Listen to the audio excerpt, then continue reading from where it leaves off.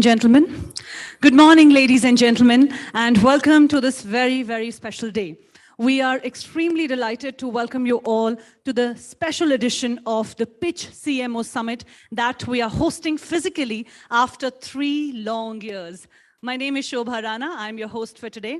Ladies and gentlemen, before we really set the ball rolling, I would like to just inform you that the hashtag for this event is #PitchCMO. And we would request you to tweet about this event or share on your LinkedIn profiles or wherever you feel like. Let's get engaged into conversations other than this stage. Thank you so much, everybody. And of course, as you know, we have a great lineup of speakers who are going to be taking the stage one after the other. But for now, we would like to start with thanking our partners who have joined hands with us and made this very special event possible. Ladies and gentlemen, we have our presented by partners Colors Marathi, Ranga Manala Bhidnare, co-powered by ABP News, Aapko Rakhe Aage, co-powered by Fan Code, the new way to watch and follow sports, co-gold partners Bobble AI, world's largest conversation media platform, co-gold partner Double Verify, a digital media measurement and analytics leader partnering Fortune 500 advertisers globally for a stronger and more secure digital advertising ecosystem. Innovation partners, the PADS, performance redefined programmatically. Knowledge partner ICFI Group, pioneering professional education for over 35 years. And associate partners Pixies, codeless AI infrastructure for demand generation and marketing optimization. And associate partner Kantar, understanding people inspire growth. And now we would like to play a very special AV for all of you, thanking our partners once again. Ladies and gentlemen, let's pay attention to the screen. Thank you.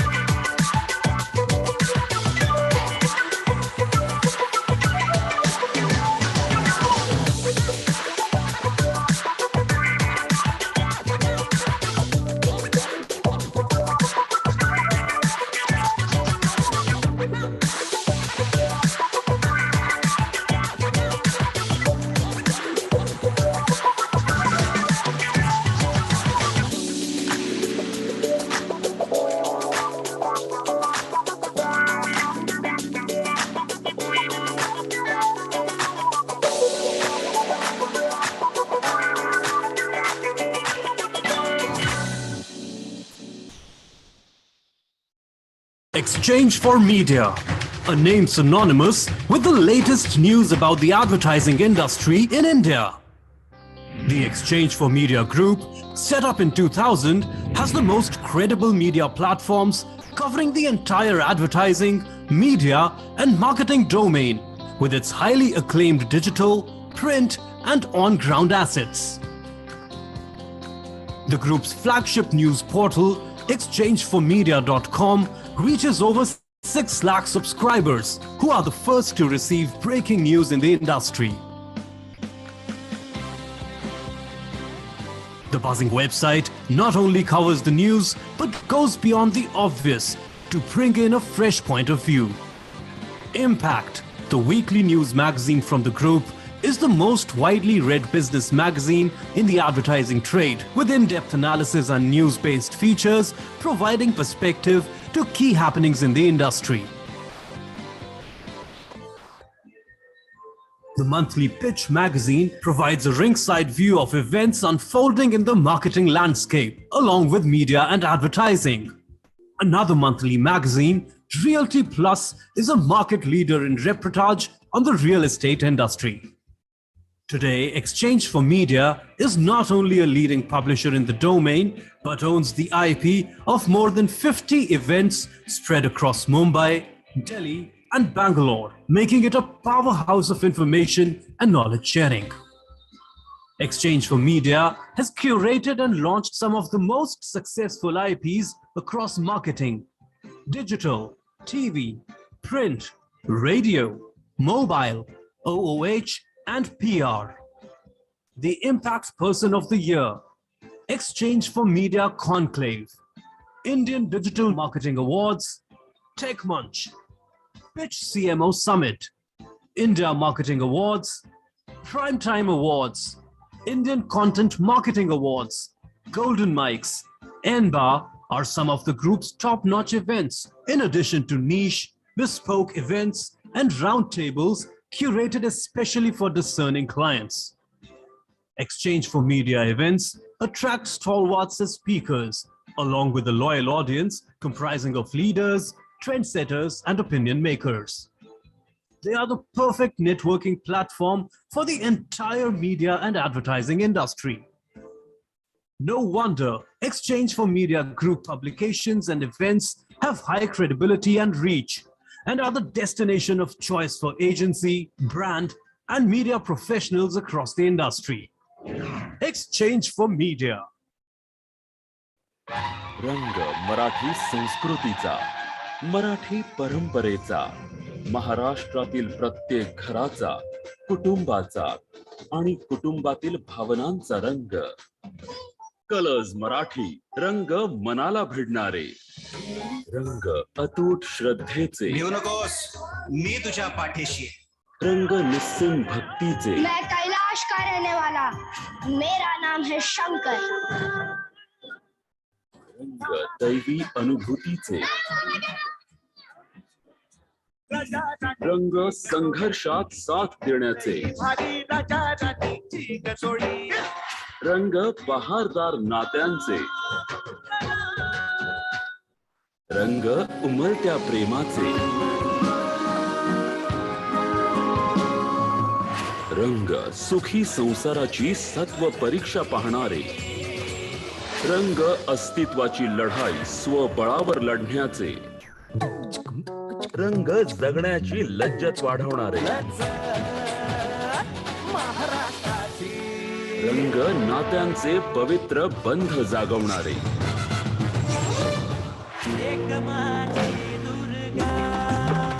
रंग लहान थोर सर्वांना भावणारे, रंग परिपूर्ण मनोरंजनाचे, क्षण हे नाती जपणारे, रंग मनाला भिडणारे.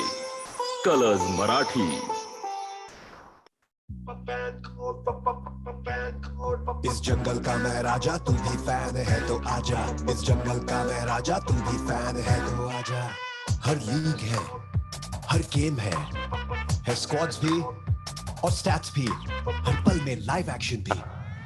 सो मत बता मुझे स्कोर, फैन कोड पे है मच मोर. चल खत्म कर तेरी search, come and get some cool merch. इस जंगल का मैं राजा, तू भी फैन है तो आजा. इस जंगल का मैं राजा, तू भी फैन है तो आजा. बाकी दुनिया छोड़, कर download fan code.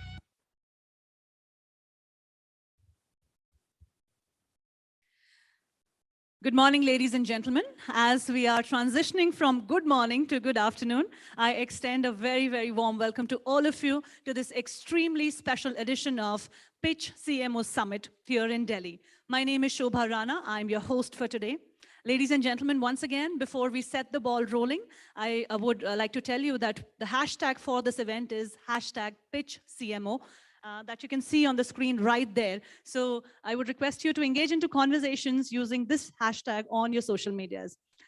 We have a great lineup of speakers, and it is going to be an absolutely action-packed day. Ladies and gentlemen, the theme for this edition of Pitch CMO Summit is marketing in a data-first world. The recent pandemic, as we all know, has accelerated the digital transformation undergone by businesses across verticals. In this scenario, marketing in a data-first world implies a data-first strategy that supports the marketing and sales strategy to drive growth for businesses. At the Pitch CMO Summit 2022, we aim to explore that how in today's world, in fact, today's data-driven world, brands need to build a strong, trust-based relationship with its customers through a sustainable and effective data-driven marketing strategy. Now, without any further ado, to kickstart this wonderful afternoon, I would like to request and invite Dr. Anurag Batra, Chairman and Editor-in-Chief, Exchange for Media Group and BW Business World, to join us on stage and open this event with a welcome address. Ladies and gentlemen, a big round of applause. Good morning.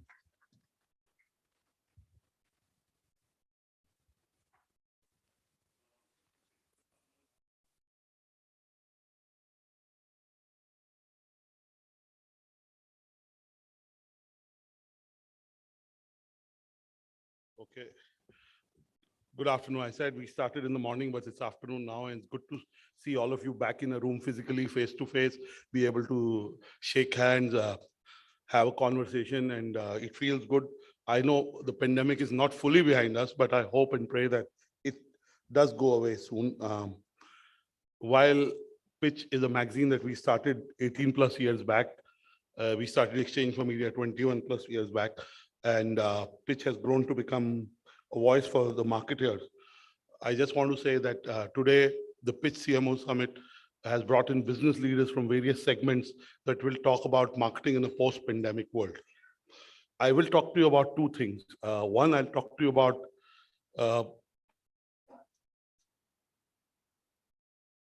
what has changed post the pandemic in our life, and then I'll talk to you about what has changed in marketing. And you are practitioners, you're business leaders, so you know all this, but I'm doing this to set the context for today's conference.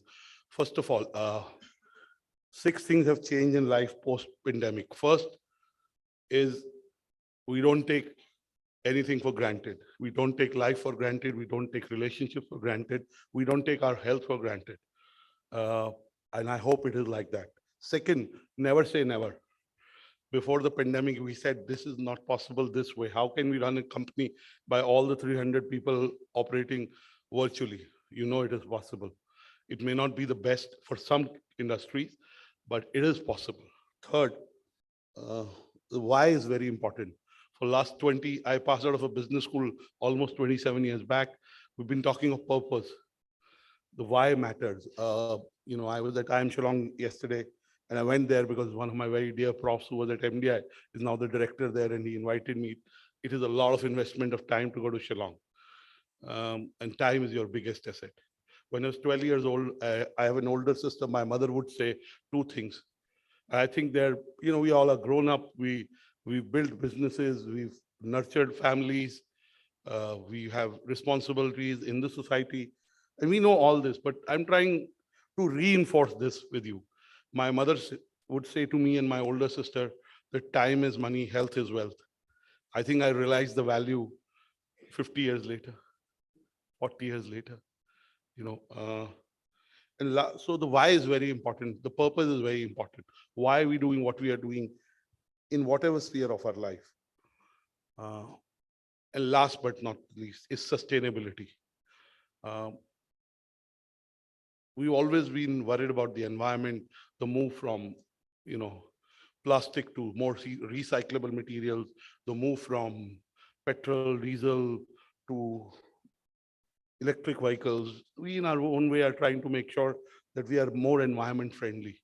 But what do we in our personal lives do at our homes in terms of how we treat, you know, waste, how much we consume, has also become important to us. And I find it very arrogant when we say that we as individuals we will nurture Mother Earth. You know, I think the Mother Earth is capable of nurturing herself.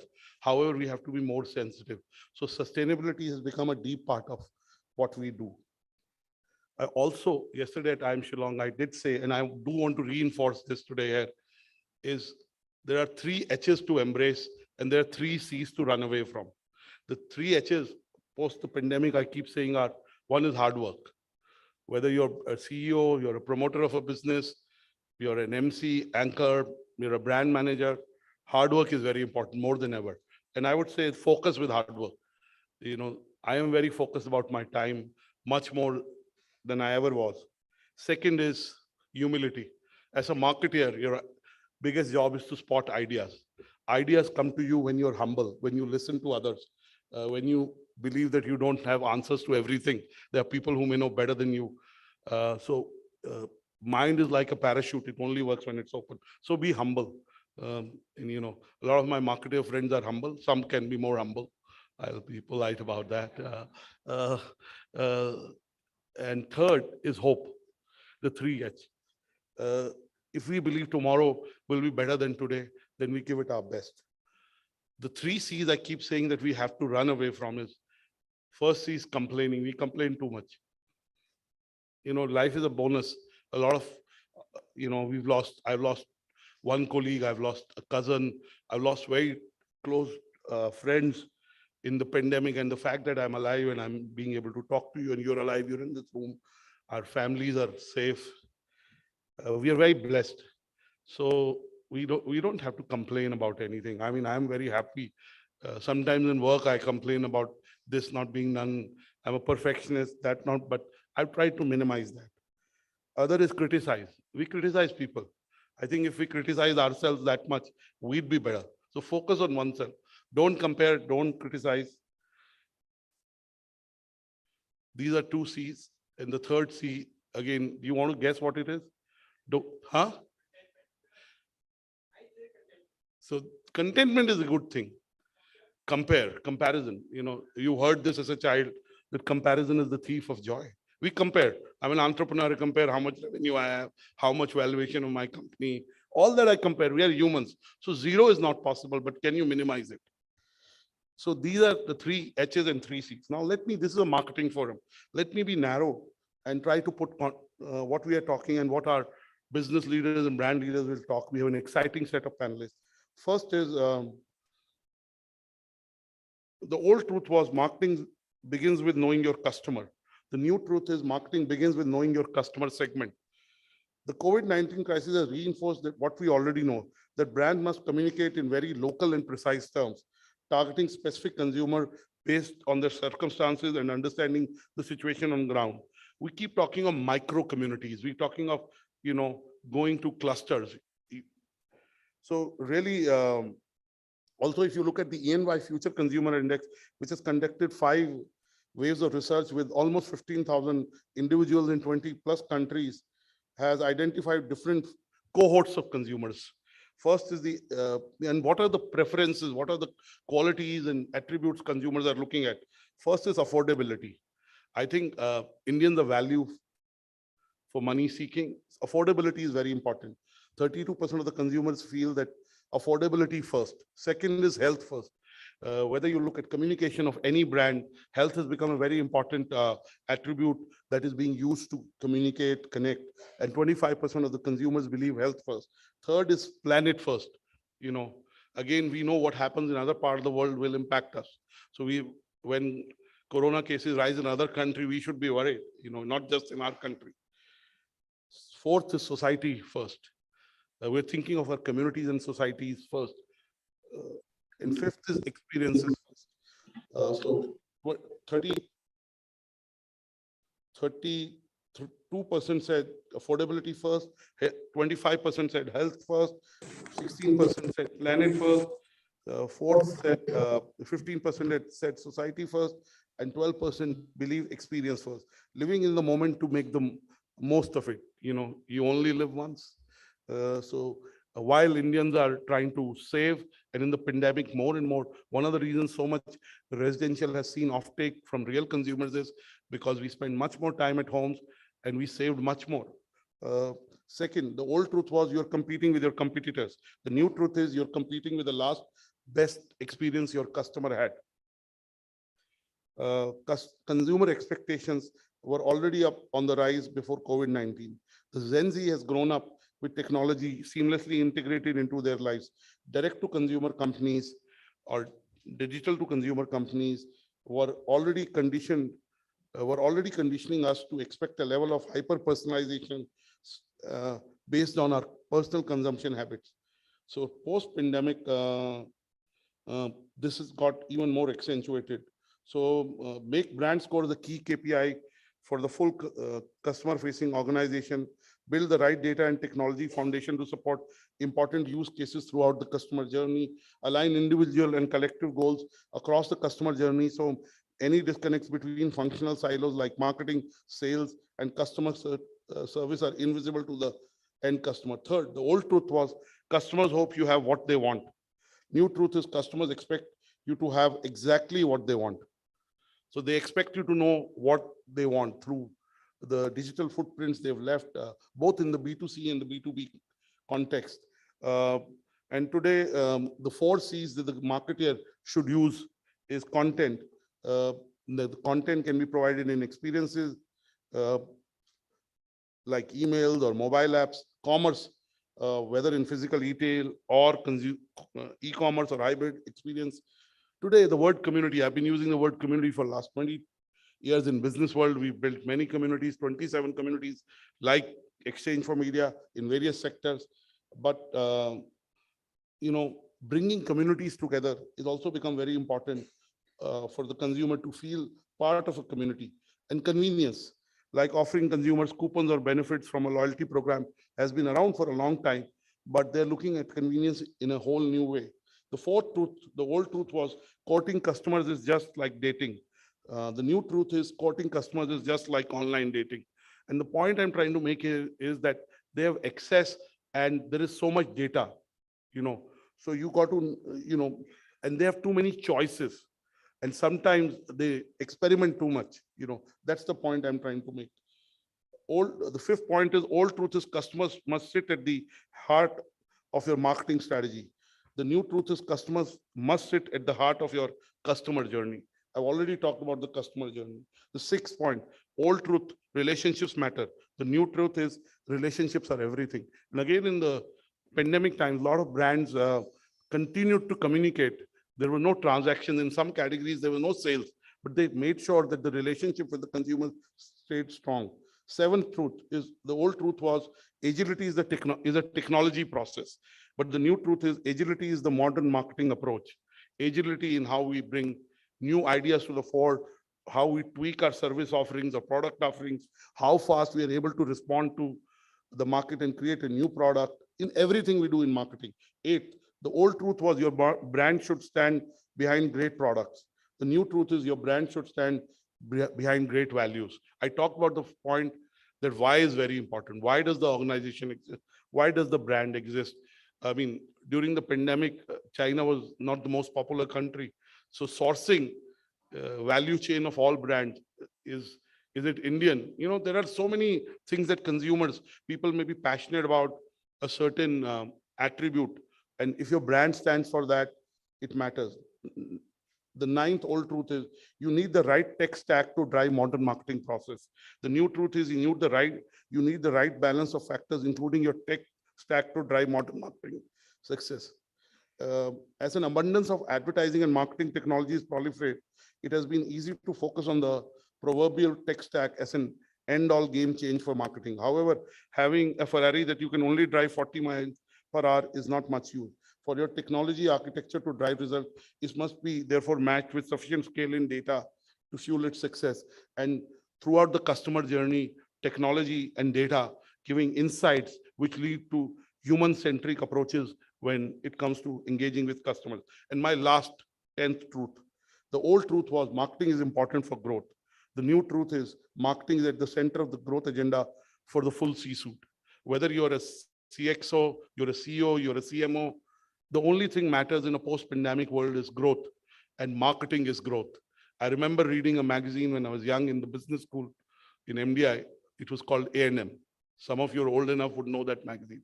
And the magazine's tagline was, marketing is business. Marketers have to be business managers. And I hope more and more CMOs become CEOs because at the heart of the business is the brand.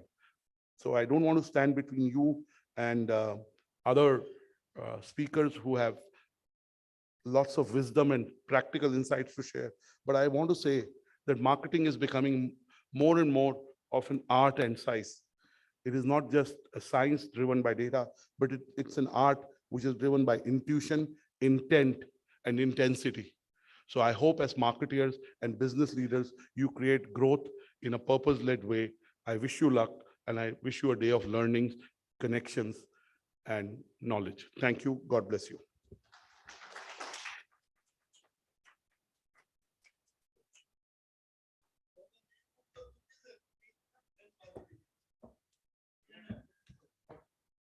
Thank you, Dr. Batra, for that very warm word of welcome and for sharing your wonderful insights with us this morning.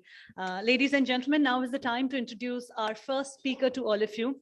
He's somebody who represents ICO, an acronym for I Quest On and On, a brand that believes in more performance, more power, and of course, more innovation. Today's summit, as you all know, is all about data and how the brands have written a success story for them using and leveraging the power of this data. ICO is a brand that made entry into a cluttered smartphone segment and took it by storm with the help of data insights. And to share his story and tell us more about it, ladies and gentlemen, I'm very, very proud to welcome on stage Mr. Nipun Maurya, CEO for ICO, who will speak on leveraging data to pursue ICO's quest for differentiation. Please put your hands together and let's welcome him on stage.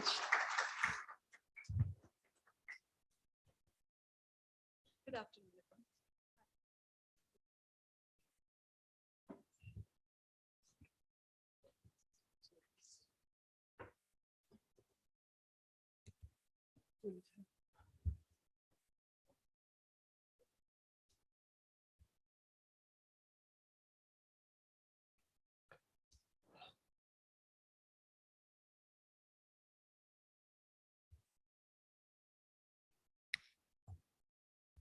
Okay, sound check.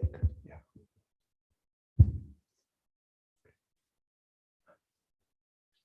Yeah, so good afternoon to all the people who are here and a very warm welcome.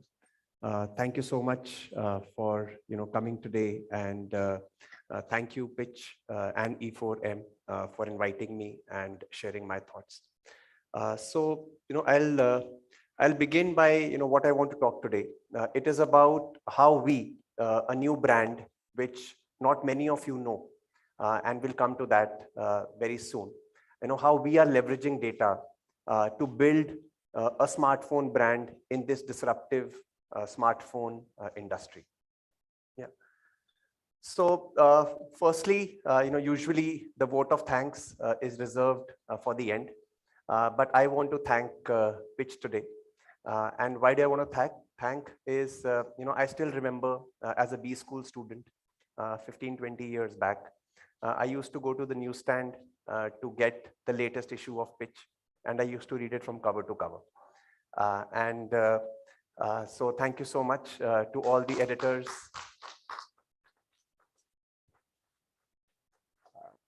the management, the publishers. You were talking about, Sir, Dr. Batra, you were talking about the purpose. In my words, I think you are creating future leaders. That's a great purpose to have for a magazine like Pitch, which is spreading information, spreading knowledge every single month. So thank you once again. I want to begin today's talk by a simple quiz. And the question I have for you is, can anyone identify the picture here? Where is this picture from? Okay, so quite a few people do identify. This is a movie, and the movie is around 10-12 years old. The movie's name is Moneyball. Why am I sharing this? I think in the next clip, you will all be clearer. So let's watch this video. Thank you.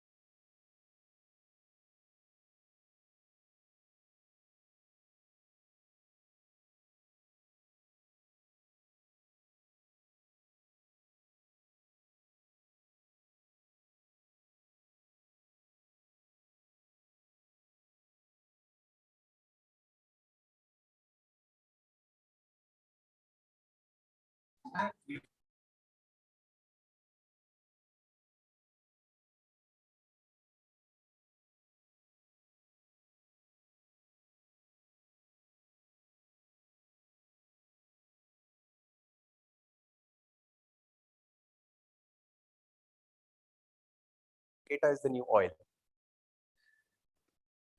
So, I asked myself,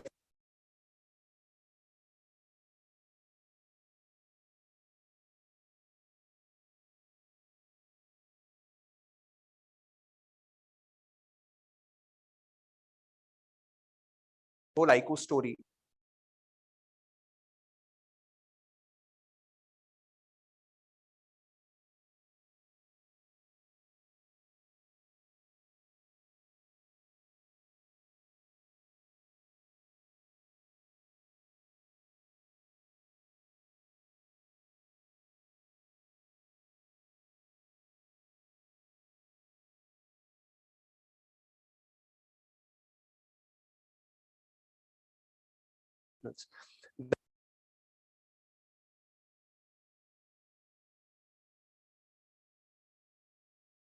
Marketing 101, product, price, place, promotion, right?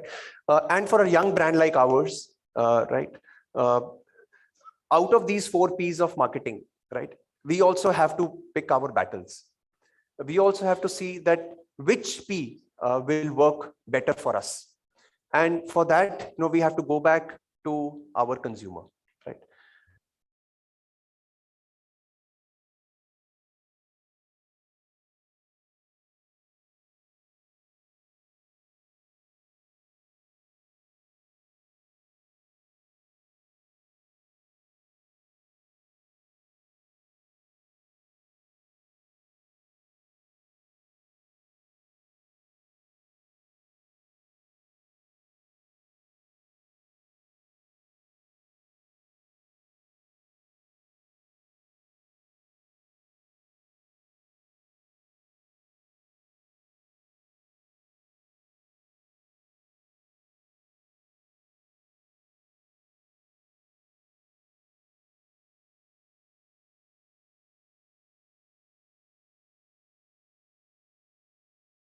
Known and still we have to make our mark in this competitive industry, which has a stalwart.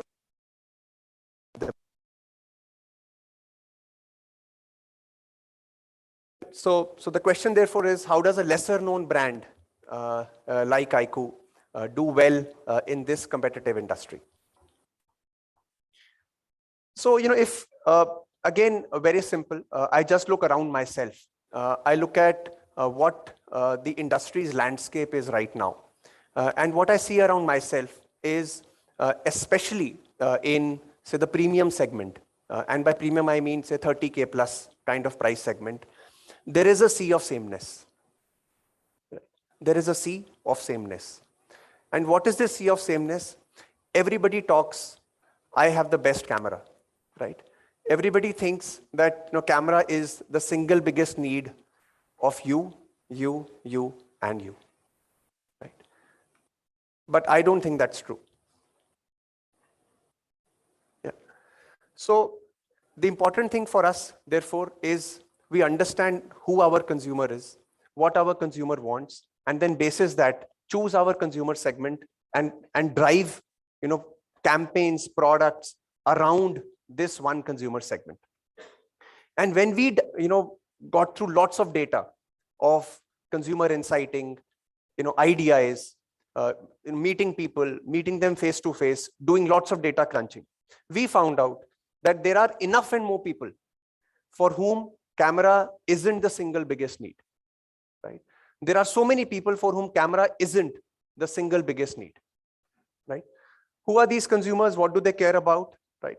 They care about a lot of things, amongst which the 2 most important things are, I want a phone which has the best of performance, right? It has the most innovative features that I want in my phone, right? Does it mean that I want a subpar camera? Of course not, right? But does it mean that I really want, the top of the line camera? Of course not, right?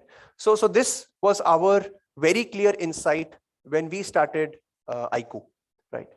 And for us, the story is around how performance and innovation can come together, right?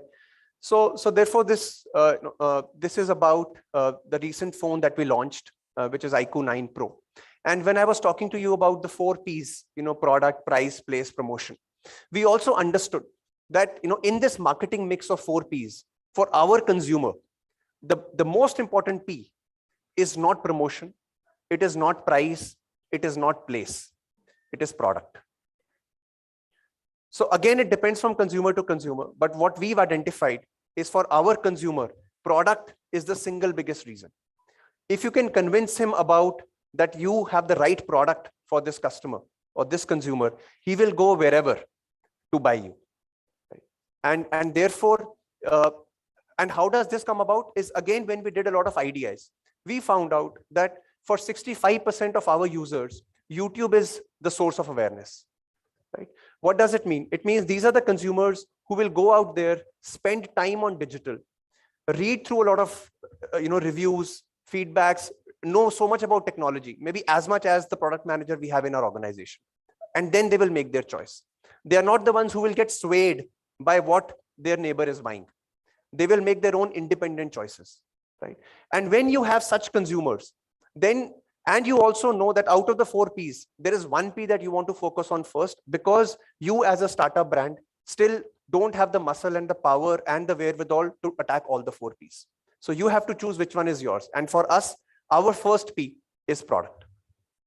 And the last 2 years that we've spent in the industry, and especially in the last 6 to 9 months, if you will see, and I'll talk about a few successes that we've got them on the back of a very, very strong product. Right? And therefore, this strong product has given us the market share numbers, the growth, and accordingly, customer satisfaction. So, so if I talk about, say, the IQ 9 Pro, the IQ 9 Pro was the first phone in the industry with the latest Snapdragon processor, right? We clocked the highest Antutu score ever seen in the industry of more than 1 million, right? Again, for people who are tech enthusiasts, they will understand what is Antutu score, right? Antutu score is about, checking the performance, checking the speed, and it is a numerical number. So more than 1 million is what we were able to achieve through the IQ 9 Pro. Not just this, right? If you go deeper into, why this consumer wants great performance, one of the big reasons why these consumers want great performance is because they love playing games on their phone, right? They love playing games on their phone. Now, if somebody is spending nearly 2 hours every day to play a hardcore game, right? Say like a BGMI or like a Call of Duty or an Asphalt, the most important thing for them is, does my phone lag or hang, or does it run flawlessly, right? So therefore, we went deeper into this insighting of what are the things which really matter to the consumer when it comes to product, and within product, say gaming and performance. And we found out that there are 4 key things which this consumer really cares about. Within gaming, it is CPU and GPU performance, it is cooling, it is haptics and multiple feedbacks that we can give, and the sound quality. So the overall gaming experience, how can that be to the next level? That is the second thing that we worked upon. And how did we work upon it? Again, IQ 9 Pro and IQ 9 is the only brand to have an independent display chip inside the phone. And what does it do? This chip does 2 purposes. One, enhance your gaming, and second, enhance your performance, right? So again, going back to the consumer, going back to the data that the consumer has given us, that what I want is superlative performance, what I want is great multitasking, right? And we've done multiple innovations here. I will not go into details for everybody, but this is just a simple example of what MEMC does. This IDC chip converts any 60 FPS to even a 90 FPS, right? So therefore, while many places 60 FPS will not be supported, but with the phone, you can even experience 90 FPS.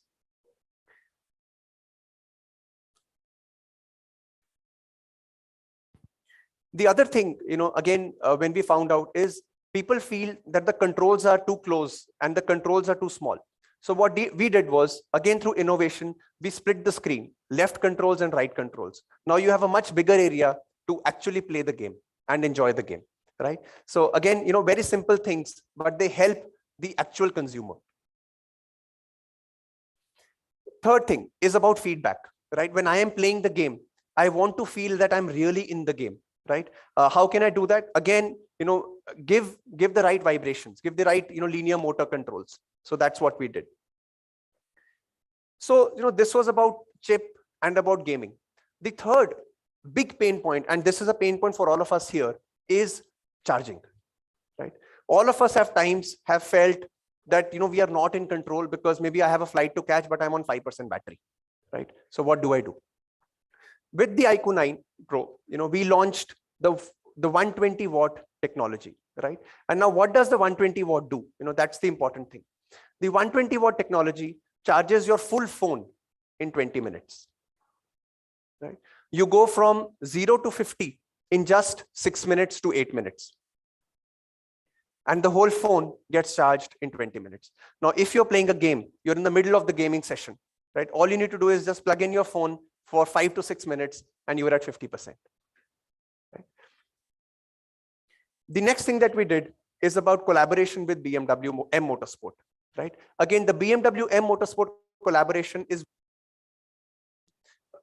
amongst many other data points. One of the data points is also about what do they feel about, the flaunt value of the phone, right? So if the flaunt value has to be good, then they need, a strong brand. So therefore, the BMW M Motorsport collaboration also helps there.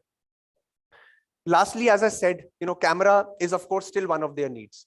So when we talk about camera, we say that our young consumer also has a very specific need. And that specific need is that, while I'm clicking pictures, while I'm making videos, there is a lot of blur, shake that happens.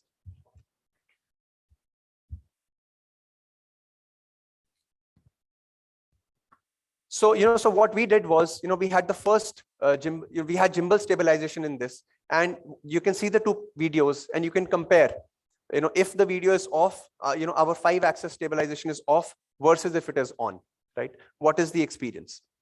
Not just this. If you look at night videos and night photography, right? There again, the difference is remarkably significant. So therefore, in my mind, when we talk about data, I believe that data enables you to provide better products and services to your consumer.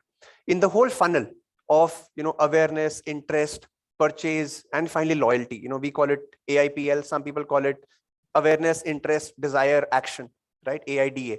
Whichever way you take it. The important thing is that first you have to understand your brand. Like what we have understood for our brand is, from the whole data mining, for us, the most important is the right product. For some other brands, the most important thing may be the right promotion, right? Maybe for some others, it would be, pricing, maybe very dynamic pricing, right? It depends from business to business, from category to category, right? And finally, as market leaders, as business leaders, it is our responsibility and our choice on, where do we want to pick out of those 4 Ps. And finally, when, we talk about this, I talked about Netflix, which says that 80% comes from this. The Netflix CEO said that, while we start with data, we do not end with data. We end with gut and intuition, right? That's how we take our decisions. Because, data also, you can slice and dice the data in many ways, but finally the decision cannot be based alone on data, right? And very interestingly, all of us concluded in the beginning that Moneyball is a data success story, right? Actually, it is not a data success story. Moneyball is a leadership success story. Why? Because all the data that those people crunched, it was not that they crunched it for the first time. Baseball data was available since the 1800s. They used regression analysis techniques which were available from 1980s, right? But all the insights that came from that data, Billy being the general manager, he had the conviction to take decisions basis that data, right? Whereas all the others still relied on gut, still relied on the conventional wisdom. But this person said that I will, therefore it was more a leadership success story than only a data success story. That's all. Thank you so much.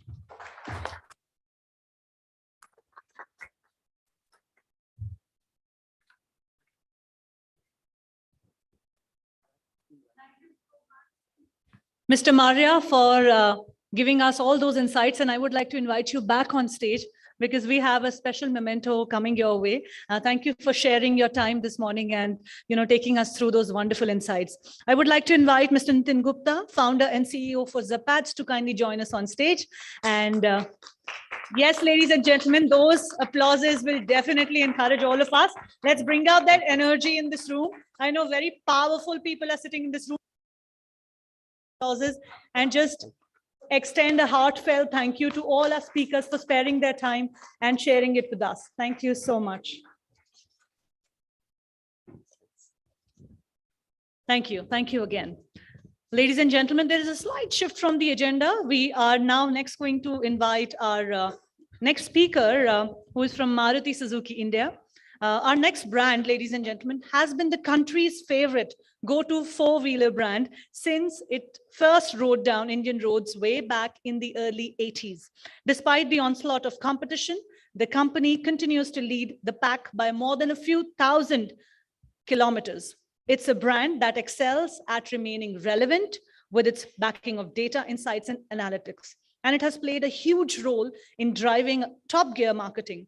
Sharing his insights is Shashank Srivastava, Senior Executive Director, Maruti Suzuki India, who is going to speak on Maruti Suzuki driving data-driven marketing in a special address. Ladies and gentlemen, please put your hands together and welcome Mr. Shashank Srivastava, Senior Executive Director, Maruti Suzuki India, to join us on stage and share his story. A very warm welcome to you.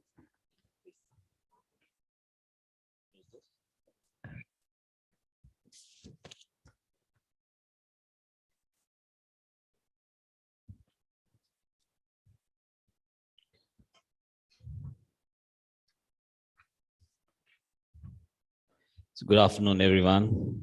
I hope you are all keeping safe and doing well. It's a pleasure to be part of this Pitch CMO Summit, and I would like to extend my thanks to Exchange for Media team for the invitation and also for this opportunity to share my views and learnings on the subject marketing in a data-first world. But before I throw light on how Maruti Suzuki has embarked on this journey, I would like to share some facts and figures to establish how are we living in a data-first world today. The International Data Corporation, the IDC, predicted in 2018 that the world would generate 175 zettabytes of data in 2025, up from 33 zettabytes in 2018. That's a CAGR of 26%. Also, when famous British mathematician Clive Humby first used the phrase in 2006, data is the new oil, he added a word of caution with it and saying it is valuable, but if it is unrefined, it cannot really be used. So friends, data must be broken down, analyzed for it to have value. Activities and strategies and that benefit the business in several areas need to be planned by data-driven decision making. Of course, followed by what the previous speaker said about gut. But ultimately, it is data-driven decision making. And the same 2018 study by IDC also noted that organizations that have invested trillions of dollars to modernize their business, 70% of these initiatives fail because they prioritize technology investments without building a data culture to support it. And therefore, for organizations to have a sustainable working model, it is essential to have both technological investments and a supporting data culture. Looking at these facts, the first question that comes to mind is, how can an organization adapt or be ready for a data-first world. Organizations need to make data-driven decision-making the norm. Create a culture that encourages critical thinking and curiosity. Transforming how an organization takes decision may not be an easy task, but incorporating data and analytics in decision-making cycle will definitely lead to better decision-making.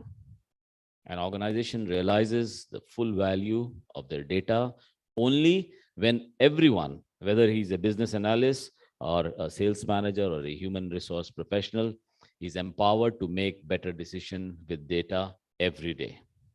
And this complex system and businesses of today, decisions that are not well informed by data can turn out to be not just inconsistent, but also arbitrarily inaccurate as well. This happens not because of lack of intent or knowledge or skill, but because of assumptions or because of biases, because of habits.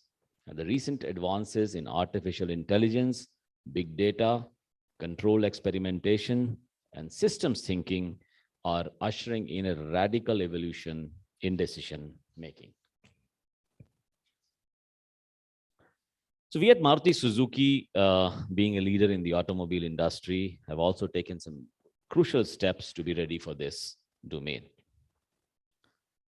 We understand that data-driven marketing is very important aspect to improve revenues for auto retailers. At Maruti Suzuki, we have observed that customers follow a phygital buying process, experiencing both physical interaction at the dealerships and also interact with our digital touchpoints. This brings in a huge opportunity at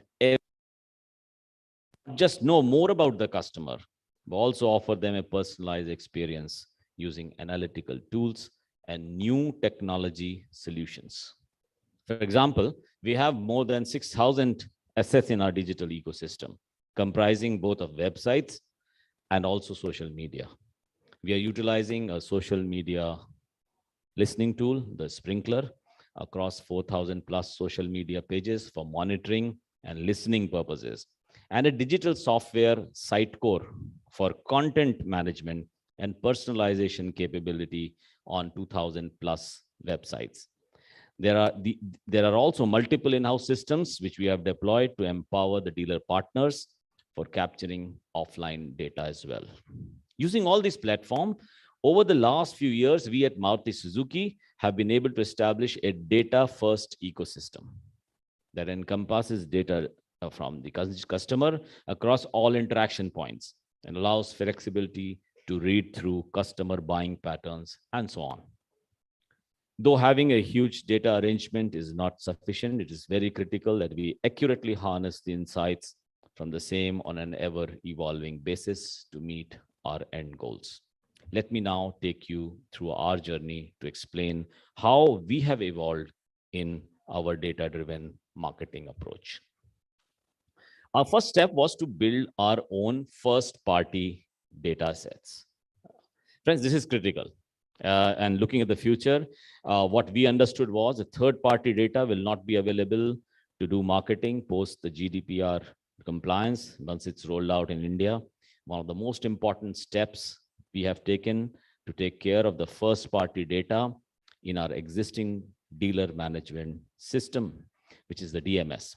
Using all the first-party data that is available with Maruti Suzuki, we have created what we call a SVOC, a single view of customer, to understand customers' attributes and actions, helping to create more accurate segments and resolve their identity across different devices and identifiers.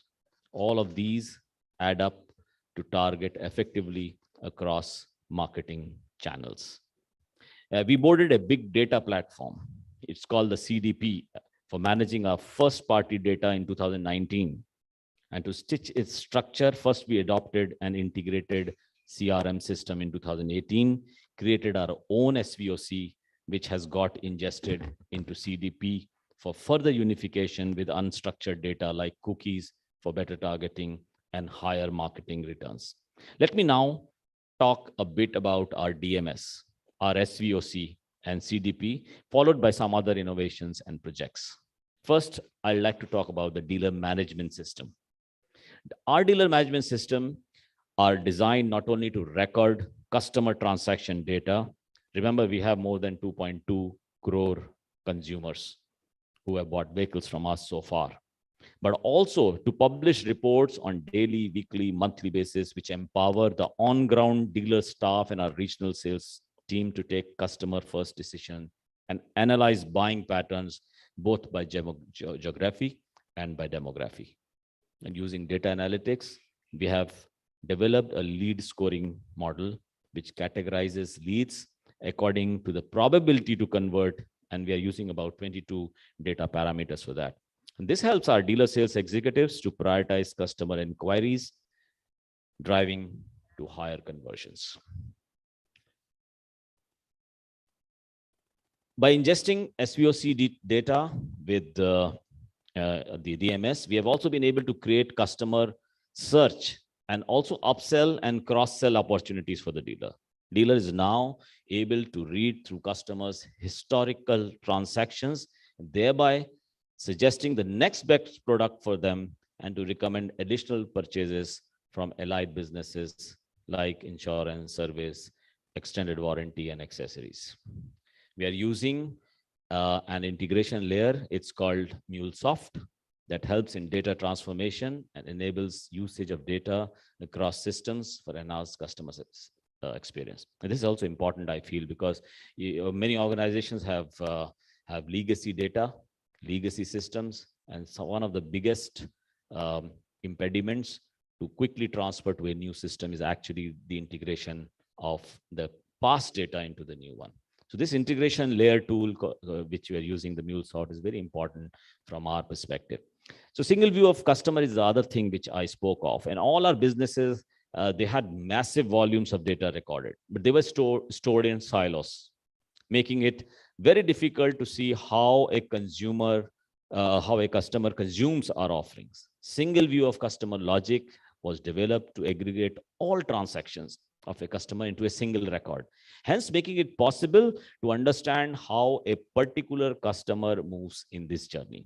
For example, a customer who gets his car serviced at a Maruti service station, renews his insurance through Maruti Insurance, buys accessories from Maruti Suzuki accessories website, can now be recognized as the same person and can be suggested to download, for example, the Maruti Suzuki Rewards app or enroll into our loyalty program to reap its benefits, hence further engaging. And I think the objective here is more engagement and also to improve the satisfaction levels.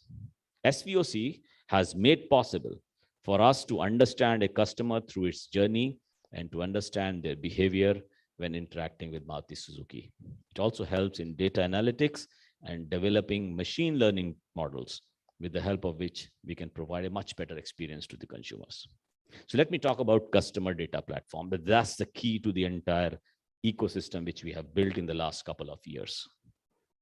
Our customer data platform gets data ingested from offline as well as online sources like digital assets, all apps of Maruti Suzuki, dealer website, DMS, SVOC, as I explained just a few minutes back. This data from all sources is unified in a master table and further used to create customer segments for targeting and for personalization use cases on digital assets.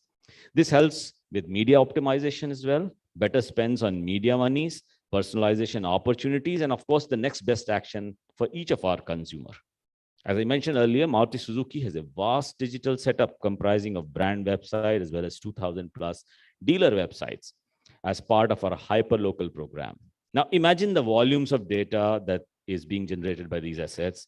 Using CDP, we can map the journey of the customer from top of the funnel to the bottom, also vice versa, giving opportunity to target them with customized creatives. Additionally, using options like programmatic advertising on digital, which is primarily driven by customer actions and behaviors on the internet, there is a plethora of marketing solutions where these systems can be integrated with each other to drive new campaigns as well. So while Maruti Suzuki has been a pioneer in leading multiple industry-first initiative, I will now like to briefly talk about a few more data-driven projects that have been instrumental in our success. And here I would like to talk about first the marketing cloud.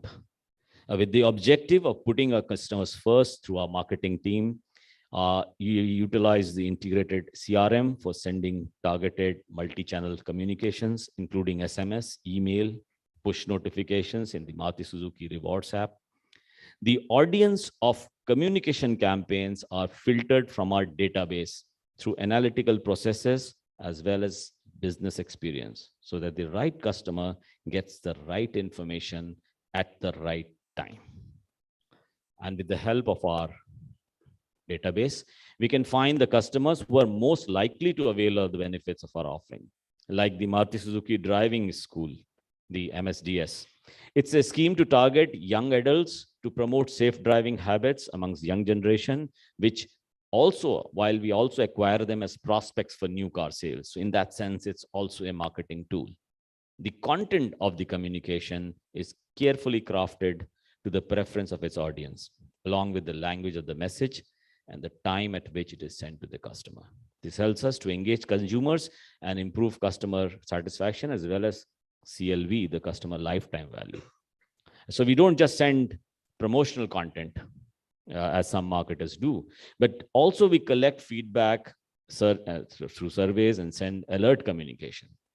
For example, in case of extreme weather or a natural disaster, we do send alerts to our customers so that their cars are both safe, thereby building a much closer relationship with our customers with the help of data-driven marketing communications. And another example, our loyalty program team conducts various communication campaigns to increase customer transactions and engagements. Objective of these campaigns is to increase transaction enrollments, referral inquiries, increasing engagements, and so on. In 2021-22, over 24,000 new cars referrals were generated through the marketing campaigns. In 2022-23, we are targeting to double this number. So let me now talk of ACRM, or analytical CRM. And that's a retention campaign to contact existing pool of customers in stage of their customer journey where they may consider buying an additional or a replacement car. To target this right set of customers in this campaign, a machine learning algorithm was developed, which learns from MSIL's historical data, finds the set of customers who may be looking to buy an additional or a replacement car. This campaign has been instrumental in generating over 1 lakh prospects in 21-22 financial year, with nearly 3% conversion to sales from our customer base. A very recent example, which you may have read in, because I've spoken about it. There was a Wagon-R consumer who bought the Wagon-R in 2005, and in our database in the DMS we have all his record about his different transaction, his service visits, his even his family details, etc., etc. Very recently, our system. I mean, it's not something that we track manually, but our algorithm suggested that his daughter might be graduating, and hence maybe a possibility of her buying a car. She studies in she did economics in this Mathri college, and sure enough, we approached that consumer, and he was very surprised. We were, of course, surprised ourselves when we first came to know. And that daughter of his has bought the new Wagon-R, which was launched just a few months back, 3-4 months back. Here's an example where in any other case, we would not have approached the customer. We didn't know it, but our database about the consumer threw up that possibility. That's one example which has helped us. It's part of the single view of customer that we have built our database. We have regional office campaigns as well. Several campaigns are carried out to communicate promotion offers on regional level. These campaigns are often specific to few models. Now, as opposed to ACRM, which does not advertise any model or feature as per the requirement from regional office. So these campaigns also help us inform target customers of our latest cars and their features, while subtly prompting them to register an inquiry or book a test drive by simply clicking the link in the message and selecting appropriate action. We utilize personalized content that includes customer name and their preferred language to better connect with audience and improve open and click rates in such campaigns. In fact, we have a launch tomorrow of our SUV, the new Brezza. And already through this campaign, we have so far got, I think, close to today morning, I was checking about 42,000 bookings already through this personalized campaign. So we hope by tomorrow, we should touch around 50,000 bookings for our, even before we launch the product. Other thing is speech analytics. Speech analytics is an advanced analytic tool to analyze the recorded calls made by customers at corporate contact centers to provide us with actionable feedback on customer sentiments, identify performance and quality of our agents at different vendor parties, top reasons for calling, repeat calling, form rating based segments of agents, and deploy them in the right agencies and right queues in expanding the knowledge base. A very important thing, which I think all of you must be aware of, is what is called the Net Promoter Score. NPS is now globally used market research metric surveyed with 2 questions to measure the likelihood of a consumer recommending a company, a product, or a service to a friend or colleague after a business cycle. This questionnaire has a scale and an open-ended question. High-scoring customers are called promoters, as you all know. Low-scorings are called detractors, and middle-scoring ones are the passives. Now, data from NPS is used to obtain a bird's eye view about customers' perspective on a brand, basis their interaction with a particular touch point, and to provide direction for the business to work and improve. Internally, business use cases are analyzed in which correlation is drawn on the scores obtained and its impact on business, which helps us take decisions in the right direction. For example, promoters, which are the high score customers, are more likely to purchase a Maruti vehicle post their driving school training than detractors. That's an interesting insight. And we have seen our driving schools actually helping us, not just in terms of building our brand, but also building prospects for our future purchases. Now, there are also a few projects which I like to mention here we are working on relating to artificial intelligence and machine learning based solutions, which should enable us to strengthen our algorithms further. First is Suzuki Connect. Many of you would have probably experienced Suzuki Connect. It's something which is now used extensively in cars. It's a device which has got lots of sensor data coming about the car, and that car is transmitted to a cloud. On the cloud, you have an analysis which can be very helpful for many things. For example, you could have predictive analytics, which enable the system to read through driver behavior patterns, thereby promoting road safety, safer environment for buyers. You could, for example, know how many times a person is accelerating or going too fast or exceeding speed limits, how many times he's braking. So you could predict, for example, that in a normal car, if the brakes are to be replaced after, let's say, 20,000 kilometers, there are some drivers who use the brakes so often, their brake pads have to be changed within 10,000 kilometers because they brake so often. So if you know that, you can approach the customer. It's good for customer because then he can be reasonably sure his brakes are in good condition. And sometimes our consumers are surprised when we tell them that your brakes have worn out. And that's because we know the usage of that vehicle through Suzuki Connect. There is a project we are doing on retina, and I think some of you may be familiar. It's a retina movement measurement. It's a functionality which will allow drowsiness detection to monitor alertness of a driver. So while you are driving, there is a camera which monitors the retina movement, transmits the data to the cloud, and there is the algorithm tells us that so-and-so is driving in so-and-so place and is drowsy. So you can actually alert the driver that better to stop the car and rest for a while. But the drowsiness detection can be a very good potential for safety. Many of the accidents which happen is because the driver is drowsy. You may be knowing that, of course. The third is capturing the mood of the customer. Now, this is interesting. While customers step into the showrooms, there is a AI-based solution. We are trying it in one of our showrooms. We are doing a POC. It will help us understand how they are browsing through the outlet using different signals and predict the likeliness of them buying a specific model. So today we utilize this data to plan, to display location of car models in the showroom. It's a very exciting data to study because you can actually capture the mood of the customer. Sometimes the family walks in, you are monitoring their movement of eye. You have the mood board, if I can call them, for each. And then you realize that the decision making is actually the wife. While the guy is asking the question, there is something in their body language which makes you which the algorithm throws up and says, listen, this guy is asking questions, but he's not the decision maker. Actually, the decision maker is the wife.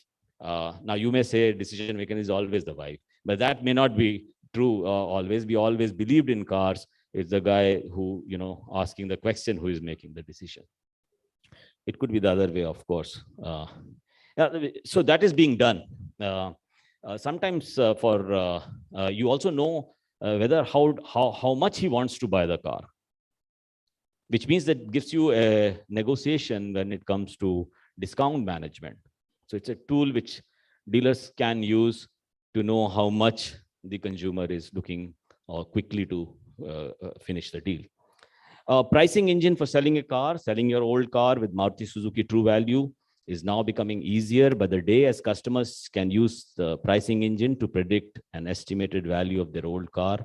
With this, we are able to bring in more competitive pricing, convenience, decision-making capabilities for the customers. And I would urge any of you who's wanting to upgrade from your old car to a new one, a new Maruti car, of course, you can try this pricing engine. You can see how quickly and how accurately it comes to that pricing. Other examples of predictive analytics that we are working on are demand forecasting, consumer scheme optimization, voice bots on incoming customer calls, interactive chat bots on website, and so on.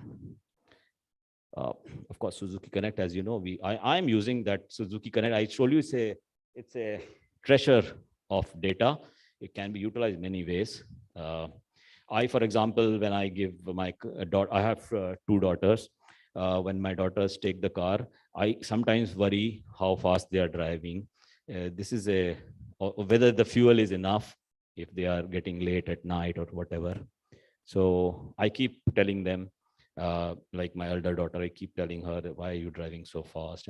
And then of course they tell us that this goes against privacy, because you are monitoring individual data. So I tell them, as most marketers do, that actually it's not an individual I am monitoring, it is the cohort of daughters. Of course, I have two of them. So it's the cohort of daughters which I am monitoring. But I think I've not yet got a lawsuit against me, but I continue to use it. It's a great possibility for the monitoring of driving, not the lawsuit. I'm talking of the monitoring. The third is also something which we all need to plan, which is that while I've talked about all this thing based largely on first party data, there are other steps which we are taking in the direction to ensure that we are future ready. For example, getting active on second party data tie-ups, tying up with various other first party data providers like mobile service providers, financial institutions, two-wheeler companies, petroleum companies. We are working with we are working with them with the following checks. One, the checks are important. The second party data provider has to implement the basics of consent management, like any good platform does. And also that there is a clear-cut mechanism for scaling up their data under regulatory guidelines. Also, and I think it's important for all marketers here, exploring the cookieless world of addressability. And in addition to this first party and the second party data that I have just talked about, we are also exploring other substitutes, which are like using third party data. like the wall gardens, tying up with wall gardens like Facebook, with Amazon, to use their first party data. That is the data that they collect on their platform. And also contextual targeting. We are, from the learning of the first party data, we can advertise on websites or apps of websites that are relevant to or to interest or characteristics of its audience, like MSIL, sports, general entertainment, OTTs, news websites, they're all very relevant. Utilizing alliances or cohorts, publishers in European and American markets, as you know, have started to form alliances. Similar situation will soon come in India. Big advertisers will have to pick and choose similar alliances, or in fact form our own alliances. And also the, as you know, the fingerprinting, as we call it, which is to build a probabilistic model by using users' metadata to build a targetable profile. And we are already using CDP to build such models. So the above steps, we believe, have also made Maruti Suzuki future ready for a cookieless world. Once Google does away with those third-party cookies, which is expected that in the Chrome browser, that should end by 2023 end. So just to summarize what I have discussed so far, I like to say that Maruti Suzuki has been able to reach a certain level of maturity on this data-driven journey. But it will continue to progress as we get more and more data on customer interactions, feedback, and performances of our campaigns. The end goal is, of course, always be what the consumer requires. And today, we feel empowered and more secure to have built a robust and a futuristic data ecosystem that will ensure that we continue to serve our customers a step ahead. But as I conclude, I would like to quote what Jay Bayer said. The future of marketing isn't big data. It is the big understanding. So we must all embark on this journey to strengthen the capability of the organization to understand the data better and better and better from a consumer's perspective. Thank you very much. Thank you very much, sir. And we would like to hold you back on stage for just a few more seconds as we have a token of appreciation, a memento coming your way. I would like to request and invite Mehraj Dubey, DGM for ABP Network, to kindly join us on stage and present a token of appreciation to our speaker. Ladies and gentlemen, a big round of applause for Shashank Srivastava. Thank you so much. Thank you very much, gentlemen. And now we would like to once again thank our presenting partners, Colors Marathi, co-powered by ABP News and co-powered also by Fan Code. And we would like to play a small partner AV for all of you. जिनको हर एक विचार पर विमर्श करना आता है, जिनको सिर्फ पक्ष लेना नहीं, सही का साथ देना भाता है, जिनको शोर नहीं, बस सच सुनना पसंद है, जिनको राजनीति से पहले देश चुनना पसंद है, जो बंद आंखों से विश्वास नहीं करते, जो हर नजरिए को साथ लेकर हैं चलते, वो रुकते नहीं, सिर्फ आगे बढ़ते हैं, वो एबीपी न्यूज देखते हैं।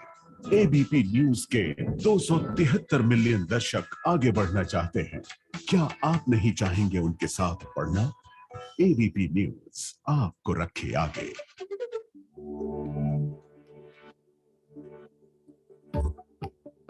At 7 hours, 50 minutes per day, people now spend more time on digital devices than they do sleeping.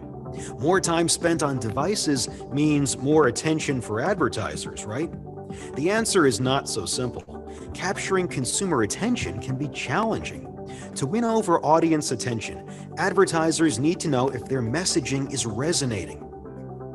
This is where attention metrics come in.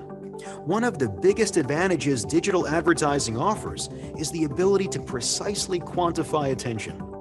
Using DV Authentic Attention, advertisers are able to measure key exposure and engagement metrics, including time in view, page real estate, hovers, quartile completions, interactions like volume adjustment, and more, all within a privacy-friendly environment. And with this information, advertisers can optimize intelligently and quickly. So while attention is harder to get today, for the the first time, it's something we can measure. And the ability to know if your messaging is resonating, well, it's changing the advertising world all over again.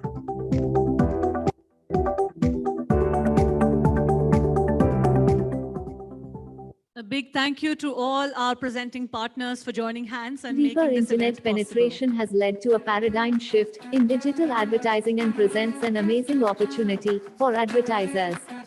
But knowing where and when to showcase ads can be a challenge. To solve this, our award-winning AI/ML ad stack, Xerxes provides 360-degree digital marketing solutions with direct access to more than 25,000 plus apps globally and direct integration with major OEMs and premium mobile apps while maintaining high standards of brand safety and transparency. Zapads conceptualized Xerxes with a clear aim to simplify the ad tech and performance marketing to ensure maximum reach, impact, and ROI under one product. So, how does Xerxes make things work? A reliable tech stack offers access to deep insights while supporting multiple buying models and creatives. Our multiple targeting options help you reach potential customers and measure its effect on your brand awareness and ROI. Its unique attribution combines a multitude of unique third-party and first-party data points across interests, location, devices, telecom data, behavior etc., with user permissions. For maximum impact and reach, Xerxes helps businesses with the right advertisement creatives. Xerxes has also been backed by leading industry stars, and here are a few of our success stories of new generation businesses, e-commerce platforms, and unicorns. Redefine your brand performance via Xerxes. Get in touch today. Thank you once again to all our partners for making this event possible. Now, ladies and gentlemen, we are moving on to the first panel discussion, and a truly interesting one at that. Ladies and gentlemen, the topic for the first panel discussion here is building omni-channel personalization using data. First up, let's welcome our session chair, Dr. Vibha Arora, Associate Dean, ICFI Business School, Gurgaon, to join us on stage. Ladies and gentlemen, a big round of applause for our session chair. Welcome, Dr. Vibha. And now I would like to introduce you all and invite as well our panel members on stage. Ladies and gentlemen, joining us on this very first panel this morning is Amit Gujral, CMO for JK Tyre. Yes, let's make a round of applause for each and every one of them. Mr. Siddharth Dabhade, Managing Director, India, China, and SAARC for MIQ. Rahul Talwar, SVP and Chief Marketing Officer for Max Life Insurance. Nikhil Gupta, Head of Marketing and Integrated Communications and Commercial Operations South Asia, Signify, formerly Philips Lighting. Welcome you. And lastly, Parth Joshi, CMO for Bharat Pay, to join us on stage.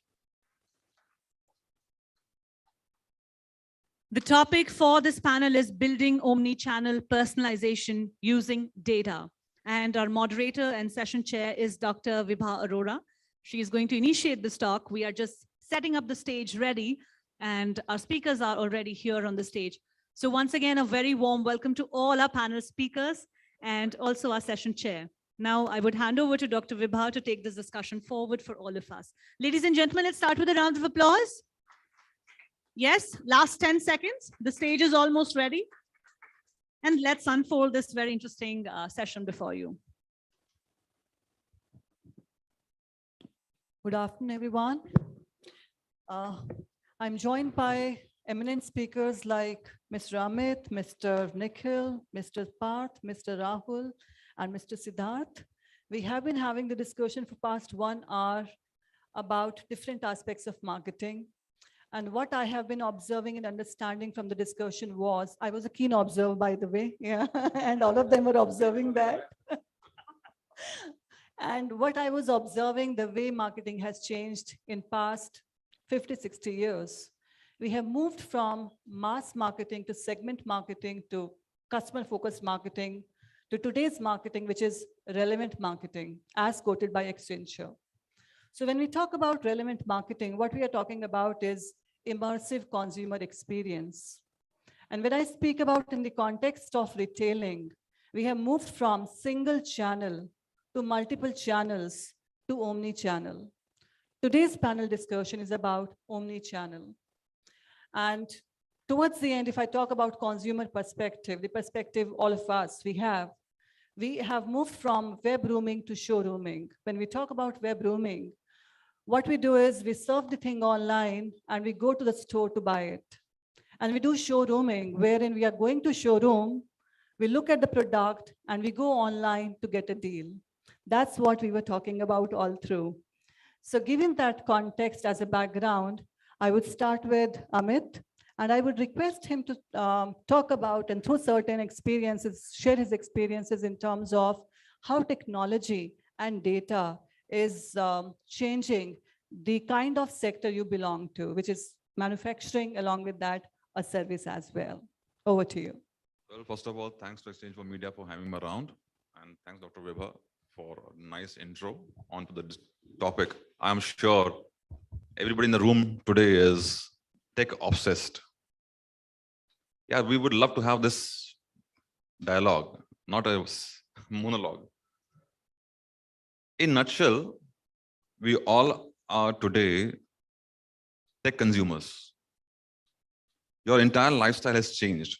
For anything you exhibit your behavior for anything, there is a role of tech to play. And the phenomena is all because of tech aids convenience. It's not nothing else to do. For example, I have my friend from lighting. एक बत्ती को क्या चाहिए यार? घर में light चाहिए. On off karo. But today, look what tech is doing to lighting. You can change the ambient mood of the light. You can change the color of the light. You can play that light dance to your tunes over just a flick of an app or a remote control. What does tech did there? Tech simply enhanced your what? Experience, delight. Talking about, since she asked me about the fraternity, how many of you really know, first of all, how many of you know on what kind of tires are you driven on? लगभग 200 लोग हैं यहाँ पे और सिर्फ 4 हाथ हैं यहाँ पे. That's the irony of tires. You all celebrate your cars, your two-wheelers, go to temple, do boozing out with party friends and whatnot, but you don't understand on what tires you are driven on. And furthermore, you don't even know that tire is a pure tech product. Now, if tire has a role to play in terms of only making you run from here, point A to point B, here and there, क्या होगा technologies में यार? Welcome to the world of technology. Today, tires are also connected what we call as JK Smart Tire. Can I have a round of applause, please, here?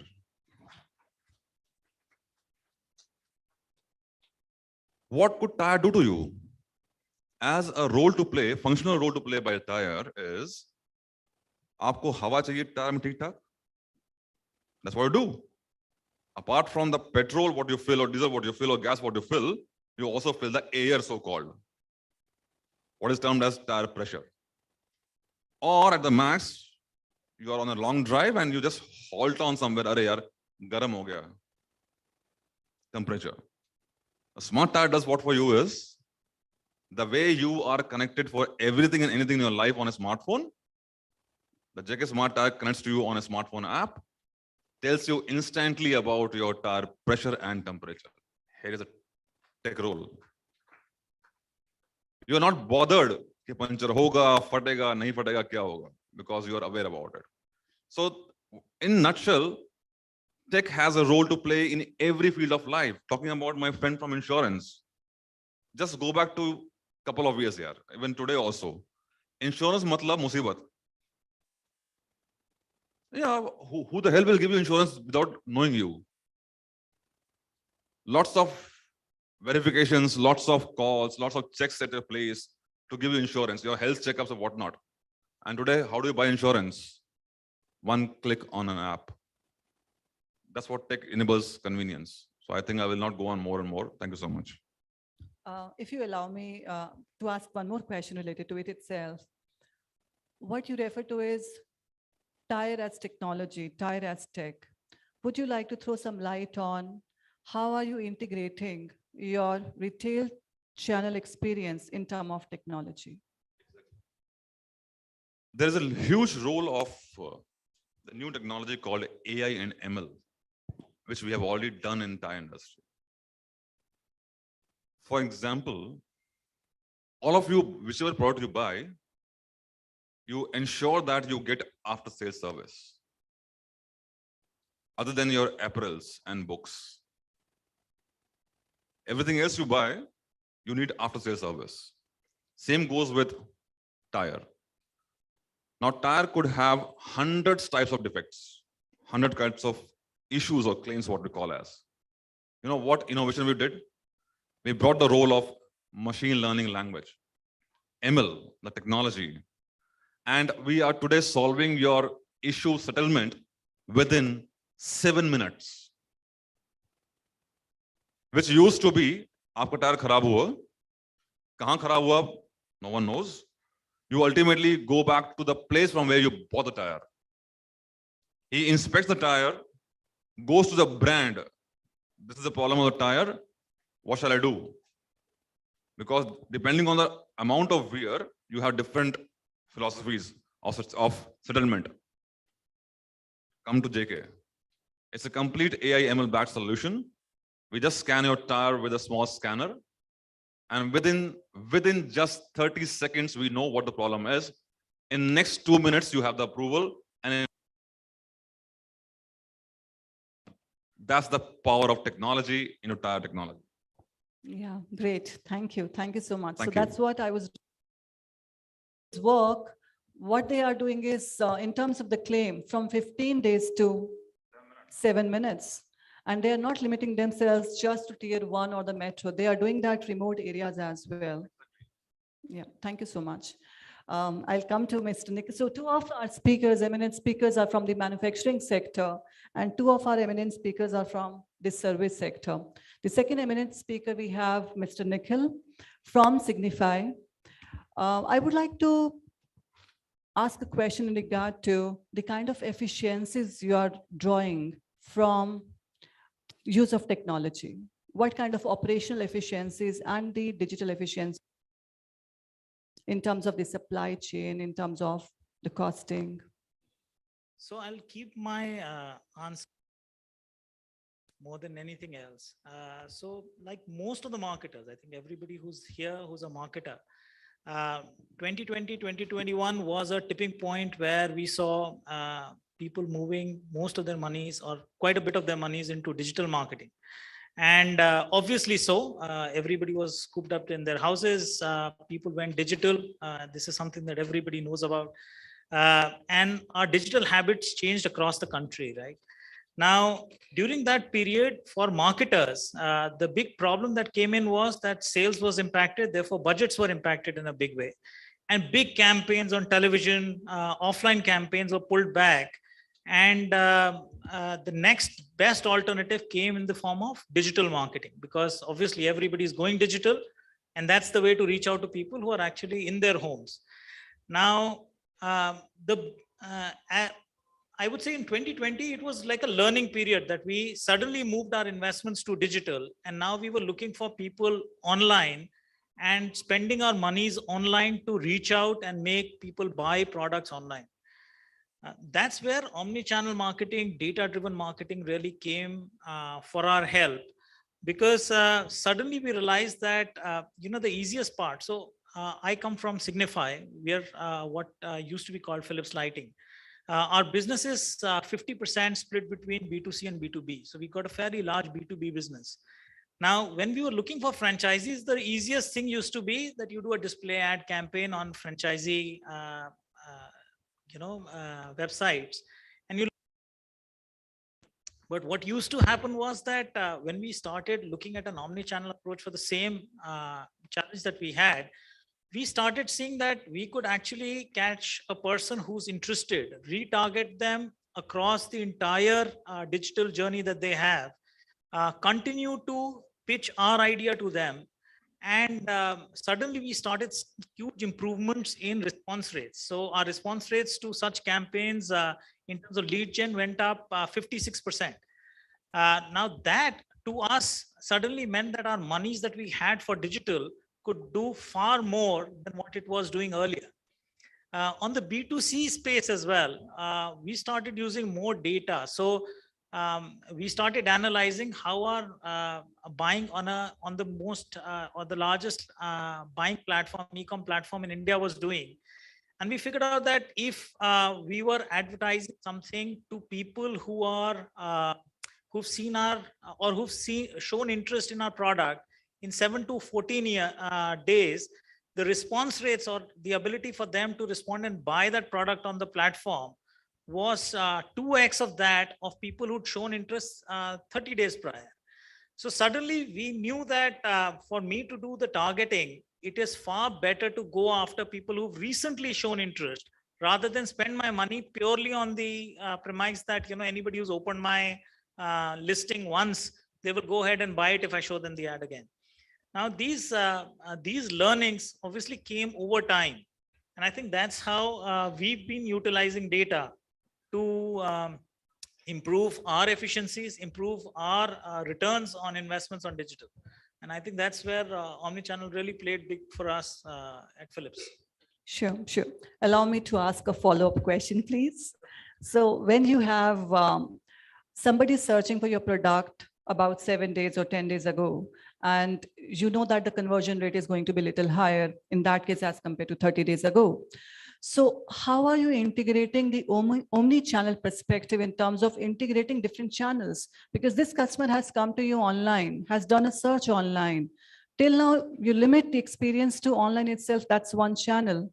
And when you shift to omni, so what you are saying is that integrating different channels together.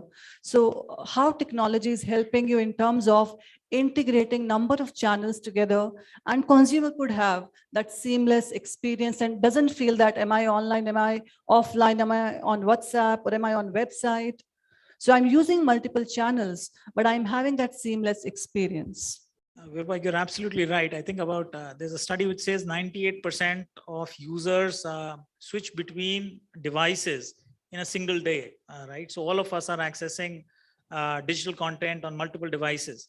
And that's where the omni-channel approach really works for us, that the advertising actually helps track, or the omni-channel approach actually helps us track the user's movement throughout his digital journey during the day.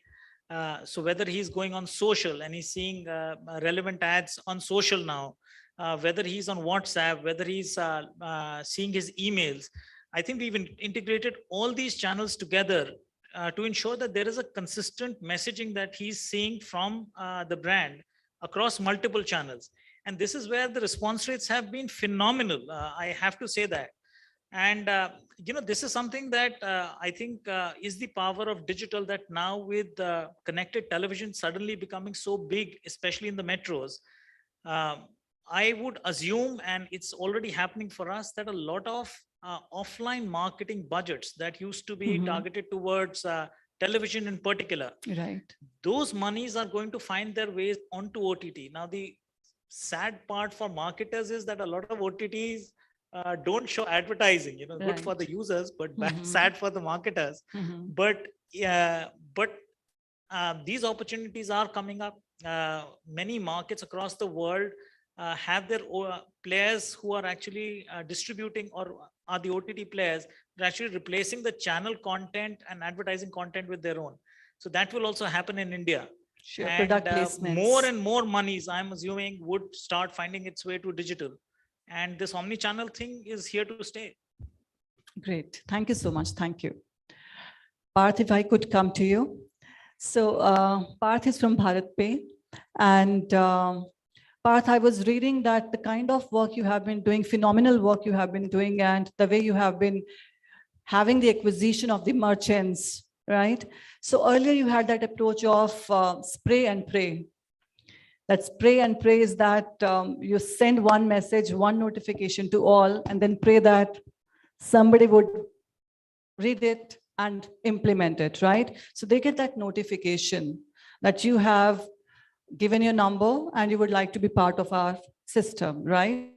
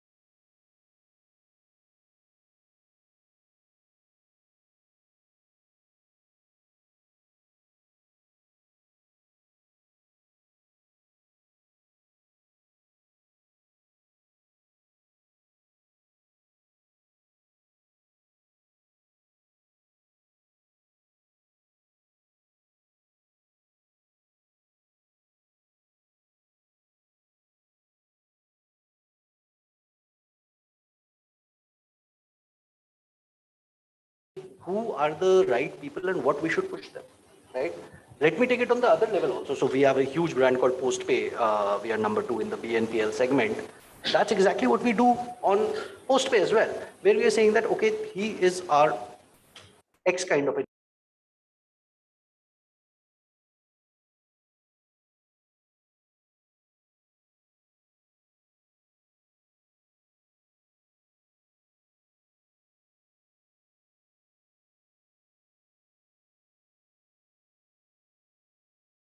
you look at, right? And that's the thing. So keep your first principles correct. Know your consumers. Always try to solve a problem for them. What data allows you to do is to ascribe saying that what is the problem, and you are able to iterate on that. And then whichever way you approach it, online, offline, feet on street, whether it is service and you're doing digitally, feet on street calling, whatever it is, right? As long as that is at your fundamental, that first principle is where you start from. You'll be in a good place. You'll have a happy customer, and happy customers have higher LTVs and lower CACs and give more revenue to you. So you'll build a fantastic business. Sure, can't agree more. Thank you. So if Rahul, you allow me to ask you a question. He's from Max Life Insurance, and again, a pure service perspective we are going to have. The question I would like to ask you would be in terms of, you have moved from talking to talking with. Yeah, so we used to have the marketing philosophy wherein we used to talk to the customer, and you have moved from there to talking with the customer. Would you like to elaborate on that in terms of omni-channel perspective? Sure. Good afternoon, everyone. Thanks, Dr. Vibha.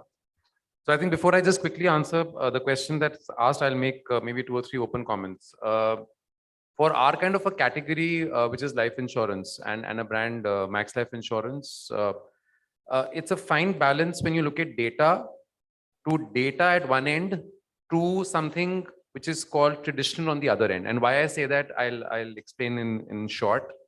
You look at data science, data mining, data lake, data intelligence, AI, machine learning, but our kind of a category also has a huge human factor to it. And that's fundamentally because you look at our kind of a category or a product, this product is not short-lived. Average span of a relationship that I would have with a customer is anywhere between 10 years to 40 years, depending how soon you've picked up life insurance. So that's the one part on data that data enables, but data also coexists with the traditional component of a humanization factor in this journey. Second, because of the largeness of the relationship time duration, unlike say a few product categories or few here and now transactions that may happen, it's important that we are able to engage with customers and we are able to hold on to customers for reasons like Parth mentioned, lifetime value, etc. But in our kind of a product, which is life insurance, you want the customers to continue because end of the day, in an unforeseeable situation, you are going to be able to hold back for that customer's family, is why it's important to ensure that you're engaging with the customers. Talking to and talking with, coming more head on to the question, Dr. Vibha. I think for the longest while, the answer has always been sitting in the word called customer. And I'll make a marketing point to all the marketing colleagues here. In the word customer, you drop the C as the first letter and you drop the R as the last letter. What's left over there is us to me. The answer over there very clearly for a category called life insurance is that it's the power of segment of one. The customers don't want to be again spoken to. Obviously, end of the day for efficiencies, you will bucket them as type of customers, bucket them looking at behaviors, looking at psychographics. But fundamentally, you need to be able to engage with that customer under the power of one, only and only because depending on the kind of product you have as life insurance, it may so happen that you are talking back to that customer or that customer's family in a situation where the person who picked up the product may not be around. So you need to be able to create that engagement model, and an omni-channel piece that my colleagues on the panel have spoken about. It becomes even more important because in this large duration of relationship that we have with our customers are interacting to us through various touch points. When the customer is onboarded, I'm sure many of us in the room, you may have been onboarded, hopefully directly, fingers crossed, otherwise through an agent advisor, through your bank relationship manager. And that's when, once you're onboarded onto a life insurance brand, is where the journey begins. There may be touch points through offline channels. There may be touch points through online channels, or there may not be any touch points, but yet the brand or the business have to ensure that you're engaging with the customers to ensure that come that next premium date, come that next to next premium date, the customers are continuing for not only benefit of the brand, but more for the benefit of the customer. And that's the tag of this category, that you need the customers to be persisted with. Technology for us is an enabler. One view, something that Parth spoke about, is something very relevant for us. Again, taking back all of your attention to the large policy contracts of a life insurance product. You may have a short duration, a 5-year investment product, a 10-year investment product, but large sum assured products in life insurance are 25 years, 30 years, 40 years if you've taken them early in. So I think that's where we are using this entire concept of personalization and data coming in together to ensure that we talk with versus talk to, because I think talk to is now dated and jaded. Sure, sure. It's really great to know that we have been through a time wherein we used to get calls, telecalls, we used to get messages that you want to have that insurance policy, yeah? And we used to be disconnecting the call all the time about a few years ago. And we have moved from that phase to part of one, segment of one, engagement, and so on. So really great to know that. Thank you so much. Thank you, Dr. Next we have is Mr. Siddharth. He's again from a service, but from a different context, wherein he takes care of the intelligence service as well as data services and helps everyone out in terms of doing the real task of omni-channel retailing.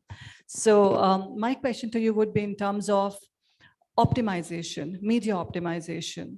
So when you have different channels through which the consumer is going through, and if I'm searching online and making a transaction offline, so how would you take care of the media efficiencies in this particular context? Right. This is a great question, actually, and just wanted to quickly talk about what we do as well. So MIQ is a unicorn, profitable unicorn, I should mention. We are present in 30 plus countries. And what we have done is we have got data from multiple sources, as we are present in many countries. So we have close to 200 data sources, and we have created one of the largest data lake world over. And I believe in India also, we have one of the richest data lake. And obviously that is because of the power of technology. And the reason why I'm mentioning it is because, completely answering the question, from that perspective, I think it is very, very important that, how, all the businesses have a lot of data, right? And in technical terms, it is called first party data. It's very, very important that businesses take advantage of their own data and also, use technology to combine data from various sources, which they have from various channels.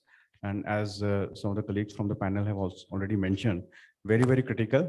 And also utilize third-party data to fundamentally answer questions like, who is my consumer? Who is my best consumer? Where are they? And how do I best reach out to them? And also, what is their context and in what context I should reach out to them so that my message to them resonates in a very nice way. And also, it's a two-way communication. It's not just, a broadcast from me as a brand, but also it's a two-way communication, because basis the engagement, then I will know whether I'm reaching the right consumer, whether I'm reaching to the right channel, and so on. And to answer your question in particular, I just want to also talk about a case study. So we have been working with a brand which has inverters. Inverters are used when there is a power outage. So what we did was we basically used a publicly available data source from government that, this data source tells that in these pin codes and in these time zones, there will be power outage, because unfortunately in India, we still have many places where power outages happen. We created that into a feed, right? A usable feed. And then, when we delivered a campaign for them, we timed it in such a way that before 1 hour before the outage, we went to the consumers and said that, okay, you have an outage coming, and you can and basically the related communication about the brand, which is very, very relevant in the context, right? Because obviously no one as a consumer would like to have an outage, and there is a solution available, and it is the right context. And then when the actual power outage happened, then the communication changed. And obviously earlier you were using multiple channels like laptop or mobile. Now after the power outage has happened, now you are using mobile as a channel because that is the most relevant channel still working for you, right? And you are now having a change of communication also, and saying that you are within your basic, why suffer power outage, why don't you look at this brand. So the brand communication obviously in that context resonated very, very well. And this is how I think you need to understand what are the macro trends which are really affecting the consumer, and you also need to leverage your own data to figure out the right consumer, combine that with macro trend, and create a very, very relevant contextual communication for the consumer, and you get a great engagement, you get a great traction as well. Sure, sure. Would you like to share something about how do you take care of the privacy? So yeah, that's a great question again. So I think what technology has allowed is one is you have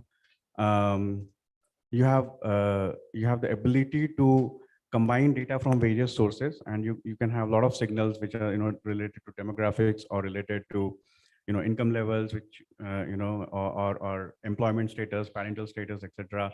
Then contextual status, location status, and so on and so forth, right? And also physical behavior as well. Offline behavior is also very, very important. So you can combine all that, and you can combine that in such a way that you are not pinpointing a particular consumer, and you're not working with any personally identifiable information, right? So you're always working with the data in a manner in which you're not able to understand who exactly is the consumer, but from the signals you are able to understand that, okay, this is the right consumer or this is not the right consumer for my goals, basically. And from there, of course, there's also the regulatory and legal environment, which you have to see and you have to completely comply with this. That is very, very important. So for example, in our case, we are a Europe headquartered company, so we are completely GDPR compliant as well. I will also add one more thing here. We also have cookieless paradigm coming in, right? Cookies will go away in 2023, and that's a good thing, right? Because we don't want we want to remove one more tech which can pinpoint you as a consumer, and at the same time both marketers and consumers will get ready for the cookieless paradigm, where you will have a lot of channels which are not cookie based, they are cohort based. There can be contextual signals. Also there are channels which are like, for example, we talked about connected TV or digital out of home, which are not at all cookie based, or even mobile devices which are also not cookie based. So the key criteria is that definitely privacy has to be ensured in a very, very good way. At the same time, you still want to reach out to the consumer in a very relevant way, and there are many ways possible. And still you take care that you are not pinpointing a particular consumer and you're not using any personal information. Sure, thank you so much. I've got plenty of questions in my mind, but I'll put a hold on that right now. We are running short of time, and I would use 2 minutes to have any questions from the audience. Could we have somebody helping us out? Yep. Would you like to? Yes, please.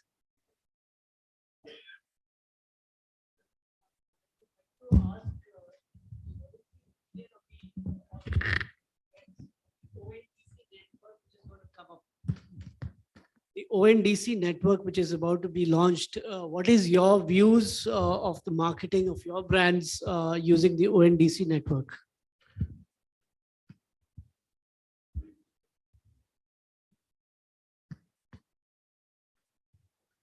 Yeah, Parth, yeah. I'm assuming by ONDC, it's the new e-commerce. Yeah, that's right. It's an open network.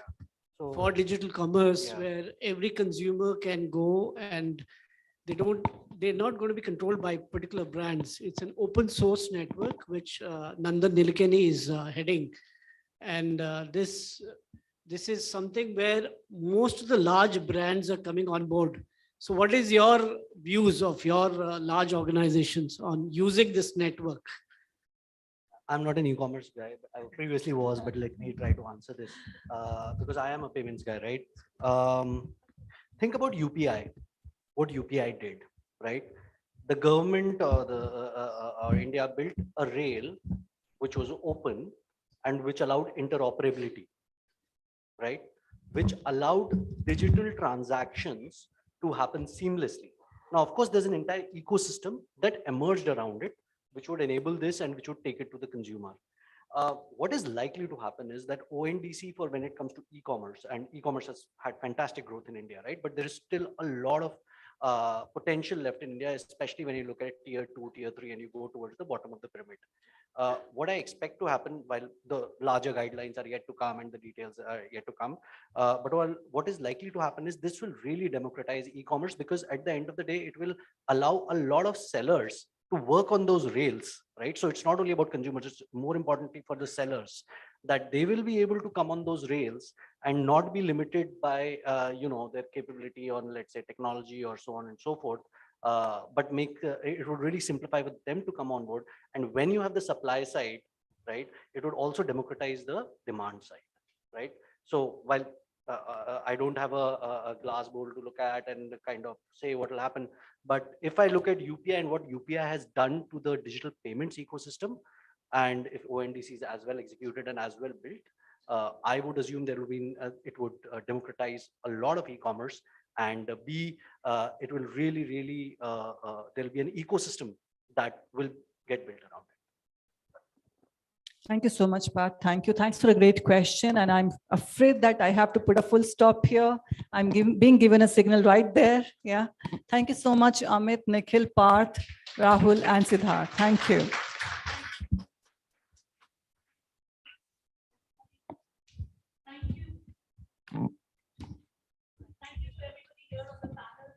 Contributing to this wonderful topic, and we would like to hold you back for just a few more seconds. I'm sorry, I have to do the devil's job today. I will have to time and again come in and request our speakers to stay restricted to the time limit. We are already about half an hour late and behind the schedule. Now I would like to request and invite Karanveer Sofat, co-founder, Rusk Media, to kindly join us on stage, and also Gaurav Ahuja, head of sales for Pixies, to join us on stage to felicitate our speakers and our moderator here with a token of appreciation. Ladies and gentlemen, a big round of applause for each and everybody here on stage. May I request you to stand and probably come forward.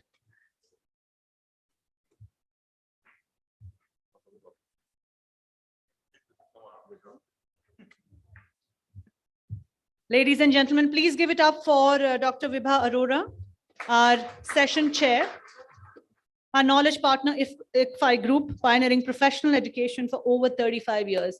And of course, our speakers for this panel. May we just present to all our... So we have Amit Gujral here from CMO JK Tyre.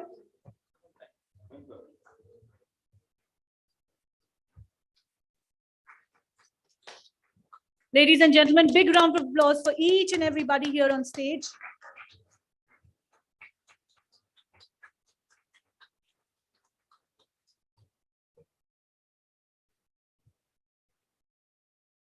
Yeah, please.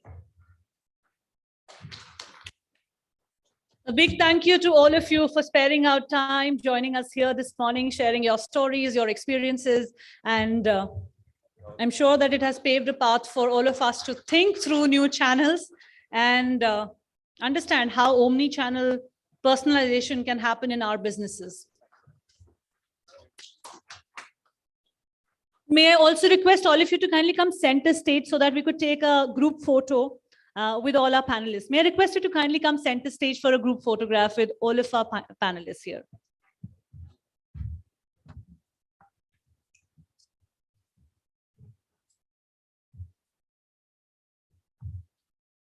Ladies and gentlemen, our first panel.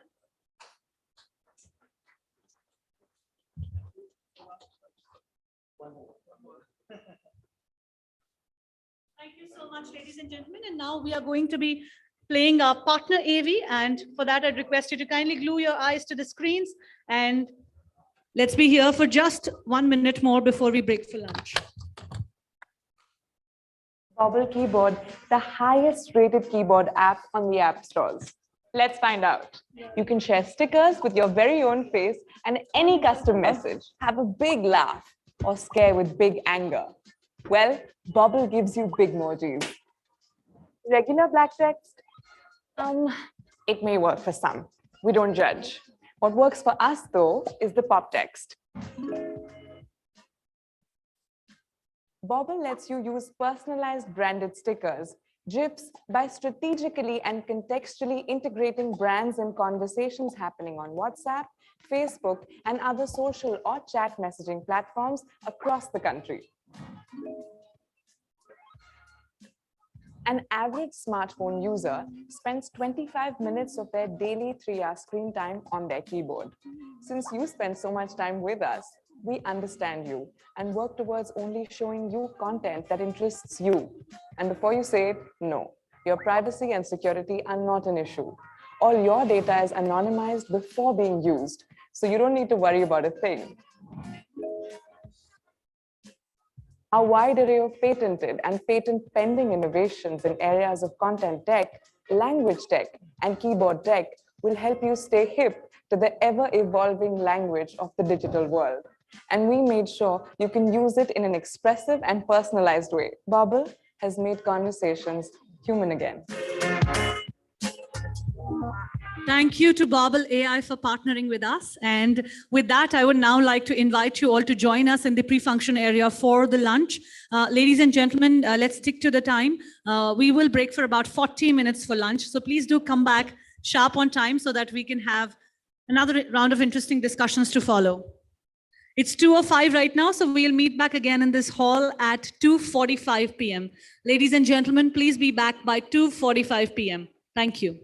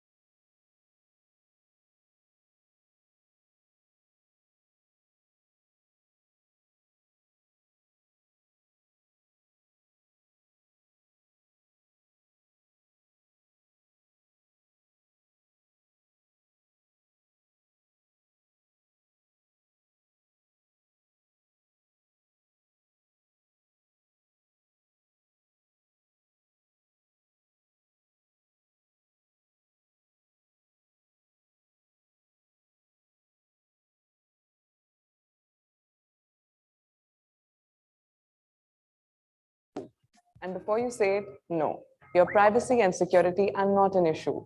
All your data is anonymized before being used, so you don't need to worry about a thing.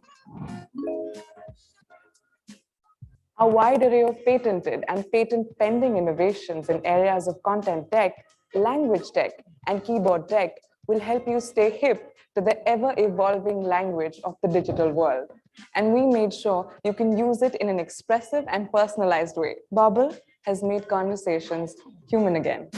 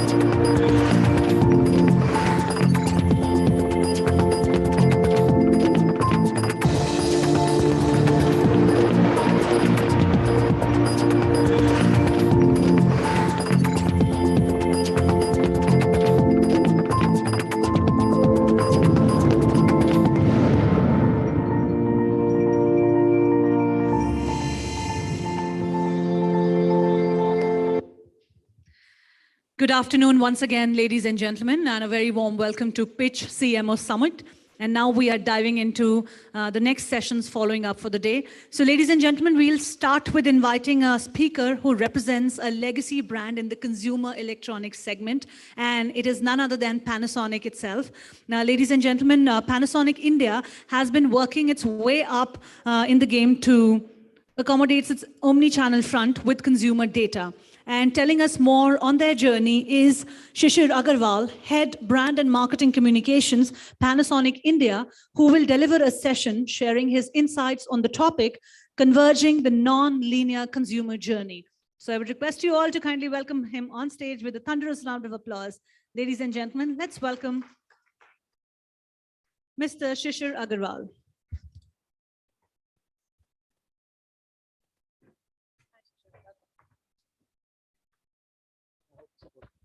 So good afternoon, everyone. I still fight with my mom that why you named me Srish, because I face this quite often that people are not able to pronounce my name correctly. But that's okay. Okay, so this is one of the toughest sessions probably that you're gonna have to face post lunch, and I hope I'll not bore you with my presentation. And I knew that my session is right after the lunch, so I kept my presentation slightly humorous. And hopefully I'll tell you a small story also, which probably will help you in waking up. Okay, so I, usually occasionally attend such sessions so that I can make my dad proud of me. The reason is, I come from a Marwari Baniya family. Anyone in this room is a Marwari Baniya? Oh, there are quite few hands, so you will hopefully relate to it. When you're born in a Marwadi Baniya family, it has its own pros and cons. Okay, the biggest pro is that they don't expect you to excel in your academics. They don't expect you to become an engineer or a doctor. Okay, so you can have a chill life, but the con is that your fate is sealed. So everyone knows in your family that once the guy is going to graduate, he's going to join family business. Okay, so my dad had similar expectations from me. So unfortunately, I disappointed him, and I decided to take a different path. And obviously he was not happy about it. So for the couple of years, he never spoke to me also. I mean, he was not happy about it. But one fine day, I was sitting with him. So he's based out of Jaipur. I belong to Jaipur. I was sitting with him, and by chance, there was we both were watching something on the television. So then he made an attempt to start the conversation. So finally, he asked me that, "Acha, tell me, what do you do?" And there was an ad playing. I thought, Sirish, this is your time to, be cool, show off. I said, "Dad, you see this ad? I make ads." So he said, "Okay, but I've never seen you in any ad." I said, "Papa, I don't act." He said, "Okay, so you write." I said, "No, Papa, I don't write." Acha, so you direct? I said, "No, Papa, I don't direct." So the conversation ended there, and I realized that he still had the similar impression about me, that this guy is useless. He still tried one more attempt. He said, "Acha, tell me, how much do you earn?" When I said, "Papa, this is how much I earn," then it was sealed that this guy is a failure in his life. Okay, so now imagine this was back in 2006 when we had roughly 20-21 million internet users in India. Imagine if I have to have the similar kind of conversation with my dad now. That what do you do? Imagine me explaining him what is DMP, what is CDP, what is DSP, what is programmatic. I mean, I will fail probably, and I will embarrass him even more. But fortunately enough, now I think he's somewhat proud of me, and we conversate more often these days. So starting from there, can I have the ticker, or can we move to the next slide? Okay. So what are we looking at? Market dynamics were always changing. Consumer preferences were always changing. Consumer touchpoints were always evolving. However, what this pandemic has done, it has just accelerated this whole process of change and evolution, right? So what we are looking at. Okay, sorry. Thank you.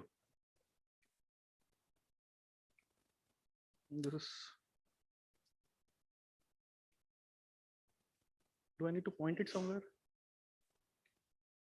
Not working. It's okay if you can manage, no issues.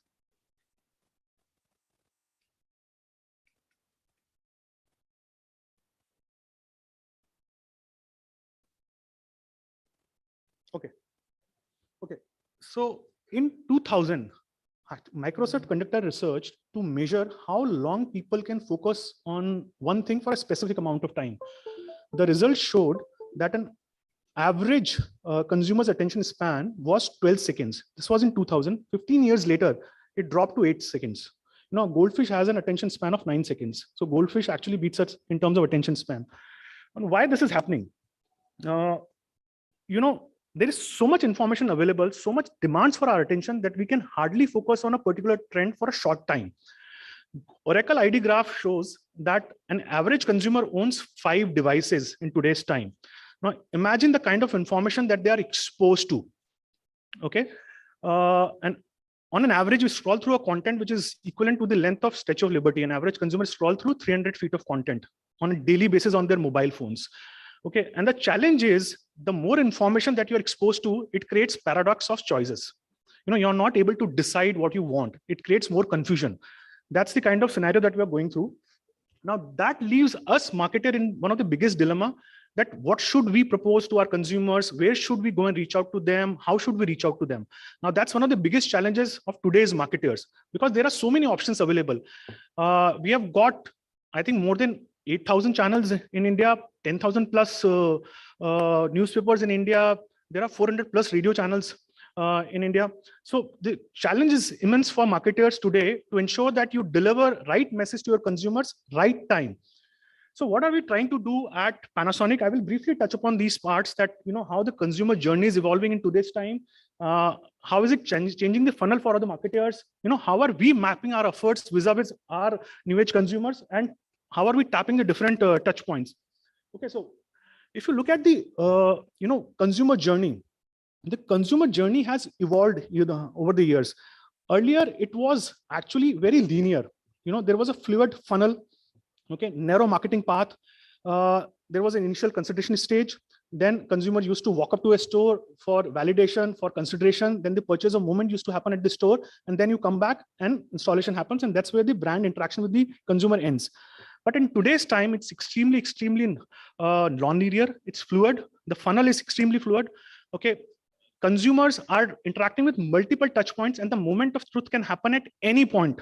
Okay, so if a need arises today, the first and foremost thing I do is probably I go to YouTube, I go to Amazon, I go to Flipkart, I start checking reviews, ratings, I look at review videos on YouTube.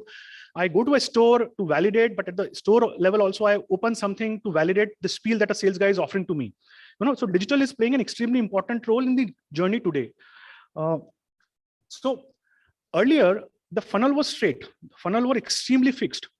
Depending on whether it's awareness stage, whether you want to target the consideration or you target the purchase stage, I mean, you used to choose the platforms and you used to deliver a message according to that. But in today's time, what is happening is that since consumers are exposed to so much of information across different touch points, now brands are trying to weave into the actual journey of a consumer that they go through on a daily basis.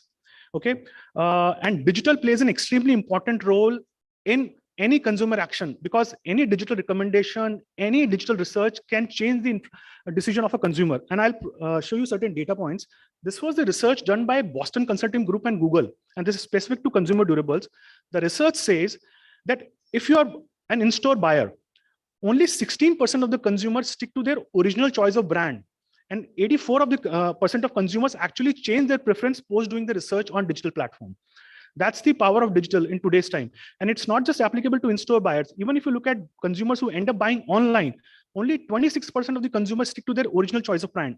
But over the course of research, they changed. So 74% of the consumers actually changed their brand that they were looking for, or they started their search with. Now that's the power of digital that we're looking at. The same research also says that when it comes to consumer durable, roughly 65% of the consumers spend 2 to 3 weeks of their time on digital platform before making up their mind. That's the amount of time. So the discovery is happening on digital, the search is happening on digital, the research is happening on digital. And I'm sure you all will relate to it. Earlier, when we used to walk into the store, we used to walk in with a completely blank slate. And we used to make our purchases, our decision basis the spiel that a sales guy used to deliver at the retail store, right? Now, today, when I'm walking into a store, I'm walking well prepared. I'm probably walking with shortlisted 2 or 3 brands, and I'm going with a specific set of questions because rest of the research is already done by the consumer on a digital platform. I mean, that's how we are evolving. And that's when it's becoming extremely important for brands to ensure that they seed in relevant content at different platforms, which can actually help consumers take an informed decision. I mean, that's the intent with which we are driving any of our marketing initiatives. Okay. Now, for us, it's not just the platform, it's the audience and context that plays a key role in our marketing mix. What I mean by that is when we look at our customers, we divide them into different buckets. And it's extremely important for brands who are probably not the leaders, probably a challenger brand, because you will always have a catch-22 situation. You will always be running short of budgets. Okay, so you have to make certain smart choices. So what we do, we ensure that the most important consumers for us are the intent audience. What do you mean by intent audience? The audience who's already there in the market looking to buy a product. And I'm not saying only for our brand. Suppose any consumer who's looking to buy an air conditioner becomes my intent audience. And then our all marketing actions are designed looking at how we can tap them across different touch points that they're exploring while making up their mind. Then there's a captive audience, the audience who is actually committed to watch any content. Okay, they cannot skip a particular piece of content. Third is the exposed audience. From a brand standpoint, we are always looking at retargeting the consumer whom we actually want to retarget depending on their past behavior. And then fourth, most important, is the brand loyalist. The consumers who are already owning any set of our products are one of the most important in our funnel. And the platforms that we look at while approaching each of these set of audiences is, so for example, if I'm looking at an intent-based audience, search engine is extremely critical, because that's like a highly intent-based audience who is coming and looking out for a particular product. So anyone searching for air conditioners, we ensure that we end up serving them a relevant information that they're looking for. Display campaigns become extremely important, and when you tag it with DSP, I mean, it provides you optimal ROI in terms of the investment that you're doing. We also look at doing a lot of influencer marketing, so that a consumer who is looking for any kind of product or service can actually validate their decision depending on the person who can have an influencing power for them. We see a lot of articles and PRs, which again, with an intent that the idea is not to sell, but to serve our consumers or help them solve their pain points. And we leverage key moments. So any special topical event that is coming, depending on the seasonality, depending on festivities, or any big sales event that are coming across e-com platform, is something that we try to leverage that particular point. Captive audience, primarily from an awareness point of view. So anything related to OTT, like I said, these are the audience who are committed to watch any piece of content. Social media plays an extremely important role in today's time to continue your engagement with your set of audience, and obviously YouTube non-skippable ads. When it comes to expose audience, yes, influencer marketing again works well for this set of audience because they have already experienced your brand. Now is the time for them to validate their decision. Exclusive offers, because we assume they are probably in the last stage of their journey, which is primarily a purchase stage, and any kind of offer, a customized offer can trigger that purchase moment for them. CTA driven content, DSP again plays an extremely important role here. So we work closely with Amazon and Flipkart to ensure that we are reaching out to a relevant audience who is looking for a particular product and service at that given point in time. When it comes to brand loyalist, the whole intent is to ensure that there is a continuous engagement happening with consumers post-purchase also. Like I mentioned, 10 years back, your interaction with the consumer completely ends once the product installed in his or her house. But it's extremely important in today's time that you keep the engagement going on. So one of the ways, for example, if someone bought a microwave oven, we ensure that we send them emailers or messages of any new recipe, so that they can probably take the best usage of that particular product. When it, for example, anything related to air conditioner, not every consumer is well versed with all the features that you have to offer. So we ensure that we continue that education for consumers in terms of how our product can make their life more simple, more comfortable. So the whole intent is to don't stop your communication right after the purchase, but enhance that experience of the consumer. And of course, we need to work on after sales service. I mean, that's one of the biggest priorities for any consumer durable brand, because nothing beats your own experience of a particular brand. If I bought a brand and if I have had a bad experience, there is no way I'm going to consider that brand again. So service plays an extremely important role as far as consumer durable industry is concerned. So I think I was given 15 minutes slot. So I'm done with my presentation. Lastly, I would say, while we all are maintaining social distancing, but as a brand managers, I think our role is to ensure that we are present on the platforms where consumers are. And it's not just about being present, need to understand the journey of a consumer and deliver a customized messaging depending on what a consumer is looking for. I think it's high time that the role of a marketer is not to sell, but the role of a marketer is to serve their consumers, is to solve their pain points. I think the way we will shift our approach is when the consumers will also start appreciating that brand. So that's the intent with which we are working, and hopefully you will see us being more visible on digital platform. So thank you.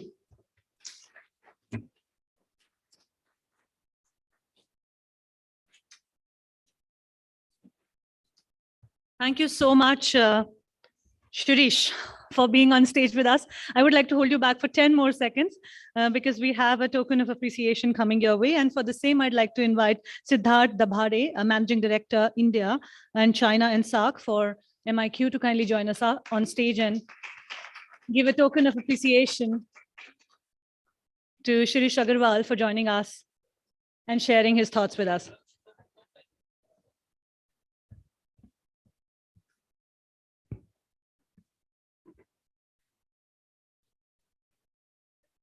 Thank you very much. Moving ahead, ladies and gentlemen, we would like to once again acknowledge our partners, co-powered by ABP News, Aapko Rakhe Aage, co-powered by Fan Code, the new way to watch and follow sports. I have a small AV to be played up. Let's have it on the screens.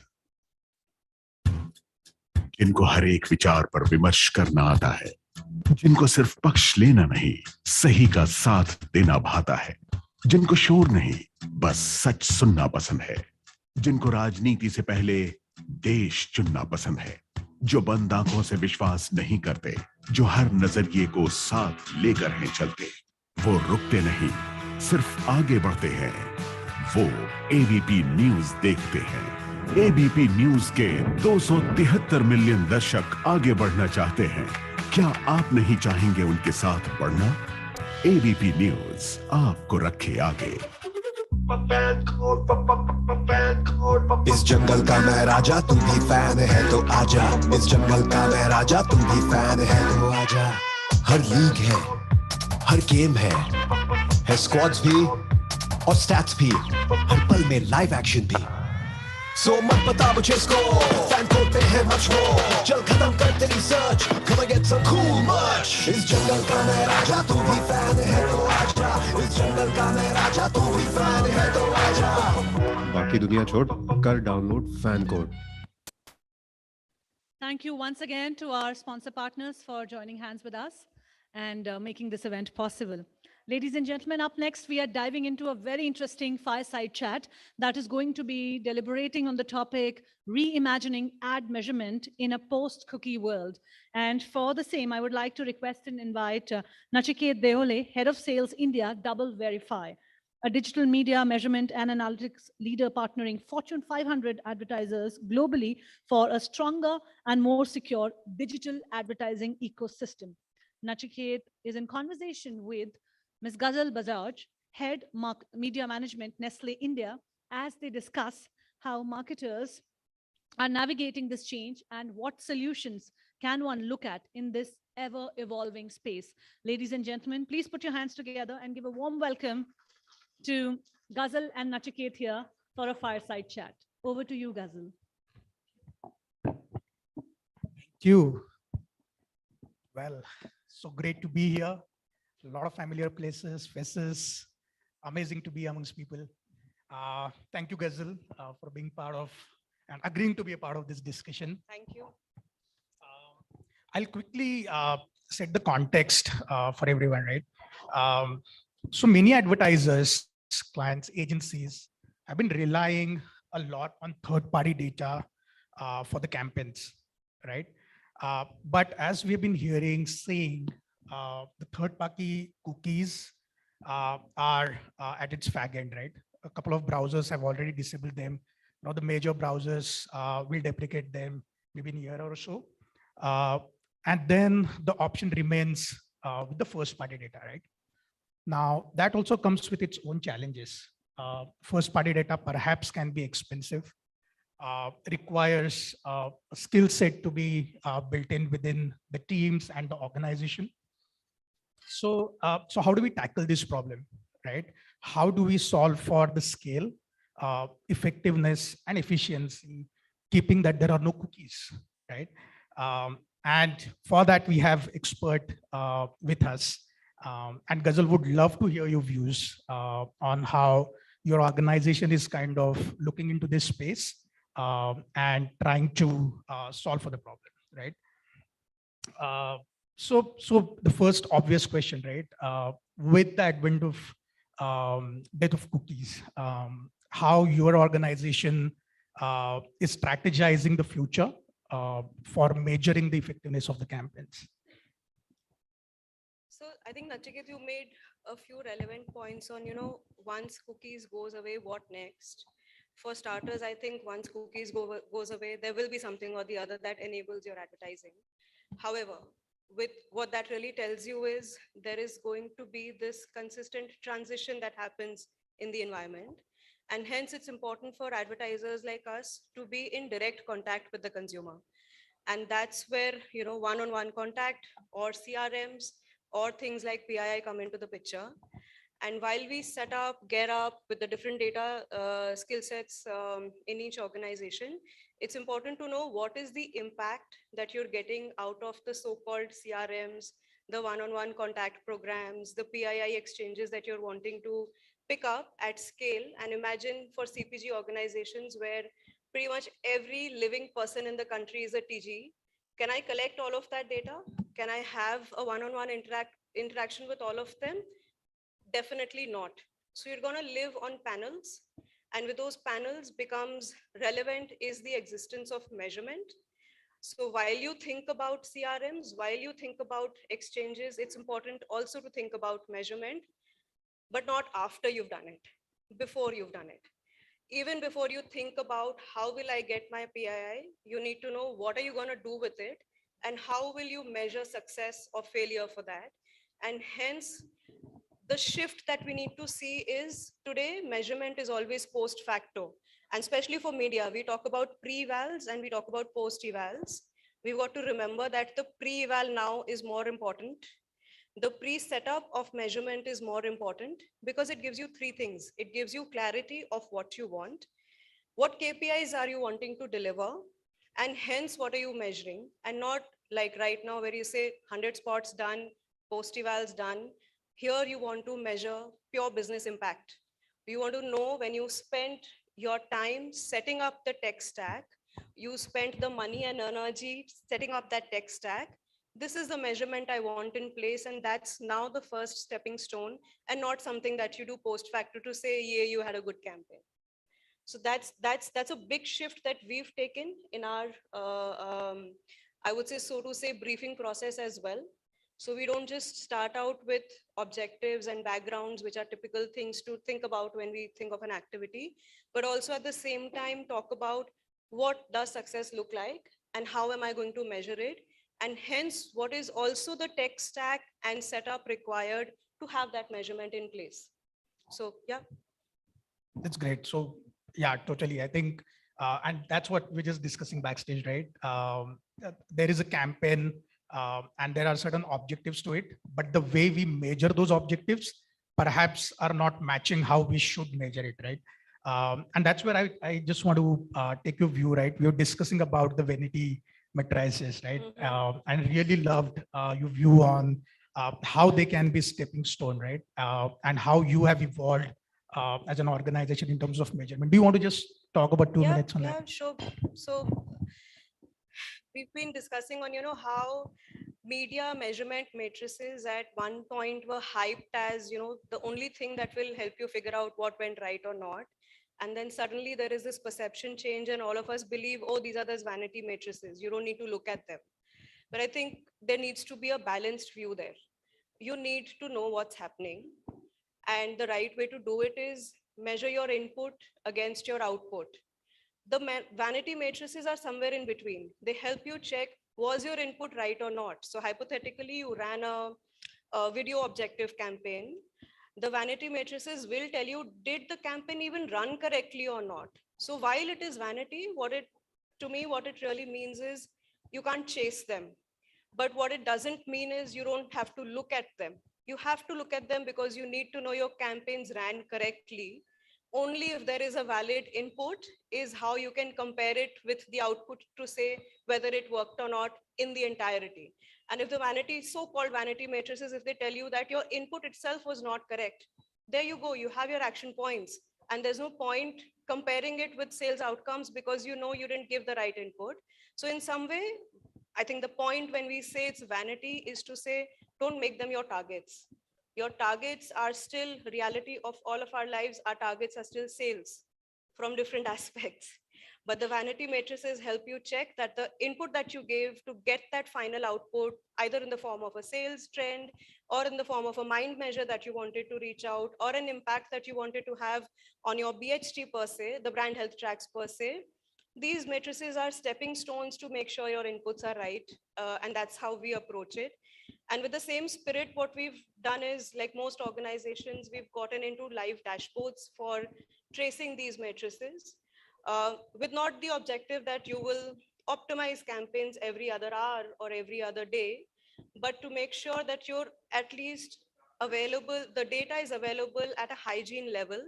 And now you don't have to chase what my campaign was doing, but you can now chase how is it impacting the sales, how is it impacting mind measures, how is it impacting my brand funnel. Amazing. Just for everyone's clarity, right? Vanity matrices means impressions, click-through rates, or VTRs, right? Which traditionally have been a measure of success for digital campaigns, but not necessarily they define the success or failure of the campaign, right? There are more matrices beyond that, which can be looked at to define whether your campaign has delivered the desired results or not. Yeah.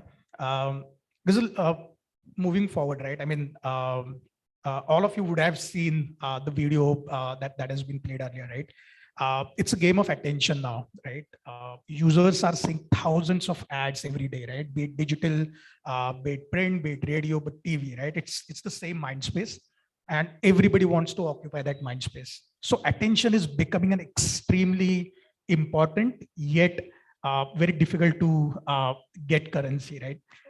So how you as an organization are addressing that that issue and trying to stand out of the crowd? So on this, Nachiket, we're trying to move beyond what media can deliver to also look at what content can deliver. When it comes to attention, yes, formats play a role, placements play a role, but what also plays a role is is your consumer insight in place? And hence, is your asset in place? Is your asset sitting at that intersection of where the consumer need is and what can the brand do for that need state? So while it's a reality, and when we look at our media landscapes also, the time spent on TV continues to be 3.5 hours plus, and the time on digital is shooting through the roof. It's touching 4 hours already. So what that does mean in reality is it's not TV eating into digital or digital eating into TV. The total time spent on casual viewing, on entertainment is really going up. And with that, the clutter obviously is going up, and media alone can't solve that problem. This is where media and content need to join hands. This is where consumer insight is the game changer. If you know the sweet spot between the need state the consumer has and what your brand can solve for or not, is where it lies. Because from there, you want to run an influencer marketing campaign, and hence your asset as well as your placement changes. Or you want to run a simple TVC that talks about the USP, and hence the choice of medium and the way you place it changes. So I would say this is where truly the blend of consumer insights, media, and content has to come at play. Media alone can't solve for it. Of course, there are partners like you who help us again check for if you're doing things correctly, but it's also got to include a combination of these three, is the approach that we take on this front. Yeah, amazing. Because I think nothing can play in silos, right? All the stakeholders in the ecosystem needs to come together to achieve that one single objective. That's awesome. I mean, as we move towards again cookieless future, right? One is attention, but from contextual front, right? How is it the contextual environment plays a role for you, right? And how do you kind of capitalize on contextually targeting communication to the audiences? So I would say, Nachiket, it kind of goes back to what we were just discussing. Because attention is limited, contextual placements become important. And contextual placements, you can leverage them only if these three things from understanding the consumer and the media and the content deliveries are talking to it is falling in place. But I think we also see a shift now. There was a time when contextual advertising simply meant if you're on the music genre, you will see an ad which is having a tangent on music. And if you're on photography, you will see an ad which has a tangent on photography. I think with the capabilities that platforms offer today, the contextual advertising has a whole new meaning. So for example, for some of our brands, the solution through winters versus the solution through rainy season versus the solution through hot summers is very different. So you will see a lot of beverages ads where suddenly when it is sunny in the afternoon, we're talking about a cold coffee. But late night, we're possibly talking about that warm cup of coffee that will keep you going. And at the same time, purchase signals are increasingly becoming relevant. So it's, of course, interest and affinity, but it's also the brand life stage and also the brand objective that you're trying to achieve. And which is where signals like affinity to a category, signals like consumption of a particular product are hence available. And the evolution of contextual is towards that, away from simple genre related pieces to moving closer to what the brand wants to talk about and the spaces that brand can own. For example, when we talk about Maggi noodles as well, Maggi noodles means different things to different people. For somebody, it's that late night snack. For other people, it's that 4 p.m. Snack that they want to pick up. For other people, it's breakfast. And for some, it is main meals. And hence, that's the level where contextualizing can go. And we work with DCO partners, dynamic creative optimization partners, sometimes inbuilt with platforms and sometimes ad hoc, to move contextual advertising closer to what the brand wants to deliver. Affinity, interest continue to remain relevant, but I would say those are maybe for youth impulse brands more relevant. But then there is an opportunity to move towards these brand signals as well. Great. Also, I think one last point from as a tech partner perspective, right? We get a lot of questions from customers and agencies in terms of how do we contextualize a particular piece of content, right? In terms of, for example, if it's an apple, how do you decide that whether it's an apple as an iPhone, or it's apple as a fruit, or it's apple as a chemist next to you, right? We as a technology have evolved and deployed linguistic experts to kind of create a meaning out of that content, right? Because if you're targeting a tech content, you can't be present on a food and nutrition related content. Have you faced these kind of challenges or Absolutely, yes. I would say the start points are even lower. Sometimes the start points are, we want to do something contextually, but we don't know what. So what we begin with is first almost like a search graph of what's happening in the category, and we try and map it to the consumer typology. And I would say those are still simpler start points. The challenge is exactly what you mentioned. So for example, for a sauces campaign, we wanted to be present wherever there is a snack. And there are times when snacks are being mentioned in negative light. They're being spoken about as junk foods, and you don't want to place your advertising there. So do we have an unlock for it? Unfortunately not. There are black lifts and white lifts that are available. There are exclusion lifts that are available, but those really depend upon the person who's working on it.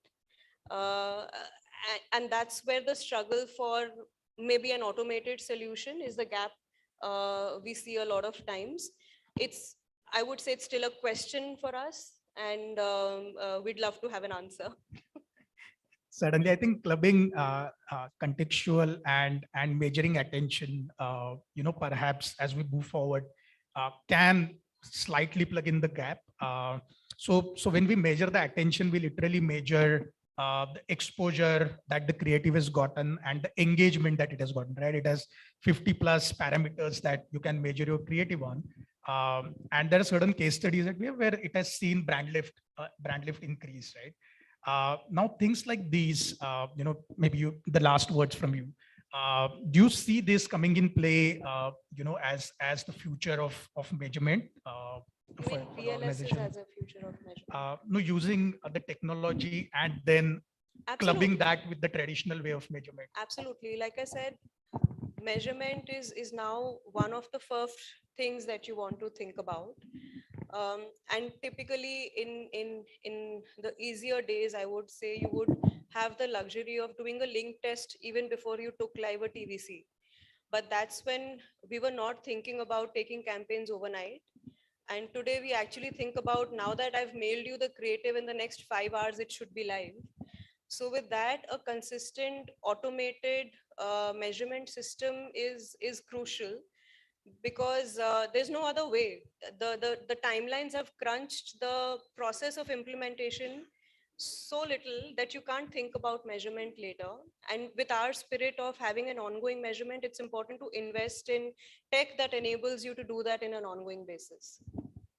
Great. Thank you so much, Ghazal. I think this has been great discussion. Just my takeaways from this. One is set up KPIs and measure the KPIs in a right way. Don't wait for post-campaign analytics. Do it on the go. Do it before that. That's even better. And be consistent in measurement. It can't be one-off activity. You have to measure, you have to learn, and you have to keep on adopting the learnings for the betterment, right? Absolutely. Thank you. Thank you so much, Thank you. Ghazal. To everyone. Thank you very much. We have scope for just one question, so let's allow that to happen. We have a couple of hands going up in the air. So could we please circulate a microphone there? Could we very quickly do that? Sir, please introduce yourself and ask your question.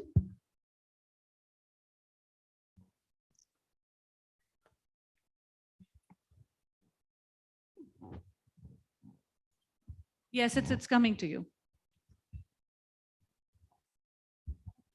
Hello, can you hear me? Yeah. I'm not exactly a digital native, so don't find my question very ridiculous. What I'm trying to find out, you talked about silos. Can you connect the dots between vanity metrics and sentiment index? Between vanity matrices and sentiment sentiment interest index. I would say these two are part of the same funnel of measurement in some way, but they address different aspects. Like I said earlier, and I don't really like the word vanity matrices, but these are measures to check if your campaign was running correctly or not. Successfully is a different thing. Was your campaign running correctly or not? If you wanted to reach out to a certain TG of people, a certain number of times, and you wanted them to take a certain action like a click or a share, is that set in place or not is what the vanity matrices are helping you check. The sentiment index is more an outcome of it. After you've run that campaign correctly, is it able to drive the sentiment that you wanted? So if you wanted people to feel nostalgic after they saw your ad, is that sentiment moving or not? And that is more on how your creative performed and not as much on how your media performed, because your media is supposed to make sure the right people at the right time in the right frequency. Sentiment, media can't move. Content can move media. Content can move sentiment as long as the right people have seen it. So sentiment, I would say, answers more whether my creator was doing the job it was supposed to or not. And vanity matrices in some way check for, did my media do what it was supposed to do or not? And sales outcomes are a combination of both. Thank you. Thank you so much, Ghazal, for answering that question. And we would like to thank both of you, Ghazal and Nachiket, for sharing your thoughts with us. And we would like to hold you back on stage for just a few more seconds. And I would like to invite Yannick Kolako, co-founder, FanCode, to kindly join us on stage and felicitate our guests here with a token of appreciation. May we invite Yannick Kolako, co-founder, FanCode. Please allow us just a couple of seconds. Ladies and gentlemen, you have on stage Ghazal Bajaj, Head Media Management, Nestle India. And also we have Nachiket Deole, Head of Sales India for Double Verify. Thank you very much for putting up that interesting conversation about reimagining ad measurement in a post-cookie world, sharing your insights with us. We are just getting a new presenter for you. Just allow us a couple of seconds. We're very sorry for this delay.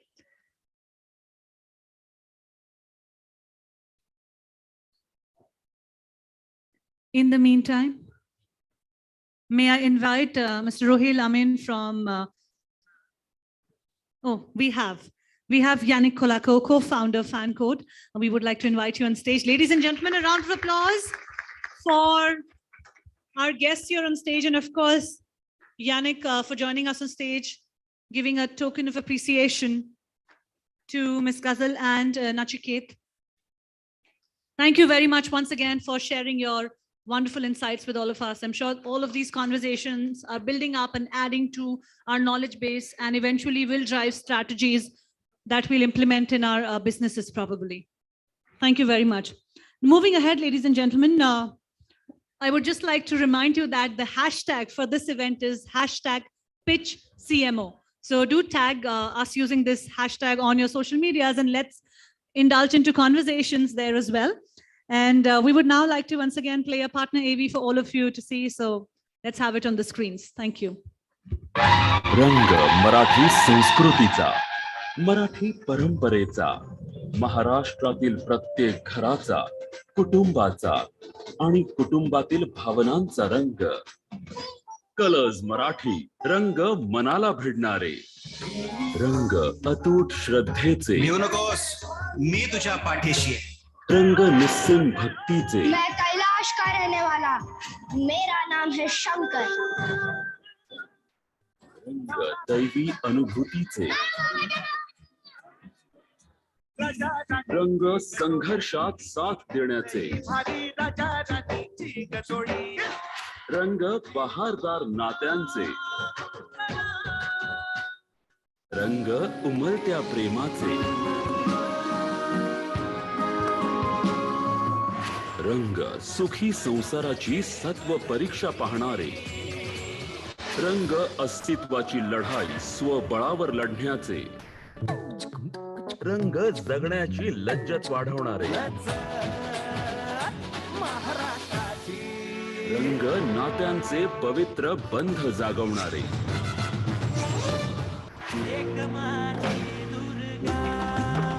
रंग लहान थोर सर्वांना भावणारे, रंग परिपूर्ण मनोरंजनाचे, क्षण हे नाती जपणारे, रंग मनाला भिडणारे. Colors Marathi. Thank you to Colors Marathi for joining hands with us for this event. Ladies and gentlemen, with this, we will now move on to our next panel discussion. That is, of course, an interesting one because it is on the topic of data and creativity and how data and creativity can work together, where our panelists are going to tell you how creativity can become data-driven and personalized, and how can data fuel and enhance creativity. So how they are related to each other and how they can sort of support each other, these two elements. Please welcome on stage our session chair for this panel discussion. We have Puneet Avasthi, Director, Specialist Businesses, Insights Division, Kantar, joining us on stage. Welcome, Puneet. Ladies and gentlemen, a round of applause. And now I would like to introduce our panelists to all of you. We have Prasoon Kumar, CMO for Just Dial. Please give it up for Tabraiz Alam, Chief Data and Strategy Officer, Bobble AI. Sumeli Chatterjee, Head Integrated Marketing Experiences, India and Southwest Asia, the Coca-Cola Company. Please give it up for Ruchika Gupta, CMO, Luminous Power Technologies. And lastly, Udit Malhotra, Head of Marketing, MG Motor India. Ladies and gentlemen, that is all our panelists here on stage. And now I would request Puneet Avasthi to lead the talk, and let's set the ball rolling. Thank you. Sure. Thanks a lot. Are we audible to everybody right at the rear? Audible? So it's a very interesting topic that we're going to be discussing here. We are now living in a world where there is so much data that is being created through all our interactions with our transactions, whether they are on social media, whether they are on Google search or e-commerce, all of that data as such. And of course, there's a lot of first-party data as well that businesses, marketers have.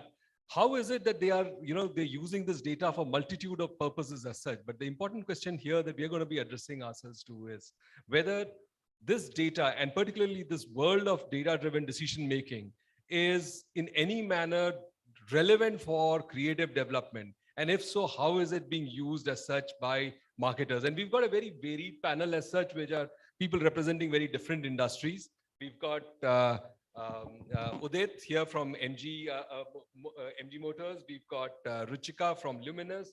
We've got Sumeli from Coke. We've got Tabraiz from Bobble, and Prasoon from Just Dial. So it's a very varied set of panelists as such, people with very different experiences given the kind of categories that they are handling and the kind of requirements that they have in terms of being able to respond to consumer requirements on a day-to-day basis and communicate with them in the right moment as such, at the right time when the consumer is likely to be purchasing a particular product.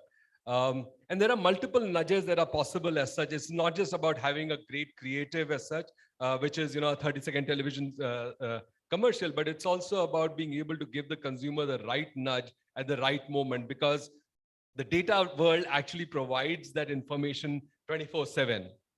So without any further ado, let's try and understand this entire ecosystem and how it is playing out in the space of creative. And in fact, what I'll do is I'll start with first really putting the elephant here in the room, across to everybody. And I would want everyone to respond to it as such, which is, do you believe that data and creativity as such are mutually exclusive? And the other question is, it might be currently or may not be. Should it be exclusive at all as such? Or do they need to interact? Do they need to talk to one another? Would you want to go first? Good afternoon, everyone. So I think the straightforward answer to this is they should complement each other and they should not be mutually exclusive. When we talk about data in particular, generally it's only thought from a function perspective of how would, let's say, marketing derive it. But The bigger question is that as marketeers or as businesses, do we have a data mindset? Do we have an audience first mindset? And that is what can power your creative for now and the future. So it is a complementing exercise. It's not mutually exclusive. They are inclusive and complementing to each other. And that's how I see it going.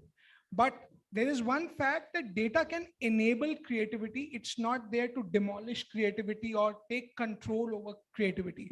So that's my perspective. I think from my point of view, the simple, simile or metaphor I can draw is that data for me is the ingredients and creativity is the recipe. You need the right ingredients and the right recipe to come together to deliver a great dish. It's as simple as that, whether it means in terms of developing the actual campaign, whether it means actually the media usage that you put out there. And I know we were having a lot of discussions, in the panel room, and I don't think there is a scenario in which you can have only one of them, because then you will be either shooting in the dark without any data and relying only on your creative, gut or instinct or whatever that may be, or you may be so lost in data that it may, lead you to, like I guess the discovery of America rather than coming on your route to India. So that's where I stand. Interesting. Okay, so for me, the one word that beautifully sums up what data or creativity means is actually cloud. It's as creative and as analytical as it can get. So literally, like when I would talk to my kid and I have to say cloud, the one which is up in the sky, because for him possibly the cloud which actually makes more sense is which has the data which goes back into whatever he's doing on computer. So to me, it's not about data and creativity, it's how much data and how much creativity. And I also think that that depends on what life stage the brand is, what audience you're talking to. There is no one formula, and that's amazing, because that's why possibly we are all in our jobs and we're getting paid, because there is no formula. But that's that. I mean, I don't think there's a right or a wrong answer. I mean, couple of years back we were talking about traditional media and new age media. Now we've stopped talking about it, right? So I think in coming years we'll stop talking about treating them differently, because data gives you insights which builds creativity, creative drives conversation, actions, behavior, which drive data. So it's like it's a circular economy in a way. And as the sooner that we adopt that data mindset, and that's a very difficult journey. It's not very easy. I think even for people who understand data, it's still not very easy to convince others who don't understand data. So it's like a very happy conversation sometimes in the room, and I'm sure all of us are going through that. But the sooner these two come together and start residing in one dashboard, that's where I think we'll all be very happy, and that's the utopia right now. Yes. Puneet, what I feel is I'm going to extend on what Udit said, right?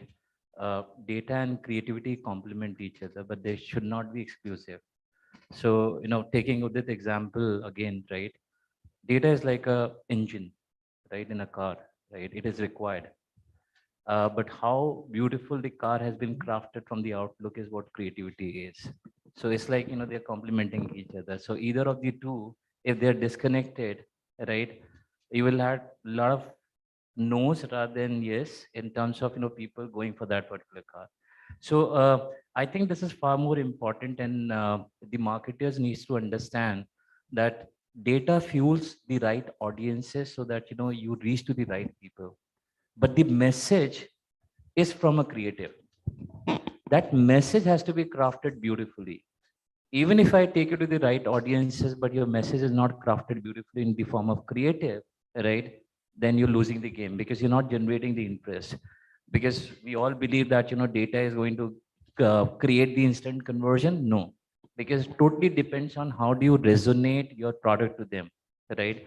And I see there's still a total disconnect in terms of connecting data to programmatic, where dynamic creative optimization has been used, right? A same creative shown to a user again and again probably might not create an impact until and unless, where Sumeli was talking about, integrating our CDPs or customer data, first party data, then, building that bank of emotions and understanding, what is critical. It's almost like, I'm sitting in front of YouTube and I'm seeing a Like Me ad. It doesn't affect me at all, right? How beautiful the creative was, I'm not the right audience.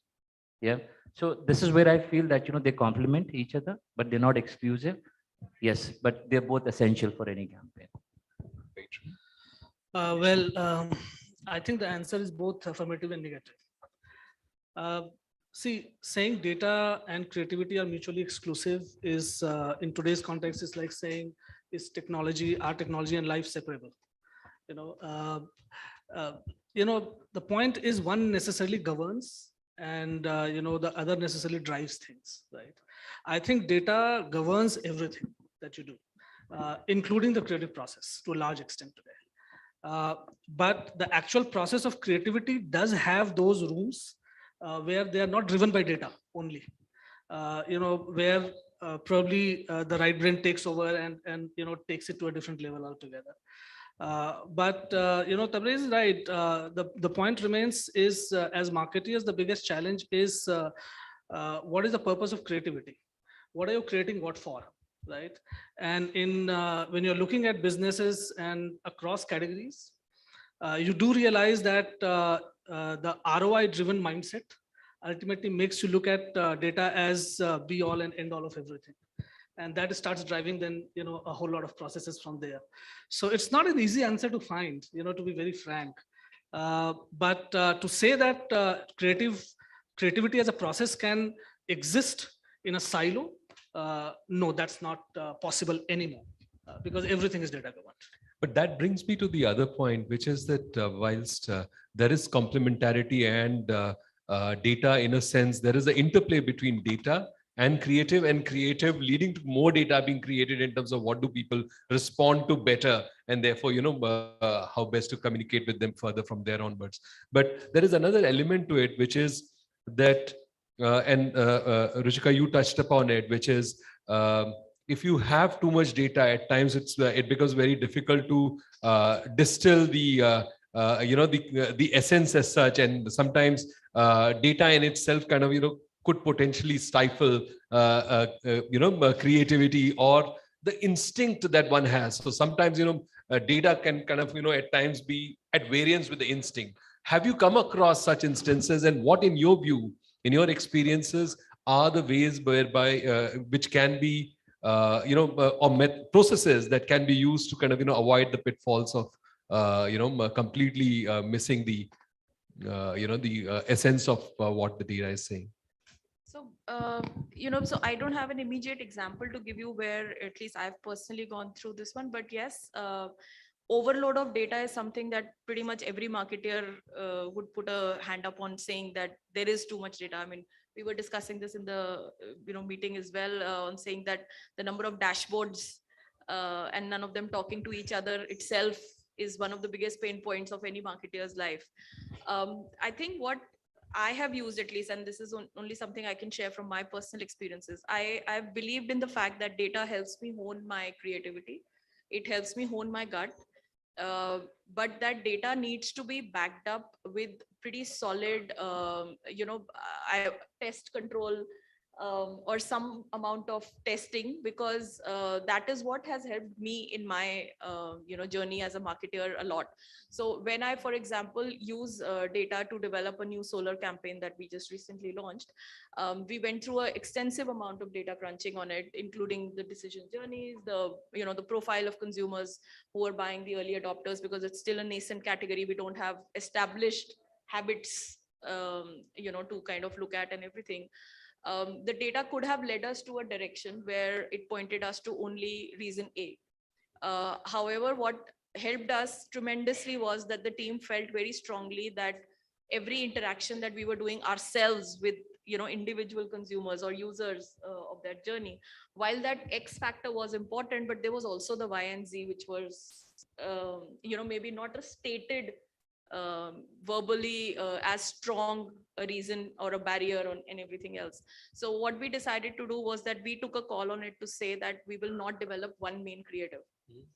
We actually developed 3 different creatives you addressing all three of them. And today, thankfully media allows you to target, and I'm not going into what TV does or what radio does or what digital does. It is just media, right? So today it is something that allows you to actually contextually place the relevant message for the audiences.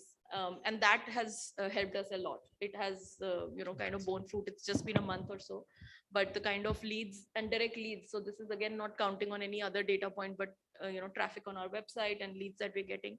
That's kind of paid heat. It's reaffirmed the fact that all three were equally actually important to the end user. It's great that we've got three marketers from very different spaces as such altogether. So Sumeli, in your view, how would you avoid such pitfalls of overreading the data at times and kind of missing out on the instinct that a person has? Okay, so I'll take two examples because it's always easier to talk through examples, and these are the brands that you know. So one case is of Thumbs Up Palate, which is more strong on storytelling backed by data. But the data is obviously doing a secondary role over there. Creative is what is in the driving seat. And the second brand is Sprite, where data is in the lead seat and creative is enabling data. So it's literally TCO, it's different creative for different data. So I'll just give you a base of why we were very clear what's the role of data, what's the role of creative. And therefore, obviously, there would be obviously heated arguments across the table. But since we are very clear what's the role of data and what's the role of creative, it's an easier journey, so to speak. And that's the way I try and navigate it. For Thumbs Up, it was very clear we were coming with a new, I wouldn't say new, but a repurposed positioning, which is thumbs down to naysayer, which was coming from the core of Thumbs Up. Then therefore, Palade was the story that we wanted to say. How data helped is to figure out what story to say, who to use to tell the story, what story needs to be told where. But what was at the driving seat is the creative to tell the storytelling, because it was a part of creative that got amplified by data. So we are very clear on that. Sprite, on the other end, when we repurposed, again, I'm not calling it repositioning, it's repurposed to saying that there's heat that happens, heat as in mental heat, where you are fried and you are like, you want, you're very, very heated up in your head because of the situations that is around you. And that situation can happen from anything. It could be exams, it could be traffic, it could be meetings, it could be anything and everything, right? And therefore, the Sprite comes as a contrarian thing to the voice of heat. For this, in fact, we did work together with Bobble AI and to do a fantastic campaign together and with multiple other partners. It was very clear the signals were very important, where heat is happening. And once we had identified those signals, whether it's traffic, whether it's integrating with weather API, whether it's integrating through conversations, and the conversation, especially when we work together, on what exactly was the conversation happening, and therefore push that message over there and push that content over there. So that was completely data at the driving seat, and the creatives then following the lead of data.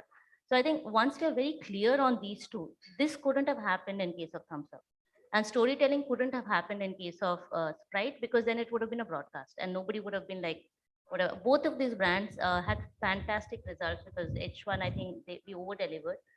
Obviously, it's not because we did great advertising. There's a lot of other factors to it. But my point is that the brand love scores clearly say that the message has reached to the right audiences.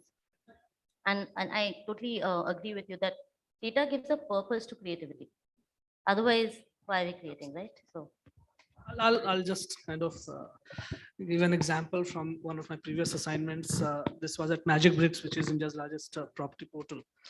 And while you have tons of examples of where data actually enables creativity and helps you, in better narratives. But there are times when you really go against data as well. At times you do take those calls, for different reasons. So at Magic Bricks, in real estate, the primary audience, the target audience always has been the man. Right, it's always presumed that it's the male of the house who's going to look for property or do the purchase decisions, and so on and so forth. It has always been a very masculine category, to say so. And if you would see majority of the imagery that is propagated by all the brands, You would have the man of the house, and then you would have, family in the background. There's a little child there somewhere, etc., so on and so forth. But the man is always a decision maker, and that's how it's always presented. This was way back in 17, 18 when we were looking at our next campaign. The data would have suggested to go the same route, right? Because the data was no different. You still had 65-70% of the searches happening from the male gender, and there were other cuts of that data as well. But the creative idea on the table was one where you were putting both man and woman of the house, the couple, as the protagonist and the decision makers. So women were equal partners in taking that decision of investing in a dream home. Now, data may not have led you there, but it's the creative thought that was on the table, collaborated with data to really see whether it's going to make sense or you're going absolutely off the track and not going to be acceptable. And the decision, therefore, we took was to go ahead with the creative idea at that point of time, not look at the data and what data was saying, and to really start that narrative in the category where you are presenting both the genders as equal partners in decision making per se, right? And so there are times when you really go beyond data, or to an extent not look at the what data is also telling you, and look at the power of the creative idea and take that forward and execute. I think your question was precisely in terms of having lots of data and how do we manage that data, right? So what I see, there's a problem, right? Because the more touch points are required, it is not the ample amount of data. More than that, I think it is all about recency of the data as well. So, I mean, if you go to an aggregated model, for instance, you have a lot of service provider who basically aggregate data from multiple third parties and they sell it to advertisers and marketers.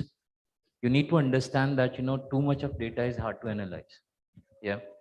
And you need to look at the collection process of the data as well, because let's say if I go to Car Deco once, I may not be a potential auto lover, right? This could be one of the instances where I landed up, right?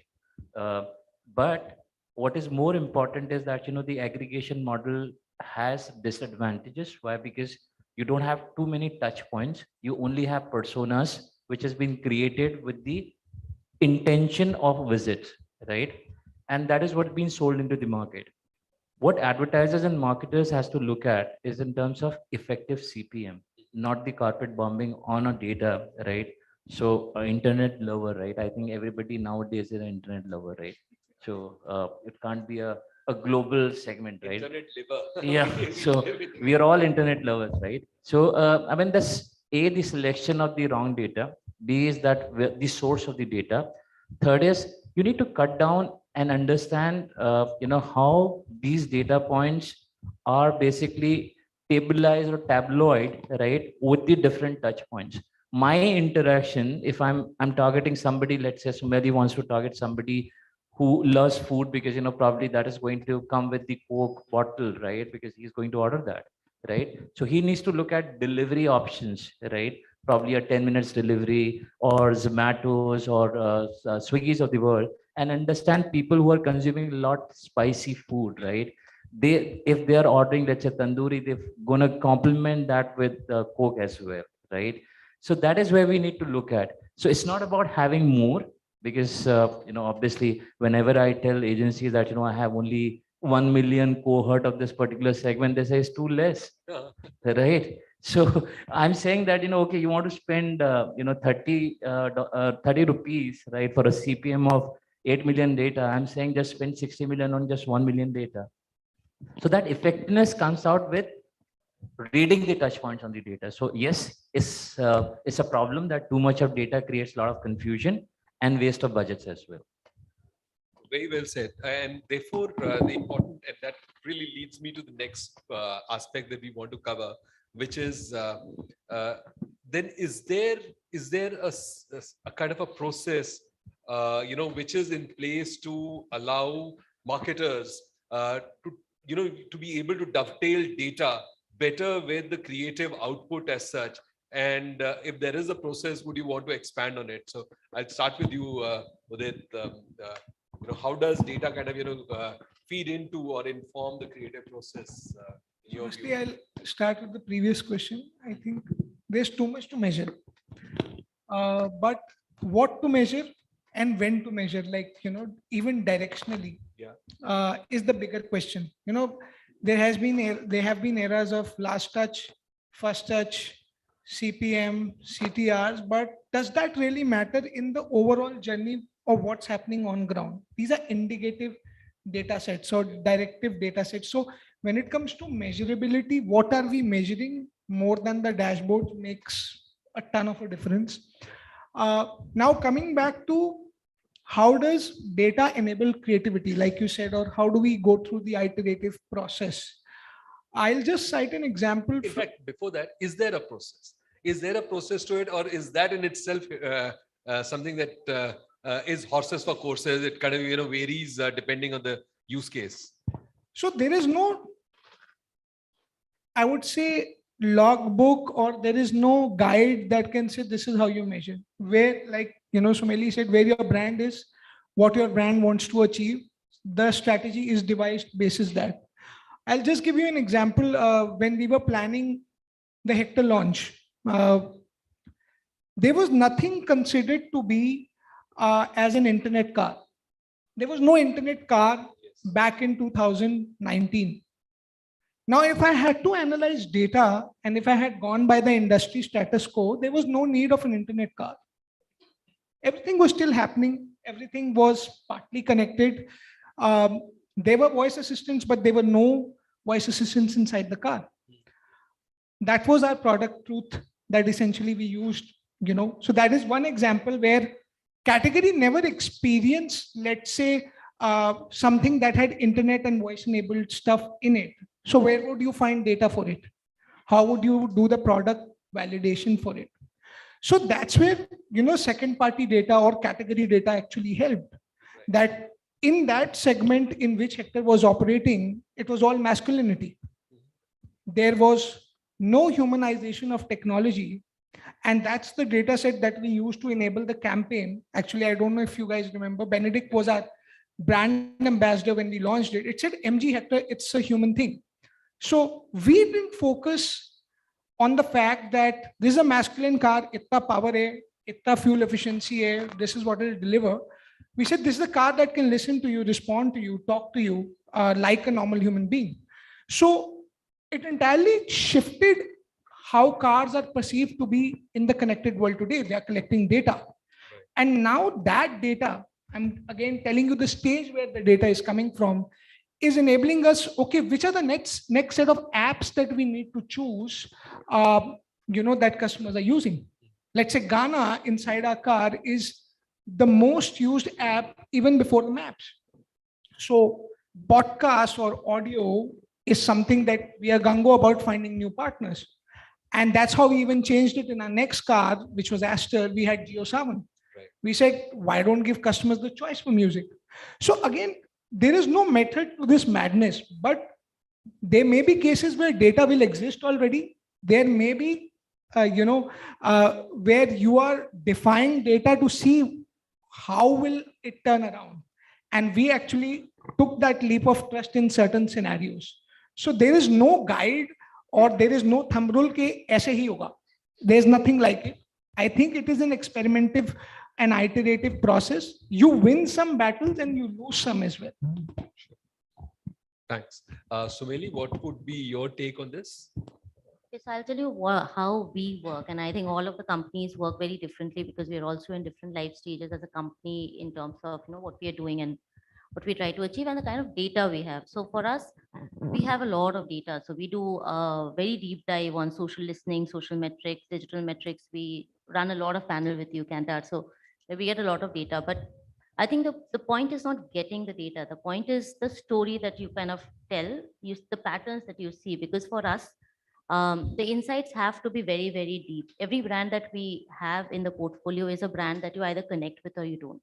As simple as that. It's not just being visible. It's about the entire funnel of it, obviously, which is now no longer a funnel. It's like a jigsaw puzzle with the awareness, consideration and purchase. But the point is that we try and look for patterns. So while we do post-campaign analysis, but they're only post-campaign analysis. Brand analysis largely looks at patterns that are changing, so which is not done at a very short interval of time. Because that's very important for us. We rarely do moment marketing. I mean, it may or may not happen, but it's not a big part of our existence. Viral, if it happens, great. But I think what needs to happen is it needs to move the brand metrics. So the data that kind of moves the brand metrics, and obviously it's a nice theory to give right now. It's not a very easy thing to actually do and look at that. But that is what we try and do. Because internally also it's the same thing. It's almost like a pitch process, right? Because every company has a particular budget assigned to it at a portfolio level. And everybody who is internally there, and doesn't matter whether you're in category, in media or whatever, you're literally trying to build a story to figure out how much budget your brand, your activity, your campaign can have. So it's about looking the right metrics and seeing the right patterns, and therefore are you able to build that story? I think that's more important to me, and that's the way we kind of operate, rather than saying that, okay, let's just do an analysis and see what happens. And I believe that's how largely all of us operate. I'm just trying to simplify it. But patterns over just data analysis is the way we kind of go with. A blip is great, we should notify it and we should bank it, but maybe not take a decision basis. That's the way we try and operate. Ruchika, your views on this? I actually completely agree with what Sumeli is talking about. I've been a researcher before being a marketer. I am a very, very strong proponent of the fact that blips are not, the decision points unless and until you see it becoming a part of the main data trend itself.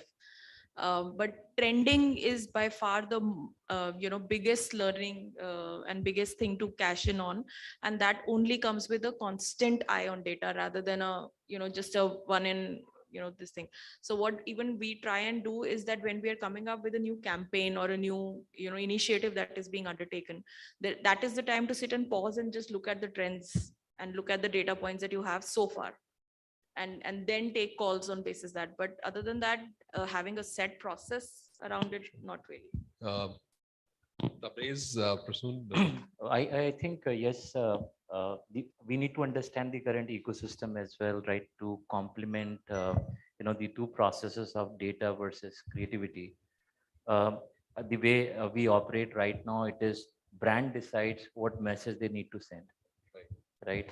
So you can't have audiences, right, in hand before, right, to send that message. So first the brand decide, like Sumedli said, that Sprite synonymous to, let's say, for instance, heat or anything. So after that, once that message has been decided by the brand, then we look out for those areas or geographies where you have a lot of heat, and probably this is where we need to push. That is where the data is going to come in. We are far away changing those sort of processes. Why? Because TV we're not talking about here, because TV, if you have to rotate a lot of creativity, right, it's a lot of money, right? When you talk about digital, it's possible, right? Because the biggest problem is, we need to understand all these things are in silos, right? You have a market research companies which brings the sentiments to you, right? The second thing is that, basis that the creative agency creates a product because they have a brand message to convey to the consumers. Then you look out for agencies who can basically send that message to the right people.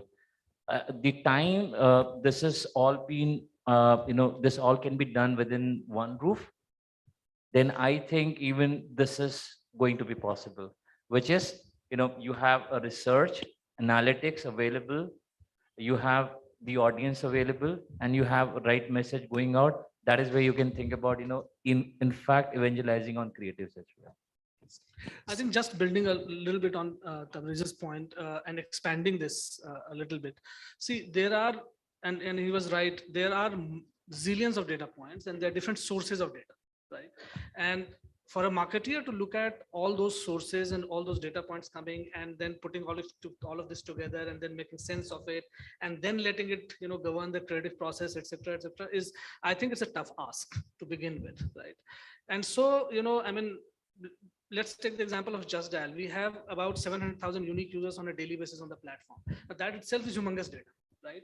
Then you have social media, then you have third-party data, then you have, there are multiple data points that you're looking at, and then you're trying to find a common thread across all of this to really be able to take a decision. I think we also need to work, and I think this is work in progress pretty much, And I think, people like Bubble and all are helping a lot in the sense that you got to be bringing all these data points together. And you have to have that one linear, kind of a method of, looking at all of them, removing duplications out of this, and really looking at what is it that you can really read as a trend. Because, as she rightly said, you end up reading trend because, the amount of data is so vast that, getting into every small segment of that may or may not be fruitful as well, at the end of the day, right? So broad trends, coming out of all of this, but this remains a challenge, and we have to wait through this challenge, and therefore, I think, some part of creativity process also, kind of is not as influenced by data because of this, all these, problems that are there, right? That you think of a message first, then you start working backwards, and so on and so forth. The point that he was making, those things are changing, and there's a lot, much more and more data now starting to govern the kind of campaigns you would wish to do, or the narratives that you would want to have, or the messages that you want to give. A lot of this is now data driven, but then, I don't think it's very coherent. I think we need to have that correction process pre and post campaign, right? Yeah. Because if we don't, taking about, we're just discussing offline, right? If you don't have a correct measurement process, you can't measure it. Very true. If you don't have a correct sentiment collection process, you can't send the right message. Absolutely. So those are really very probabilistic or panel-based analysis right now. If you go to market research companies to understand, they collect a sample data set. We need to move to the real customers, right? And that is where, the collaboration of first-party data versus second-party data, rather than going out of the wall gardens or data aggregators, that has to evolve from the marketer perspective. They should be ready to, so maybe would have, one information, people buying Sprite or Coke, right? But what are their intents? What are their behaviors? Where they're spending time, right? It's going to solve even the problem of campaign allocation as well, right? Where do I reach my customer? Which platform should I choose? The budget allocation becomes a very easy process then, that, my sort of people are available, let's say on Facebook. That should be the medium where I should spend, rather than Facebook putting a compulsion saying that, you should spend more with me. Right. So I think this pre and post campaign analysis on a real deterministic first party data set is what is required. Absolutely, I agree. And there is another element to it, which is, when we are looking at either an effectiveness measurement of the campaign, or, developing the campaign and informing it basis data by deciphering patterns that are really defining that particular consumer cohort.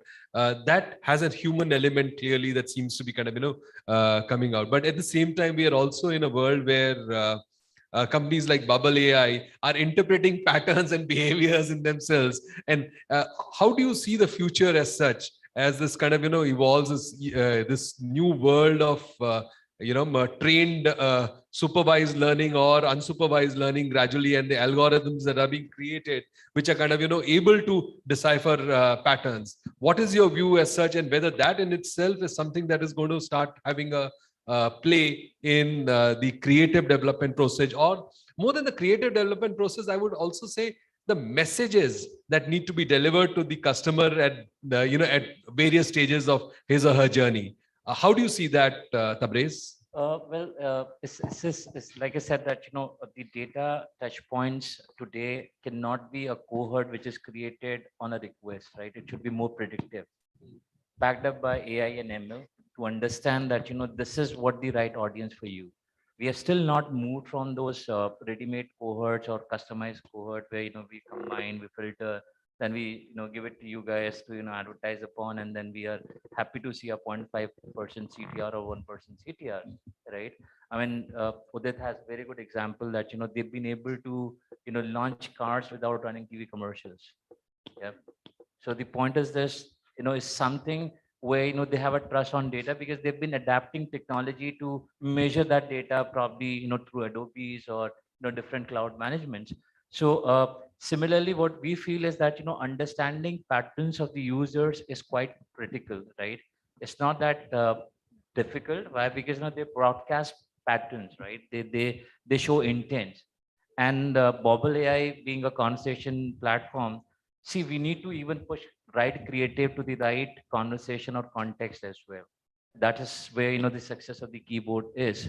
So if I'm saying that and I'm happy and I'm giving a very good creative or emoticon of, you know, probably a happy person or that particular emoji or a big emoji, because this is how I do my prediction, right? Rather than suggesting a word, I'm suggesting a creative over there, right? And Gen Zs and millennials, they are far more expressive in terms of using a thumbs up instead of writing I'm all right? So by virtue of which we understand a lot of things from the consumer that, you know, hey, this is where they're interested. This is what they're going to buy.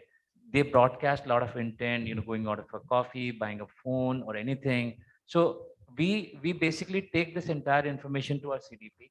We create different touch points of the users. We understand their patterns not by just one visit. We'll see there's a user which is constantly on, let's say, a food tech site or an application. We see that constantly whenever he goes over there, he's only ordering South Indian food. Then I build the affinity. Then probably it helps me in terms of, you know, giving him the right content. Why? Because I know my customer very well. Now this information on a secured way, right, can be given to an advertiser as well, who can utilize it. I mean, even Google does it, everybody does it, because this is all consented data. What I see, and that is where, you know, brands are integrating with us to reach through a very different creative medium, is what we call like CMM or conversation media marketing. So Meli has done that, you know, where we can have a separate sort of creative which can be created and tag certain words to it. So if somebody says thirsty, cold drink or anything, I can recommend a brand sticker over there that, you know, you can push that. I mean, this was not possible. You can't advertise on WhatsApp or Facebook Messenger, but, you know, your brand can be pushed to multiple people at a given point of time. And the sort of sharing we have seen is huge. So I think this is where everybody needs to change, where, you know, we had to move out of the aggregation model and combine more data sets so that, you know, the creativity, data, all things combined, we are able to read the customer journey and then curate our campaign accordingly. So do you see a future where the emotional intelligence of human beings and their ability to interpret data and connect with it from a human story standpoint will, in a sense, get added to or you know, subtracted by machine learning? Yeah, absolutely. Absolutely, that's what. Absolutely. I mean, we do it. We have another product which is called CTS, where, you know, we've been integrating you know, our you know, creatives within the conversation or chatbots as well. You know, just to give more emotional impact to the conversation. You know, chatbot writing, I'll be back, and there's a photograph of customer service rep or a, you know, his caricatures and a very interesting I'll be back, right, or something like that. No, it, the customer feel that he's been listened, right? So yes, you can change the emotions as well. The ML and AI has this entire fantastic understanding of people emotions and predict it. It's been used everywhere. So we are at 4 minutes. Just we've got 4 minutes left. So any final comments on this particular aspect? Otherwise, maybe we can also take in a few audience questions as well. I just wanted to make one small point. You know, a contrary point to the, you know, to what Tabrez was saying. See, yes, data. You know, if you ask any CMO, any marketer, which is the religion you follow, everyone will say we follow data. You know, that's the only religion we have. But at the same point of time, you know, you would ask. Data is fine when it comes to, you know, understanding consumers, understanding what works, what doesn't work, etc., etc. He said it's going to give you content, right? But content as information versus content as narrative are two different things altogether, right? That's one point. Content and context. Okay. The second point is, you know, just ask. You know, Amul comes to you every week with a news story, right? What data are they looking at? While you know, kind of crafting that, right? And they're connecting with you at some level, at emotional level as well, right? You know, when probably Pidilite did you know, that famous campaign, right? What data they were looking at, right? So at some point of time, at some level, you know, creativity as a process does become kind of independent of data. But yes, you cannot deny the importance of data. But in future, if you say data is going to make everything and do everything, then that's a little scary. Thanks. I'm going to just add a provocation over here. So you do have, I mean, right now I'm saying it's today. I don't know what will happen tomorrow. None of us can predict. But today you do have successful AI newsreader, but you don't have a successful AI comedian. So that's the status today. I don't know what will happen tomorrow. Maybe you'll have. Very well summarized, actually. So thanks a lot for putting it that way. Can we open this up for audience questions? And there are quite a few hands that are going up, as I see. So is there someone who can pass the mics around? Gentleman there.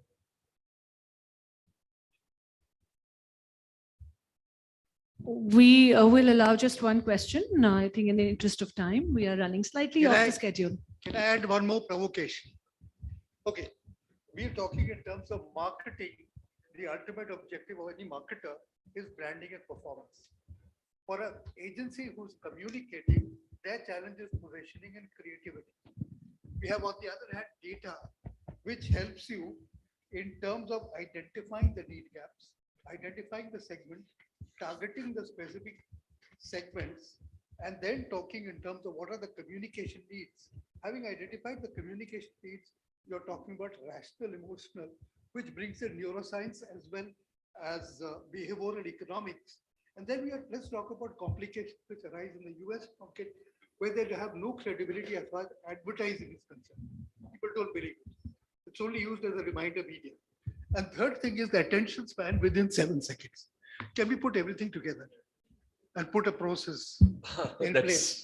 That is the holy grail, isn't it? That was my response to my wish.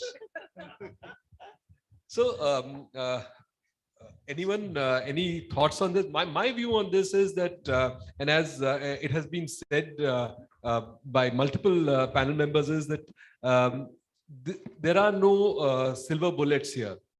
It depends on the situation, depends on the brand, its context, and therefore what is it that is most apt for the brand at the, and there could be varying situations also. You're looking to build the brand, you're looking to kind of get quick sales. So those situations are the ones that you're kind of tapping into. And sorry, multiple audiences, multiple requirements, multiple communication methods. Absolutely. I'm seeing to it. Yeah. So and they're being done at scale and 24/7. So that's yeah. And country-wise preferences, cross-cultural preferences. No, it is possible. And sir, I mean, you made a point about decreasing attention spans, right? Yeah. And so for a consumer who has only got 5 seconds to take a decision, right? How much of creativity you want to really push to the consumer, right? So you have to also take all those things into account. So yes, data also will play a very, very critical role. But today's topic was very interesting. Yeah. Sorry? The question is, data does not give you creativity. It doesn't. It doesn't. It doesn't. It doesn't. It doesn't. That's something that is established. It's something that informs. So thanks a lot. It's been a very wonderful discussion. Thank you very much, all of you. Thank you very much, Puneet, and everybody else on panel for giving us your wonderful insights and adding to this great topic.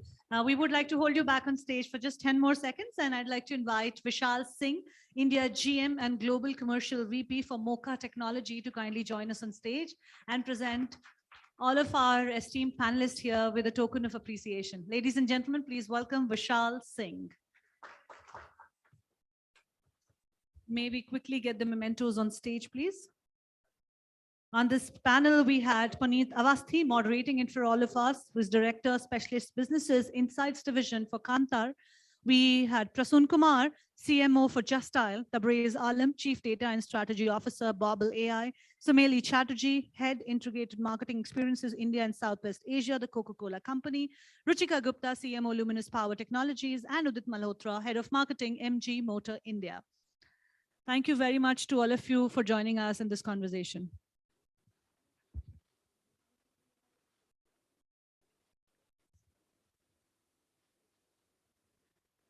Thank you very much. Ladies and gentlemen, we will now straight off dive to the next session, which is lined up on the agenda. So next is a speaker session. And, now that the digital transformations have become an integral part of our lives, it's very important for us to recognize and create a trustworthy and reliable digital ecosystem, which is free from frauds and scams engineered through bots. Since I can see there's some movement in the room, so I would request you to kindly sit back in your chairs as we have the next session coming up. But before that, we would like to quickly play a partner AV for all of you to settle down. Thank you. 10 years after its inception, ICFI felt the need for management education in the country and came into business established in 1995 and has now completed more than 2 decades of its existence. Well-established infrastructure spread all over the country, backed by a well-researched curriculum and academic methodology. To meet the current needs of the industry, IBS has been imparting quality education to scores of students for over more than 2 decades since its inception. Them career-oriented and industry-ready has been the hallmark of the IBS brand of education over these years. IBS has been continuously churning out top-notch professionals year after year from its many campuses. All IBS campuses follow a common program structure and have a centrally designed curriculum. However, each campus has the freedom to innovate and experiment with different educational methodologies and practices within this overall framework. IBS has world-class professors, state-of-the-art technology, and well-equipped campuses, everything for a student to excel in their chosen field, have a rich blend of academic and industrial experience.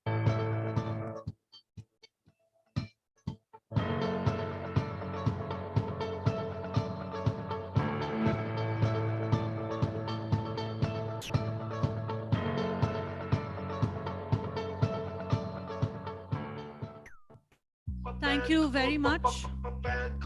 इस जंगल का मैं राजा तू भी fan है तो आजा इस जंगल का मैं राजा तू भी फैन है तो आजा हर लीग है हर गेम है स्क्वाड्स भी और स्टैट्स भी हर पल में लाइव एक्शन भी सो मत बता मुझे स्कोर फैन कोड पे है मच मोर चल खत्म कर तेरी search come and get some cool much इस जंगल का मैं राजा तू भी फैन है तो आजा इस जंगल का मैं राजा तू भी फैन है तो आजा बाकी दुनिया छोड़ कर download fan code.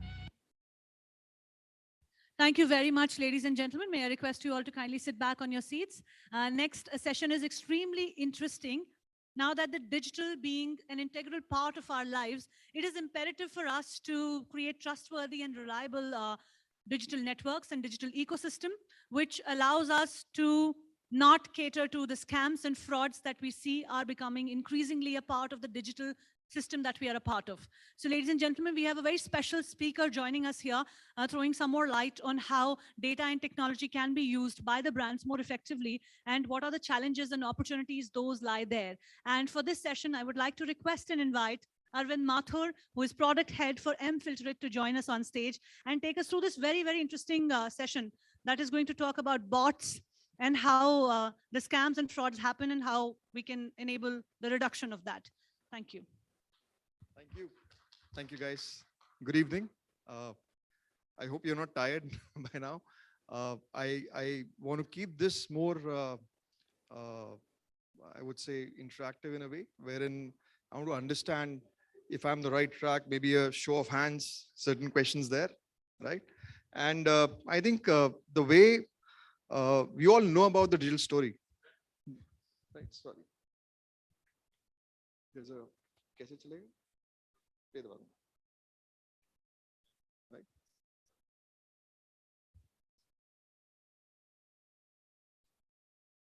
Sure. All right. So I think what's interesting is to look at that all brands are today embracing digital. Like it was about 10 years back, digital was something that was one of the media channels upcoming. Television used to always dominate. But recently, with the recent trends, we see behaviors changing. We see even TV viewing moving to OTT. That's where a lot of relevance now comes to what you show, how you engage with your customers. And the other beauty about digital is that whichever stage you may be at in your customer journey, somebody might be buying a car today, and they may go to the brand's website. somebody might be considering to buy a car and they may be going to different brands' websites. Now, each of these users make a visit to the brand's website. But what you show them, what exactly are they coming to you for, how you're evaluating. I think we've heard earlier in the day, brands with MG, we had MG here. So MG in a way kind of changes the pitch as to what they should be talking to a customer basis his online journey, right? And that's exactly the information their offline call center teams call back a customer with. Should they call them for a pitch for economy? Should that pitch be about connectivity? I think those are important impediments. But what's also important is to understand how do brands read the data. So if you look at the overall landscape, digital has now become almost a $602 billion industry. Right? In India itself, about 27,000 crores, close to about 30,000 crores. That's the estimates for this year. And that industry itself is going at about 40%. In fact, globally, by 2026, digital will actually become 73% of a total brand's online spend, which means it actually will dominate any other kind of online spend that a brand makes in the marketing space. Now, what's important is to understand a lot of traffic that you see online today, whether it's users coming in or whether you go to any website, a lot of these visits are made by bots and softwares. Certain part of these bots are actually good bots. They help you index pages. They would crawl your pages. They help you rank higher in SEO. But a lot of these are bad bots as well. Now, the difference here being that a good bot would actually come and declare itself. It'll actually carry those parameters as part of its own user agent information. And you'll understand it's a bot that's come onto a website. But for a bad bot, it'll actually hide identities, right? And that's one of the largest challenges. It'll hide identity. It'll actually make you feel if it's a genuine user who's come onto the website, but in a sense, it'll be actually be a bot or a software, right? And you've had recent tweets about Elon Musk talking about Twitter. It says about 20% fake spam accounts, while 4 times what Twitter claims would be much higher, which means there's substantial number of fake accounts that Elon Musk is talking about. And that's what's influencing the entire valuation for Twitter. Now, this is the problem that brands need to stand up today and realize. So this year, I think brands will close to lose about $68 billion globally to ad fraud, right? And that's a big money. What this also means is that ad fraud itself has become an industry. It's not a problem, but it's an industry. And every year we see more and more mature ad frauds coming through, engaging with brands and draining brand budgets, right? Now, the other aspect of it is that we also see a lot of talk about programmatic, right? Programmatic is going to be big. It's going to be the talk of the town. That's where the budgets will move. Programmatic will give the walled gardens a run for their money because brands will have more options. But what we are really moving towards is also an area that brands still completely don't understand. And there's a lot of legwork required to build in the right level of transparency. So right now there's a lack of transparency. The inventories that are being out there and the quality of that inventory is purely measured today on a viewability matrix, right? Is the inventory viewable, not viewable, what percentage is viewable? And then there are parameters like what reach you have, what frequency distribution you have, you put them into play. Now, when we look at that data closely, what we also realize is that a lot of those impressions or views are actually now coming from a concentrated set of devices, which means you probably are not meeting your reach goals, which means there's another industry behind how you actually amplify your budgets there and how those budgets gets consumed. And further, then there are safety issues of the brand as well. For example, one recent large FMCG campaign, we saw about 20% impressions being served onto blank websites, which had no content, right? In fact, on CTV, if you actually are targeting users on Roku and other devices, even if they switch off the TV, the ads keep displaying out to those on those devices, right? Now, those are issues that need to be addressed with time as the industry matures, as the fraud matures, as advertisers mature.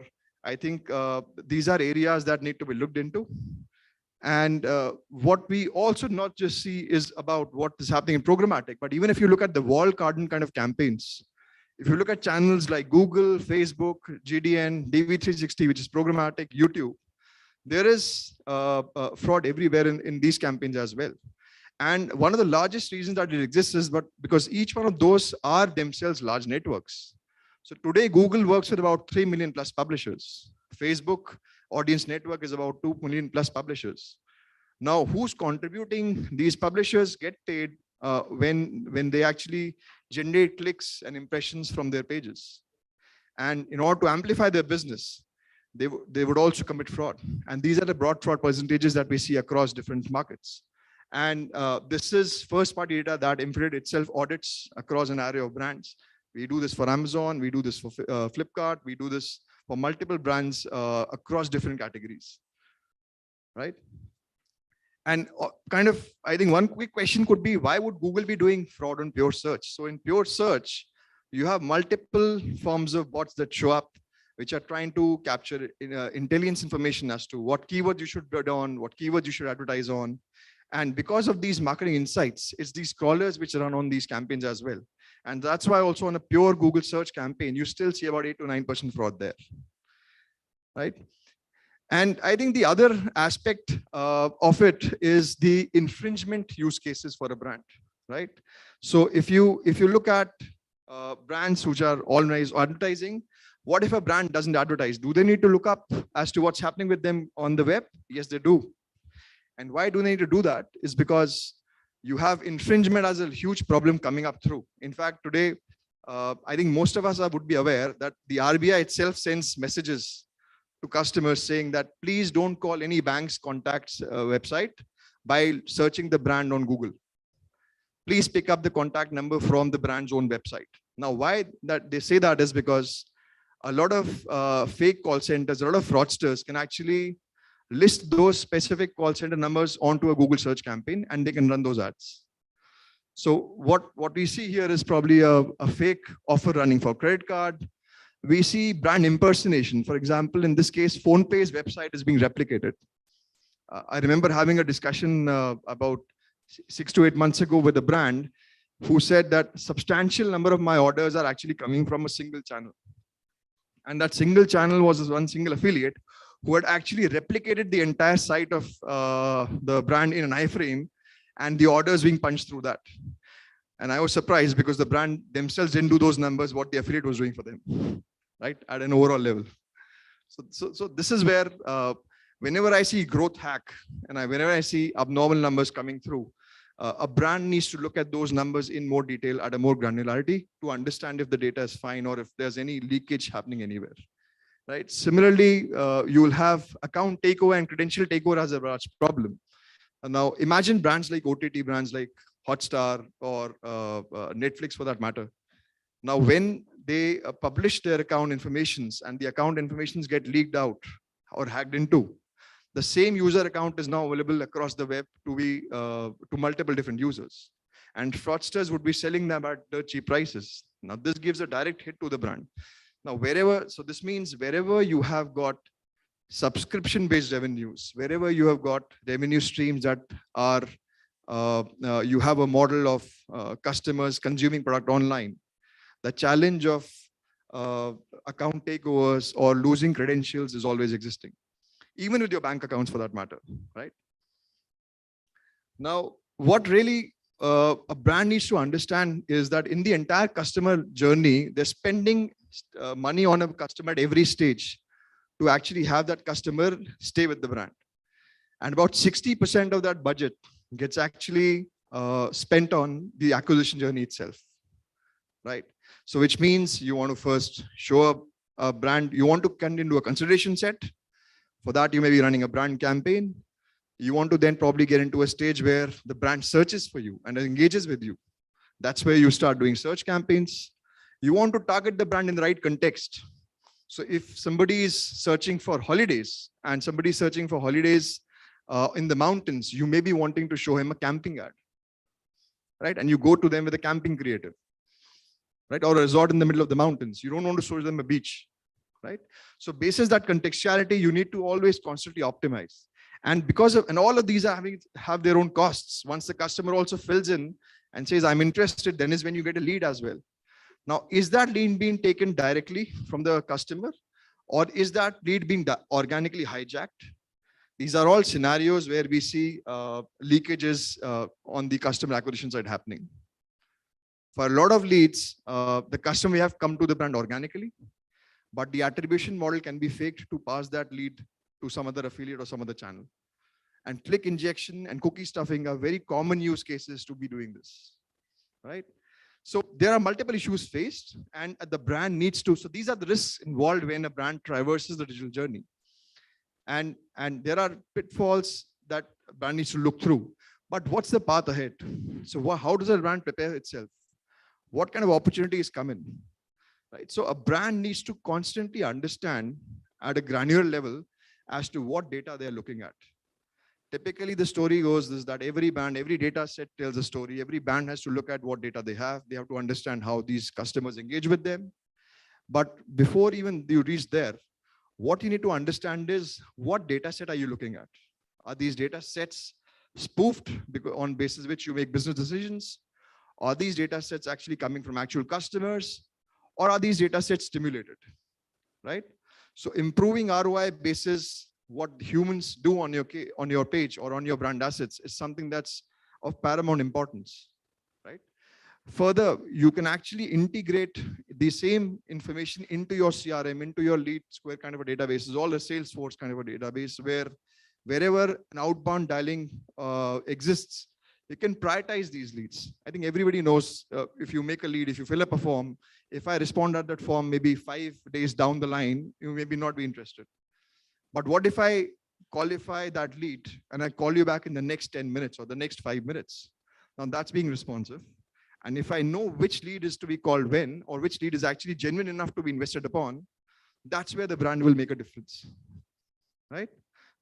I think further, if you don't look at these aspects, or maybe you choose to currently ignore these aspects, then we've seen cases where brands have not been able to protect their interests. A fake infringement case would have happened, and the customer would have actually filed a petition against the brand in court, but it was actually a fraudster who was using the brand's name and dealing with the customer, right? So these are areas that a brand, as digital evolves, these are areas or pitfalls which brand needs to look out for. They need to protect their businesses around these different domains. And these are again opportunities, because the brands who do this and who move in this direction actually will be the ones who will be protecting their business as well as building their businesses.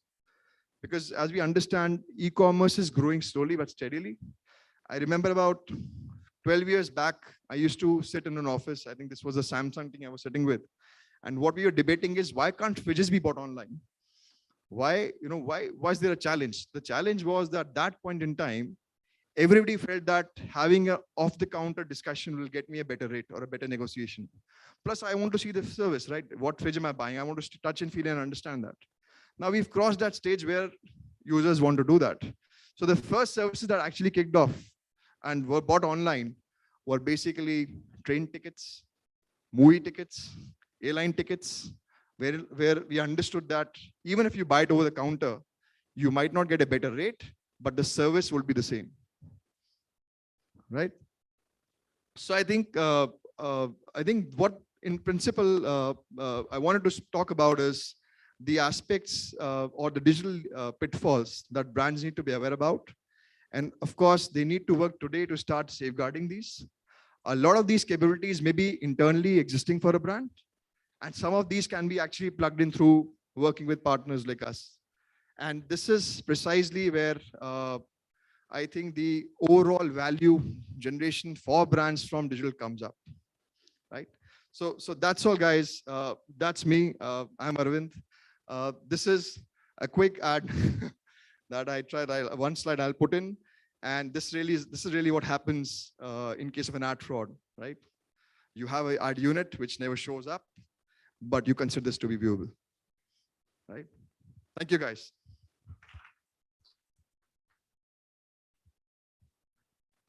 Thank you, Arvind, for taking us through that very interesting presentation. Actually, I think that's the need of the hour for a lot of brands to understand where the money is actually going, and if it is going to the bots. doing the engagement on your posts and whatever you post online. So ladies and gentlemen, I would like to request and invite now Rohel Amin, Senior Editor, Exchange for Media Group, to join us on stage and present a token of appreciation to Arvind for joining us on this very special occasion, Pitch CMO Summit. And let's have a round of applause going, yes? Let's maintain the warmth in this room, okay? This is after 3 years that we are meeting under a roof in this manner. That itself is a reason to just celebrate today. Thank you so much, both of you. Now, we would like to quickly remind you that the hashtag for this event is #PitchCMO. Let's engage into some conversations on Twitter, LinkedIn, and various other social media handles. And I would also like to play a special partner AV for all of you. And post that, we will have the next session.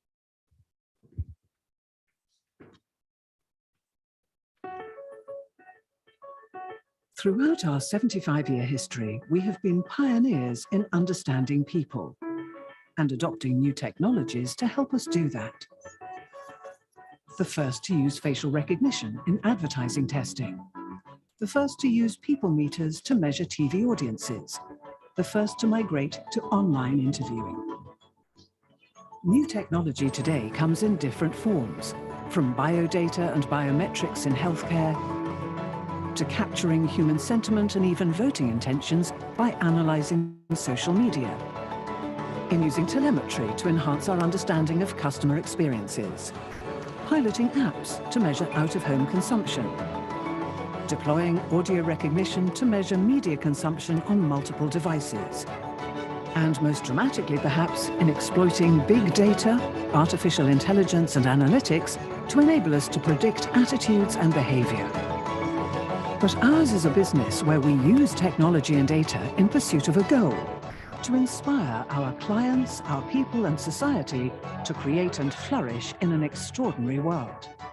And in doing so, some things won't change. Asking the right questions, listening hard, understanding better than anyone else the way people live, think, feel, vote, shop, watch and post. The desire to understand human needs and motivations has been around for centuries and will continue to define our purpose in the years to come.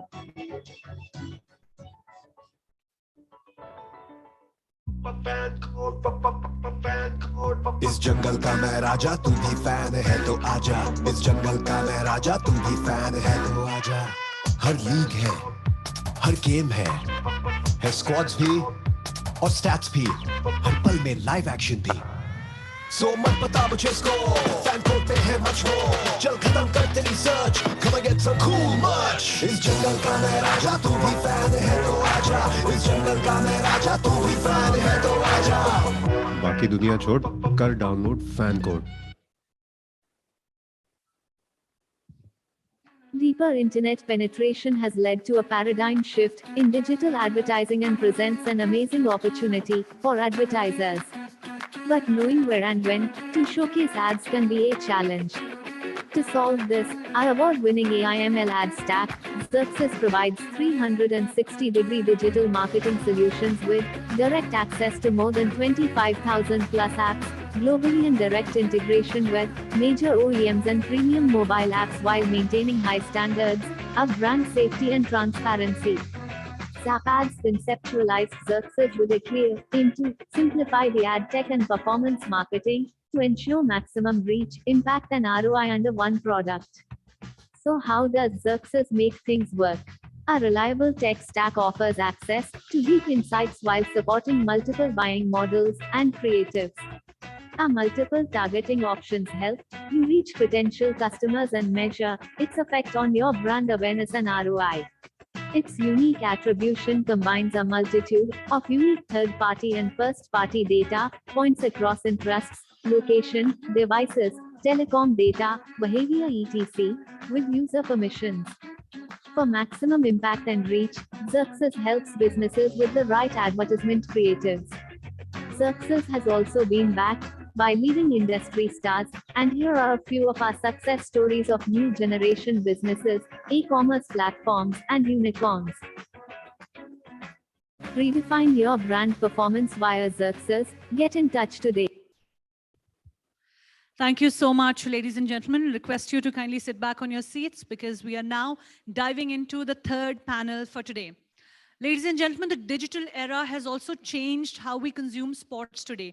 It's not just about watching a favorite team and supporting them over a big screen, but also how we cheer for them now on a mobile phone. With the pandemic changing the consumer patterns and how we consume sports, is OTT the new broadcast platform, or how the brands are adapting to this shift? This is exactly what our next panel is going to be talking about. Our next panel discussion is about data and sports, the winning partnerships for fans and brands. And to take this discussion forward, I would like to invite our session chair, CEO for Zenith India, Jay Lala, to kindly join us on stage. Ladies and gentlemen, please give it up for Jay Lala, CEO, Zenith India. Welcome you, Jay. And joining us on this panel, our esteemed panelists, Gaurav Nijavan, Vice President, Marketing and Brand and Communication, Stashfin. Please welcome our panelists with a round of warm applause, ladies and gentlemen. Shankar Iyer, Associate Director, Marketing, Perfetti Van Melle, India. Welcome you. Please give it up for Snehil Gautam, CMO for Housing.com, PropTiger.com, and Makan.com. Welcome, Snehil. And Yannick Kolako, co-founder, FanCode. Our panel is set on stage, and now I would request our session chair, Jay, to kindly initiate the talk. Thank you. Thanks a lot. Really great to do this session. And when this topic came to me, I thought like 45 minutes won't be enough. So, but we've got a great set of panelists, and we'll hopefully have a very interesting session for all of you. So on the topic, to kick off, sports has been quite a game changer, not only in India, across the globe. And when it comes to marketing, it's a challenge in terms of when you look at content and when you look at sports, because sports evokes a lot more emotions, a lot more feelings. There are fanatics who sort of follow the game, and given all these elements which sports brings in, and then now with the tech which is getting evolved, and the data that gets produced, it's a great sort of combo to have. And today what we'll do is we'll just like try and sort of garner as much information from these experts. So to just start off first, Gaurav, I'll start with you.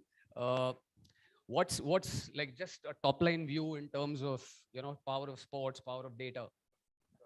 Good evening, everyone. So I'm very passionate about sports, and hence I'm very excited to be a part of this panel discussion as well.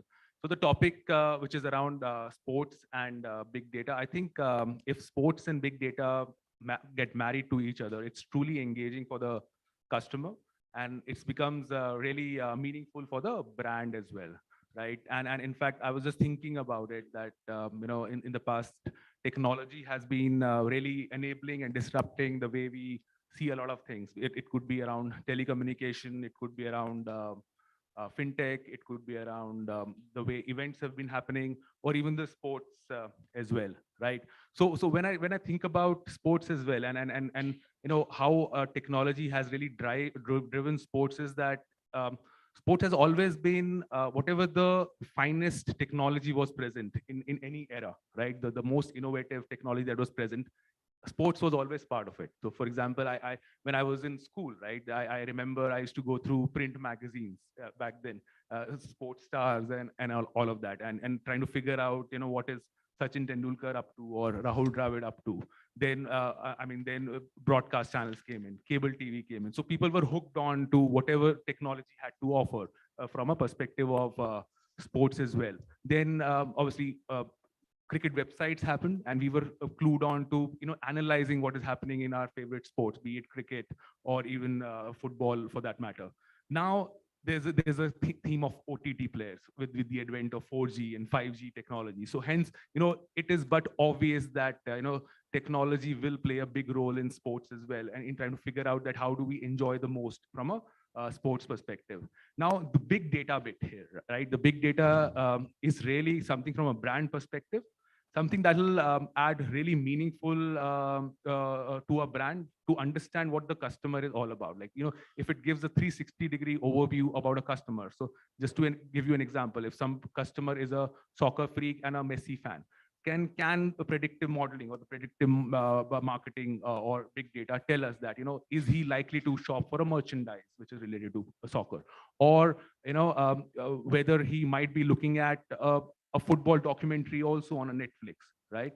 Or would he be looking for booking his tickets to Qatar for World Cup that's going to happen, right? Or is he looking for the best credit card offers or personal loan to actually be there in Qatar as well? So I think that for me, if from a 360-degree standpoint, if big data can tell us, it'll be really truly meaningful for both the brand and engaging for the customer as well. Thanks, Gaurav. Snehal, would you like to sort of add on to this, and specifically like the way Gaurav was saying, that big data is important, and big sports, and India especially beyond cricket. Like when we think about sports in India, it's like generally said that it's all about cricket, but is there Right. something beyond cricket? So Jai, the reality is cricket is huge in India, and it still remains very huge. You take TRP data, ratings data, or if you look at your core TG, and in most of the sector, it's true for most of the sectors. If you ask whether your core TG is watching cricket or not, most of the time the answer is yes, right? And that's why the cricket is such a big business. I think the next big sports that has been originated in India is kabaddi. If you look at ratings, it's again quite good, but compared to cricket, still small. Football and tennis still plays a very niche sport so far in India. But if you ask me as an advertiser, how these sports, where will you put these sports as an advertiser? Cricket will always remain a very high impact, program for us. Football, Wimbledon, tennis, these are the niche areas, niche programs for some cohorts of our customers. Advertising on those programs makes lots of sense, and it doesn't require lots of money to advertise on that, and ROI is much better in terms of getting to the right users, getting to the high intent users, getting to the HNI users. So those sports are still, a sustenance, a high intent targeting programs for us. And cricket, I think, still India, very high impact sports. Thanks a lot. And it's quite interesting. And Yannick, I would like your views on this. Is with this whole data becoming affordable, and like OTTs across genres everywhere, seeing a quite a bit of a boom. Do you think sports is going to move towards OTT and become like OTT will become a broadcast medium? Yeah, I think it already is, right? I think in terms of if you actually look at live sports, I think one of the most prominent, fastest growing mediums for broadcast is digital right now. And I think it does two very important things. And you spoke a lot about, which is the fundamental reason why sports is so much more important to marketers than any other content like cat videos or other YouTube, which are low engagement videos, is that the user normally has affiliation. They want a player to win, they want a team to win, they want a player to do well. And because of that, a user is normally, or the viewer is very engaged into that. So the ability to actually get on that. So when you start looking at digital, I think what the transfer of sports consumption from television to digital does, it allows you, from a user, it allows you to be able to watch what you want whenever you want. You're not restricted by linear. In linear television and in the old broadcast days, if you had 5 channels at one point of time, you could only show 5 sports events. Now you can show, I mean, at FanCode, we show at some point of time about 25 sports events at the same time. So you're able to, as a user, you're able to choose what you want. So I think that really has added a lot of advantage to sports users, to sports fans. And I think the other big thing, which is essentially moving the migration of consumption from traditional broadcast to digital, is that honestly, sports consumption or sports fans want more than they're more than passive viewers, right? It's not just about sitting back and watching a game. It's about being able to talk to friends, whether it's virtually or in real life. It's about being able to interact with stats. It's about choosing. It can be a lot more immersive in digital. And if you compare where esports is as an experience of users to interacting with the game, sports is way behind, and there's so much of things that you can actually learn from. And it's something that we're doing even in this India tour of West Indies, which is on FanCode. We're trying to actually do a lot more, in a sense, give the power of the actual experience to the user, to the fan, which is the fan can choose when they want to watch a highlight. The fan can choose when they want to access stats while the game is going on. The fan can choose who they want to listen to in commentary. And I think that's going to push more migration in a sense that users are going to move to digital because some of the services that digital can give you in watching sport are just not possible to give in a traditional linear form. And as and when you require it. Very interesting. And Shankar, I would like your views on this, given that you have a host of interesting brands and even more interesting creatives. Like how does this play out in your scheme of things? Yeah, thank you, Jay. So with the kind of sector I come in is FMCG marketing and of course food marketing as well.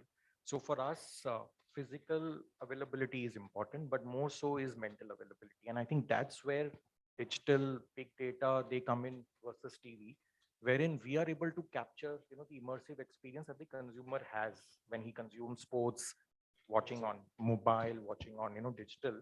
So for us, it's very clear that whenever we do any advertisement, it's a combination of TV plus digital.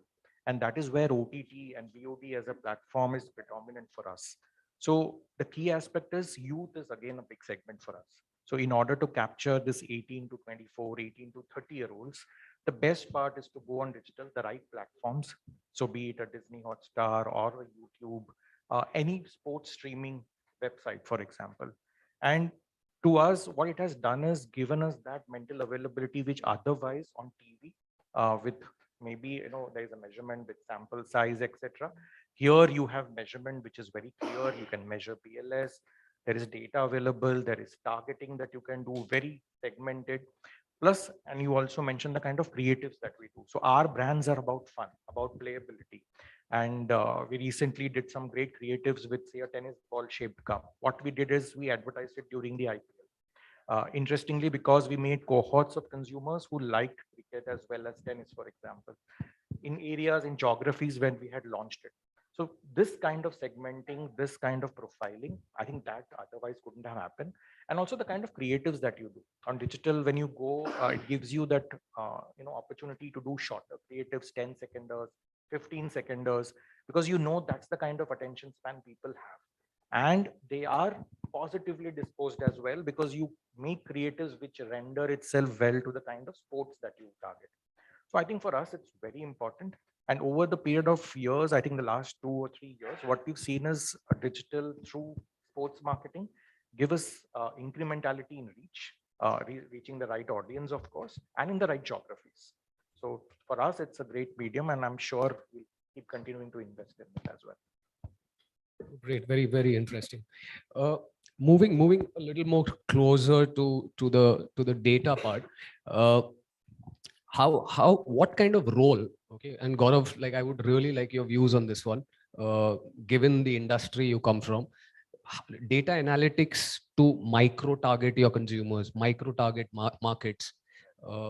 Just what So your this views? is a very interesting take on this, and this also takes me back to my not just BFSI but FMCG days as well, right? Wherein whenever there was a new product launch or a brand launch, we used to call it like, television will be giving air cover to the salespeople, right? And we'll do BTL activities that will be like the military on ground, merchandise, we'll do visibility and all that. What was missing was the surgical strike, like the precision targeting, right? Which I think OTT and with all these data analytics, tools are going to bring in, like the precise targeting of what a person wants, because now people are also used to on-demand content, right? So they need it when they want, wherever they want it on the go as well. So that's where the precise targeting plays around as well. And I also feel that there is a need for data hub centers. So especially in OTT players, and right now I think it's happening as well, wherein you do programmatic buying, and I have my first party data, like from a fintech perspective or any other brand's perspective as well. Is it would I be able to reach out to my customer segment in the most relevant way, in a programmatic way, and then can OTT players or the programmatic buying or this data centers tell me that what kind of frequency is required to reach a person in the most relevant way, what time of the day, or what kind of locations would give me the best output from a performance standpoint, and reduce my CAC as well. So I think these are some of the innovations that from a media or a digital marketing data standpoint will be really helpful. Snehal, what is your viewpoint on this? Given that you're in a industry which like your marketing properties, and there'll be high-end properties, middle, low, and how does this play a role, data analytics, in your scheme of things? So for us it's extremely important because we are a platform where users come online, they come to buy, sell, or rent properties. So for us as a platform, we profile our users at a very minute level, because we know what the user is doing on our platform, whether they are looking at 1 CR plus property, they are looking at 50 lakh properties. And after that we have also mapped their consumption pattern, and it's very interesting because before COVID my answer would have been very different than what it is right now. And I'm sure fan code team will be very happy with the new trend. But earlier, whenever we used to sit down and do our media planning, then it was a TV first media marketing plan that we used to do, especially for sports, because across the cohorts, whether it was a user segment looking for a luxury property, a user segment looking for mid value property, or user segment looking for a less than 50 lakh property, everyone was on television. Now after, and that's the reason while COVID extremely deadly, extremely bad for human race, few things it has, there was few positives out of it as well. There were cohorts of people with whom we were struggling to get them online in tier 2, tier 3 cities. If you look at our growth numbers from tier 2, tier 3 cities, it has significantly gone up, and we didn't do anything. It's all because the ecosystem became better. Similarly, if you look at the cricket consumption, sports consumption across the cohorts, our top player segment has completely moved out of television now. They are watching sports on OTT platforms. And it has resulted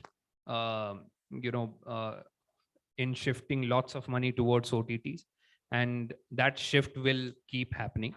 We are seeing rental audience completely cutting the cord of television. They are completely on OTTs. They are watching IPL on OTT platforms, on mobile, on connected TVs. And that's the reason that we started our media budgeting with 70-30 in 4 years back, and this year we have planned 70-30 again, but 70 towards digital, which is a big shift. And what would that be for, like, if I may ask Shankar, what would it be for Perfetti? 70-30 digital. Yeah, so I think I was just thinking the same piece as well. So when we started before COVID, we would be like 90-10 in favor of TV, but we are moving now 60-40 for our youth brands, still in favor of TV.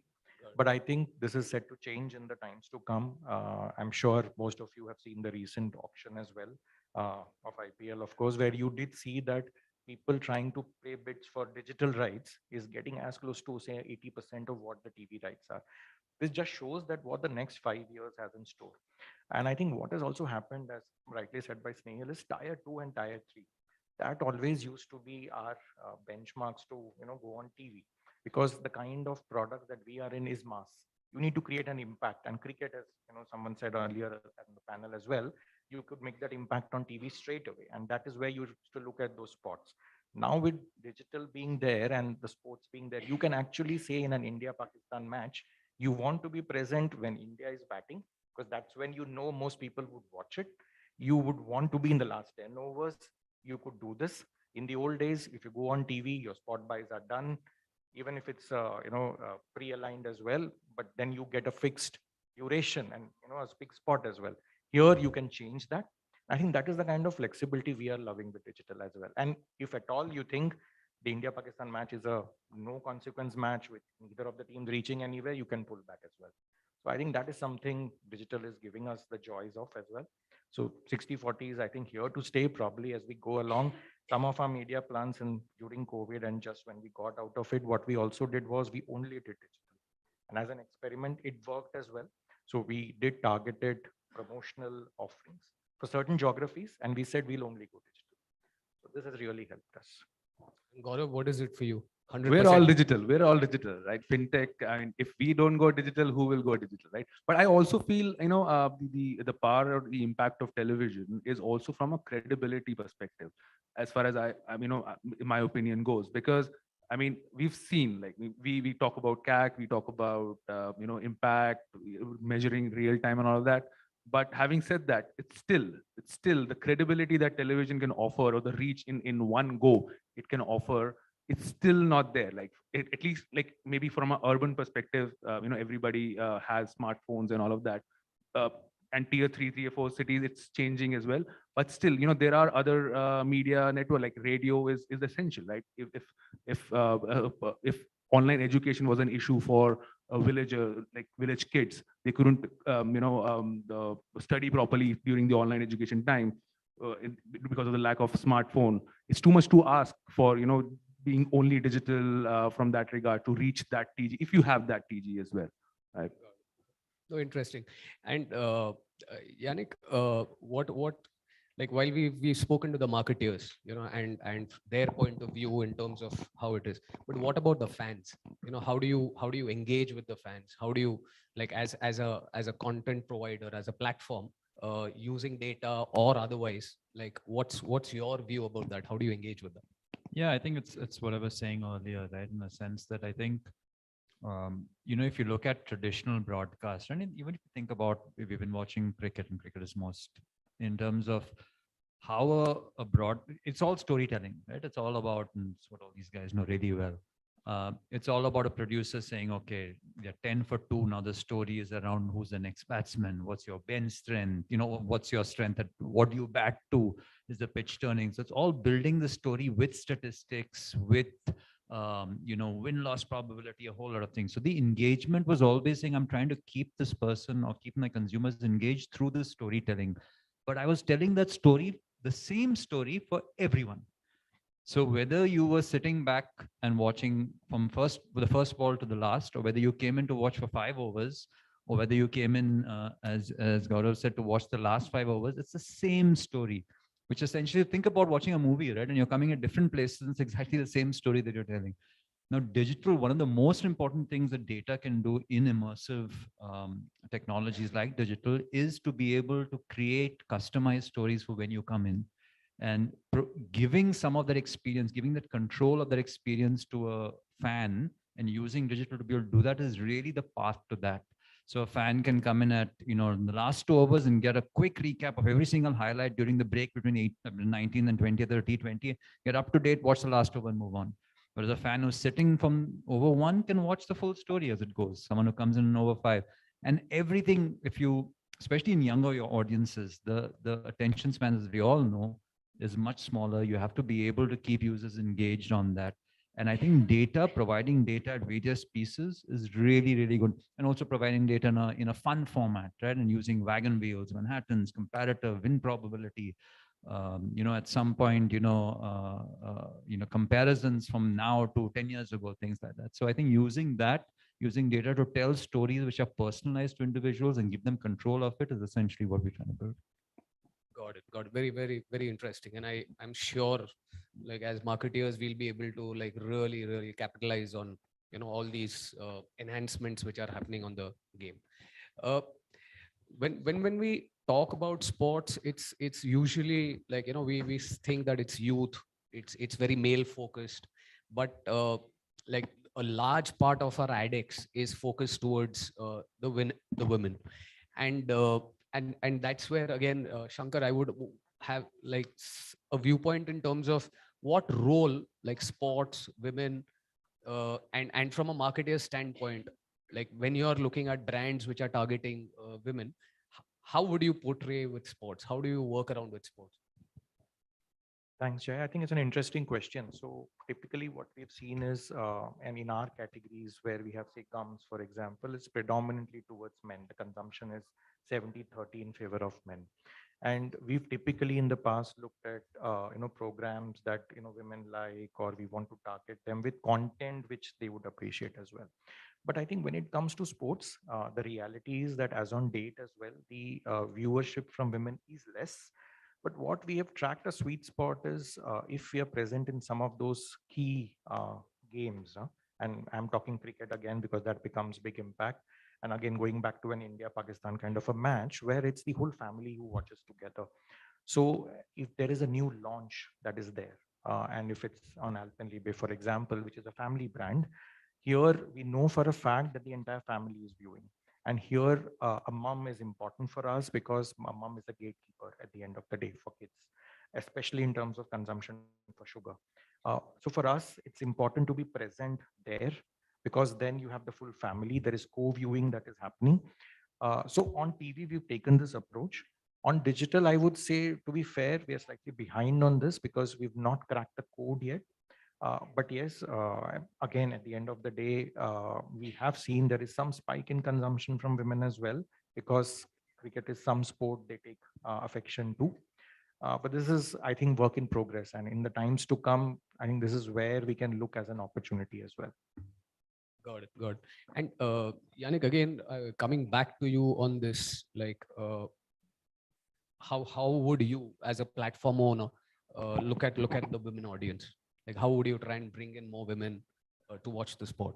So I think this is a little more, I think this needs to be a little macro, right? As a platform, you can do whatever you want, but you have to, I think, the fundamental change in getting more women to watch sport, get more women to play sport, which is really important.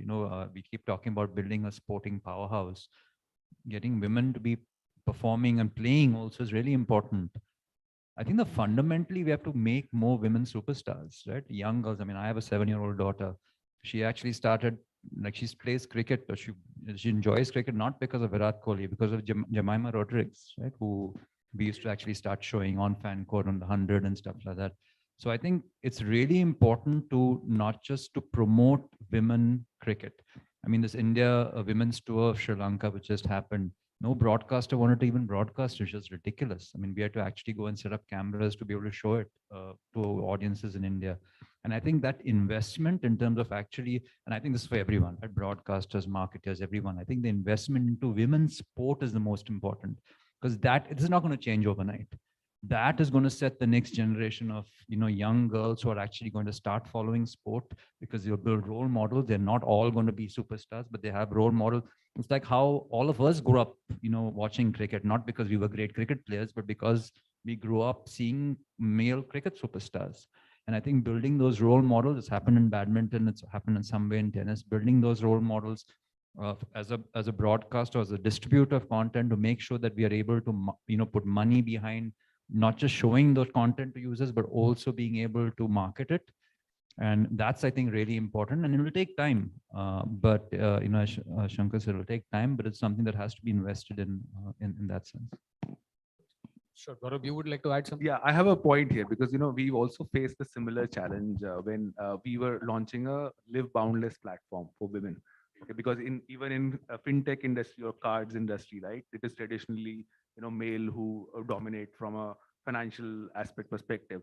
So I feel that it's a very it's a challenge for the marketeers to make things cool as well, right? So, for example, when we launched that platform, we showed a woman wanting to take up golfing, while everybody around her was judging her that you want to hit a ball, just hit it with your brother's bat, right? So when you tweak things around, when you make them realize that they don't have to listen to inappropriate things when it comes to taking up sports or things like these, that's where we'll also see a lot more women coming in, right? And that's I think that's, if we make sports really cool and give them what they want, maybe if it's from the backstory perspective, or like taking up sports very seriously as well, communicating that in a much effective way, that will really help.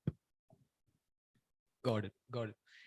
Uh, with sports being so much about passion and what it can do for a brand, and at the same time data. There's a combo of both of them which is extremely lethal. Uh, Giving personalization angle to that, what I would want is like each of your views on this, in terms of, just imagine that there is personalization at scale possible.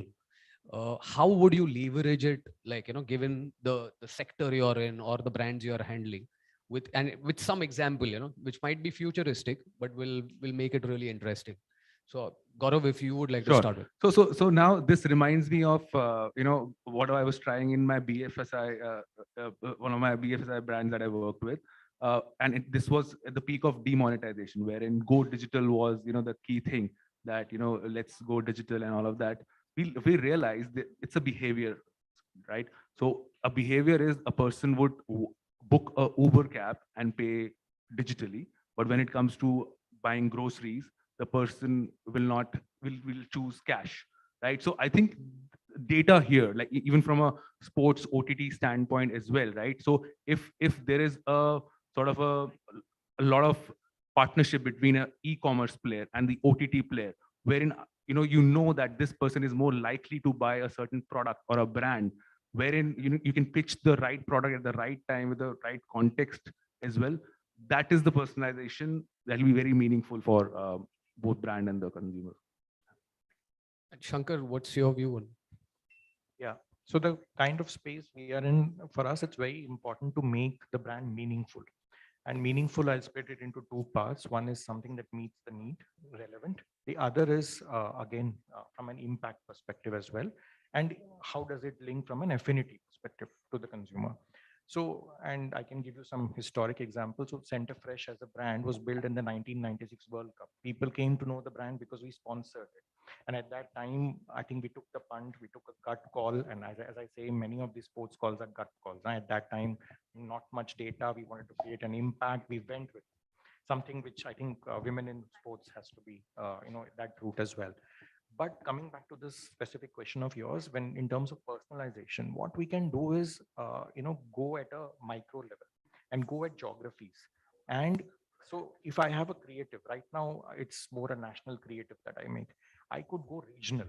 I could cut that creative with characters and cast which are localized. I could run that in specific geographies. I could create scale out of it, which right now on TV I can't. I can only dub it and play it in, say, a certain part of the country. But here, a contextual is key.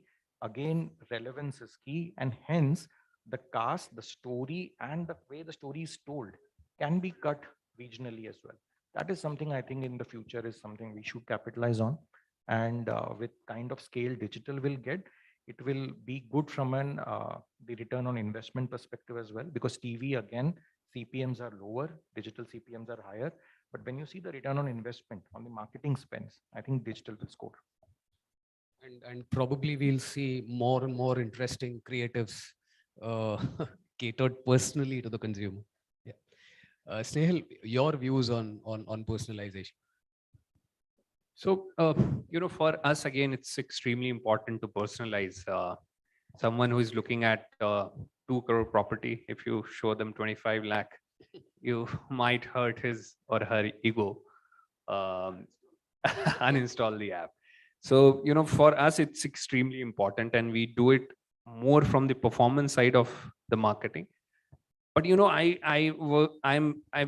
are working on something, too early to talk about it, but take an example of Zomato, what it did with personalization, especially with the branding. What they did was, uh,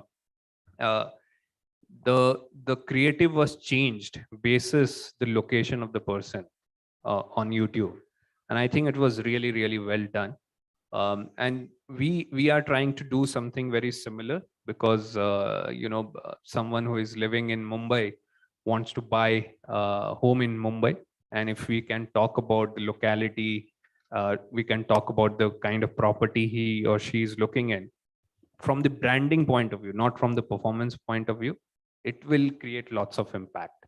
So for me, personalization has been limited to performance marketing so far. It will slowly and gradually move into brand marketing as well on digital, and digital will be the space where it will change.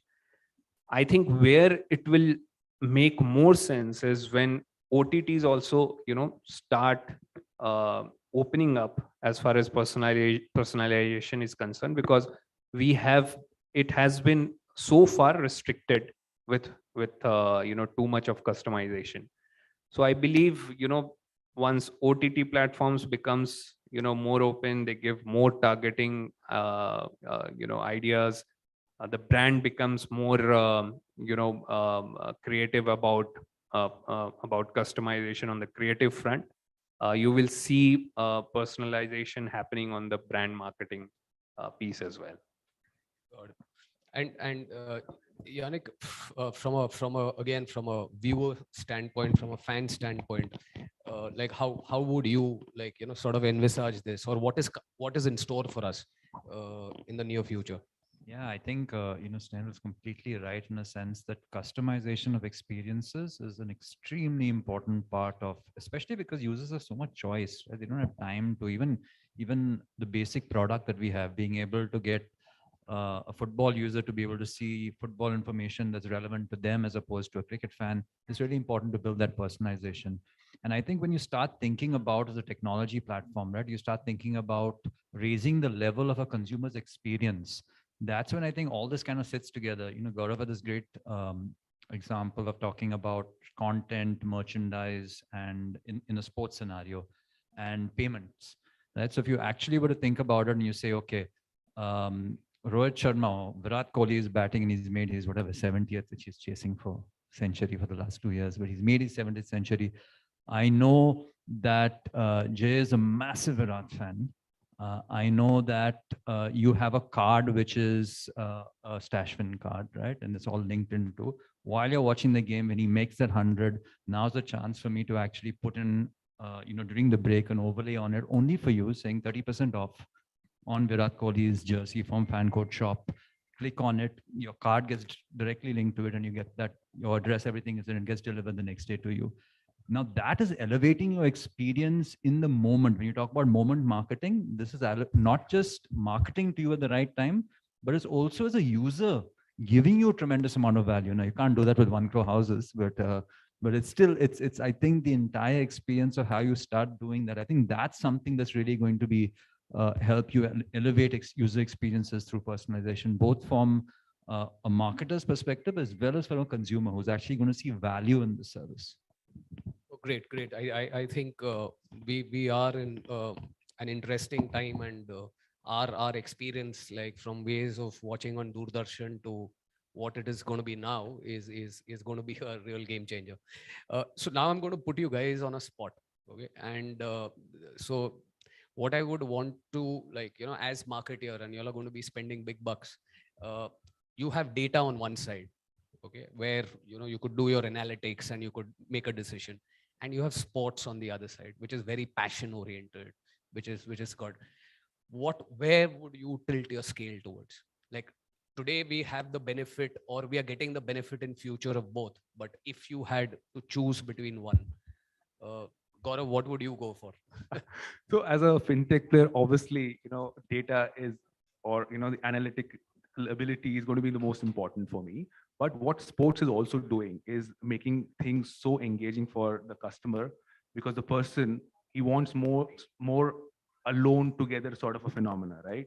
The person might be alone watching something on OTT player, but he's still, or he or she is still with his or her friends on, the OTT platform, interacting amongst each other.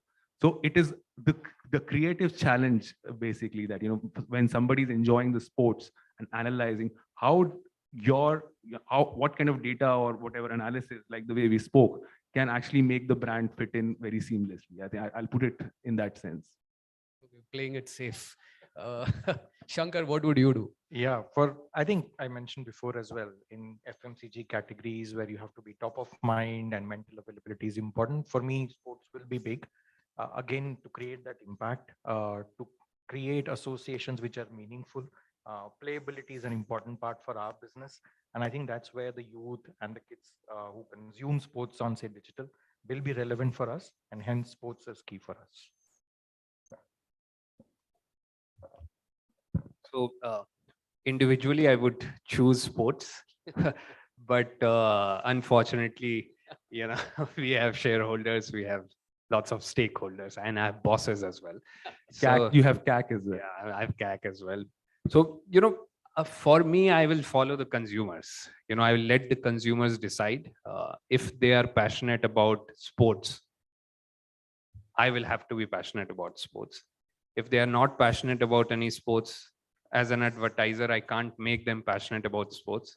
It's not my job. I just need to follow the consumer. So my answer will be, I'll let the consumers choose and I'll follow the consumers. Good, being diplomatic.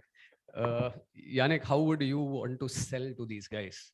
Like, given that you're from a platform which is all about sports, what's your and this is where I think that this entire I think if you get how sports is different from every other piece of content, I think that's the most important thing.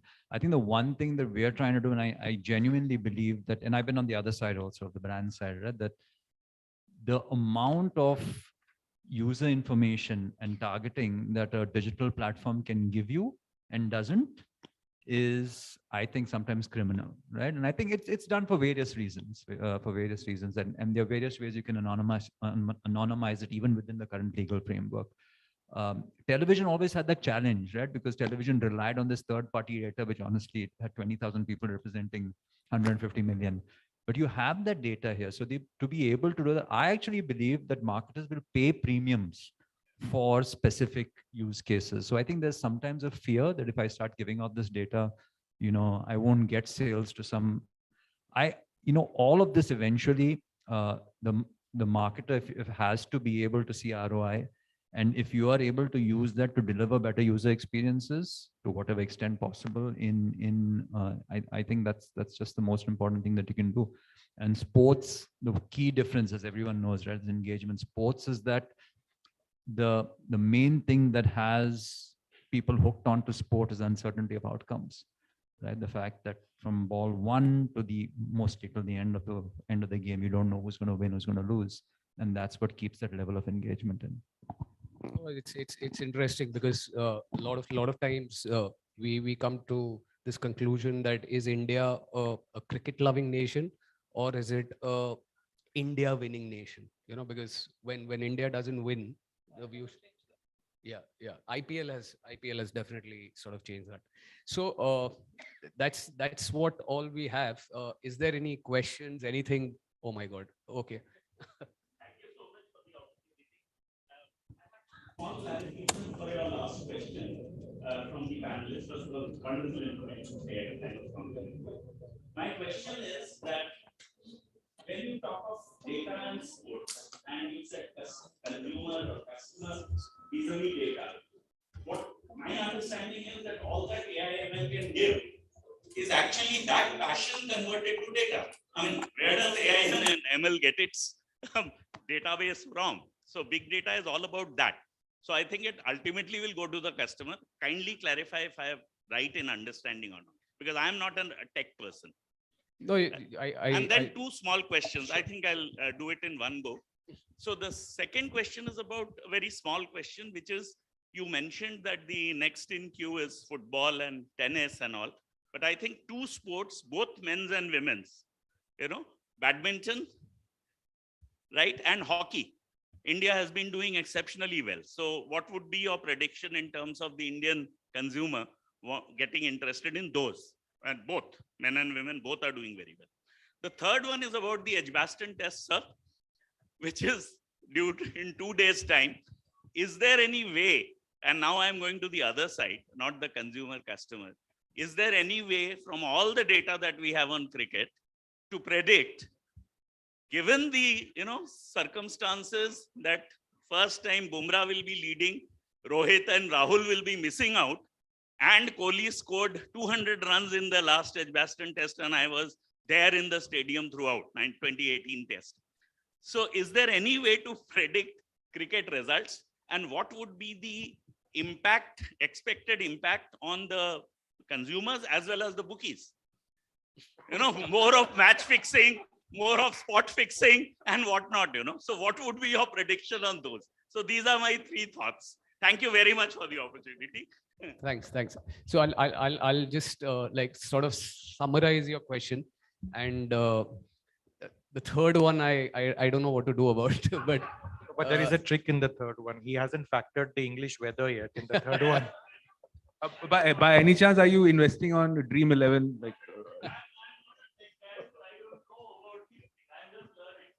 No, so one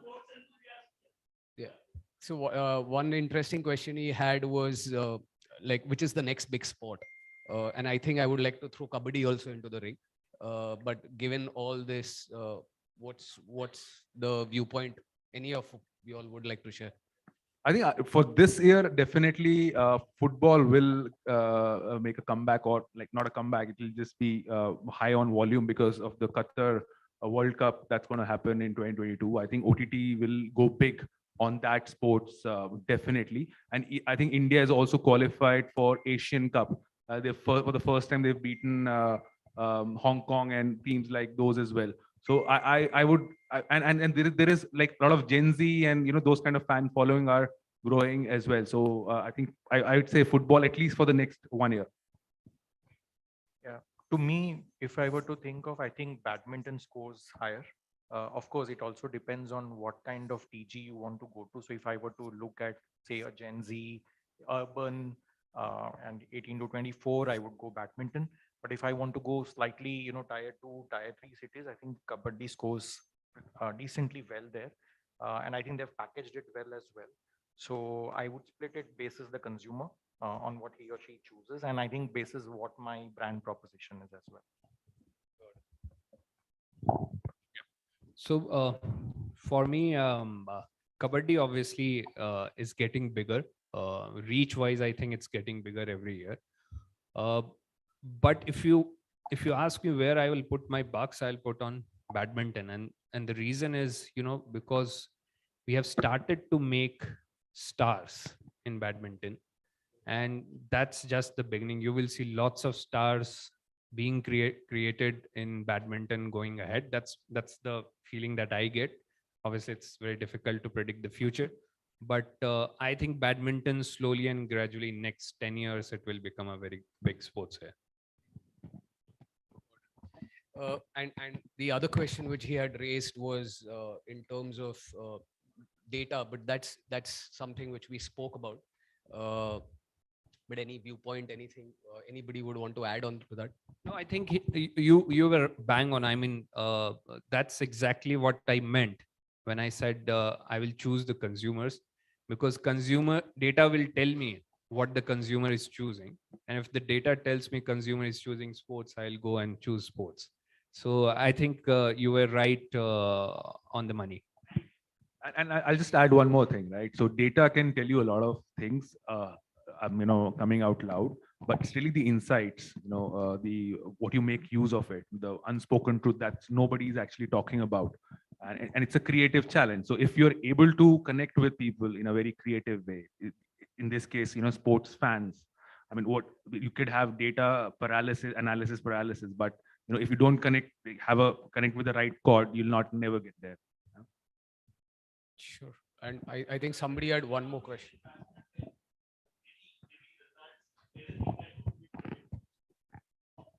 Sports fans will say India all the way, or what else? I think it's going to rain. I think there was one more question. Yeah. Thanks. Hi, everyone. I'm Karan. Thank you for the session. So my question is that when we talk about sport, the limelight still continues to be on traditional sports, cricket, badminton. What I want to ask is, what is your perspective on esports or on online gaming and the growth of this sector when it comes to sport and advertising on sports? Yannick, it's for you. And it's just to add one layer to it, especially when we look at the cut of younger audiences, right? 18 to 24. When we talk about those audiences, they're consuming a lot of esport. In fact, they're not consuming IPL as much as they're consuming esport. So what is your perspective on that? Yeah, so I think, I think there's obviously a lot of consumption around in terms of streaming and playing participation on it.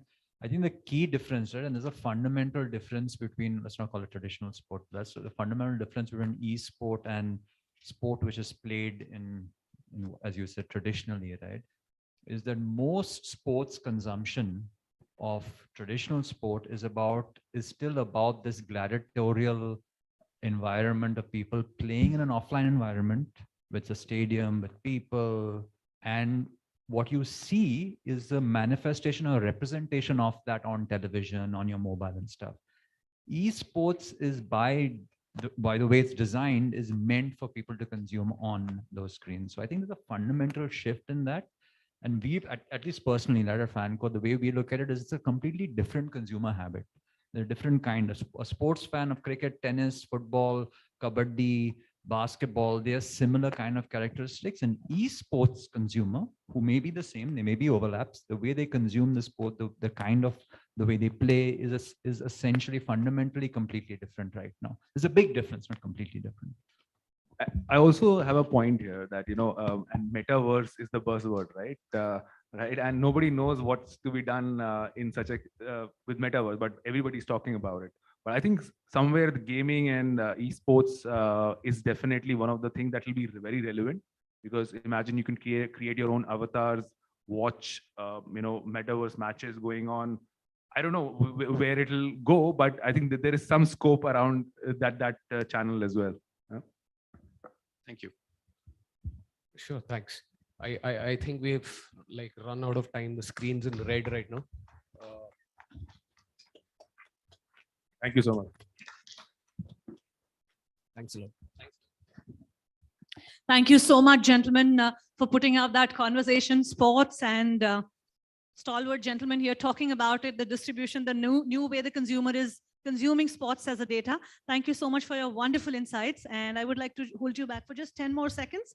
And in fact, not even that, because we have Yannick Kolako on stage itself. He will be facilitating all of our esteemed panelists with a token of appreciation. May I kindly request the memento to be presented on stage? Ladies and gentlemen, a big round of applause for this great panel here on stage. Thank you so much for sharing your insights, your inputs, and taking us through your wonderful conversations. Could we please come forward? We can just come forward here in the front. Okay. Ladies and gentlemen,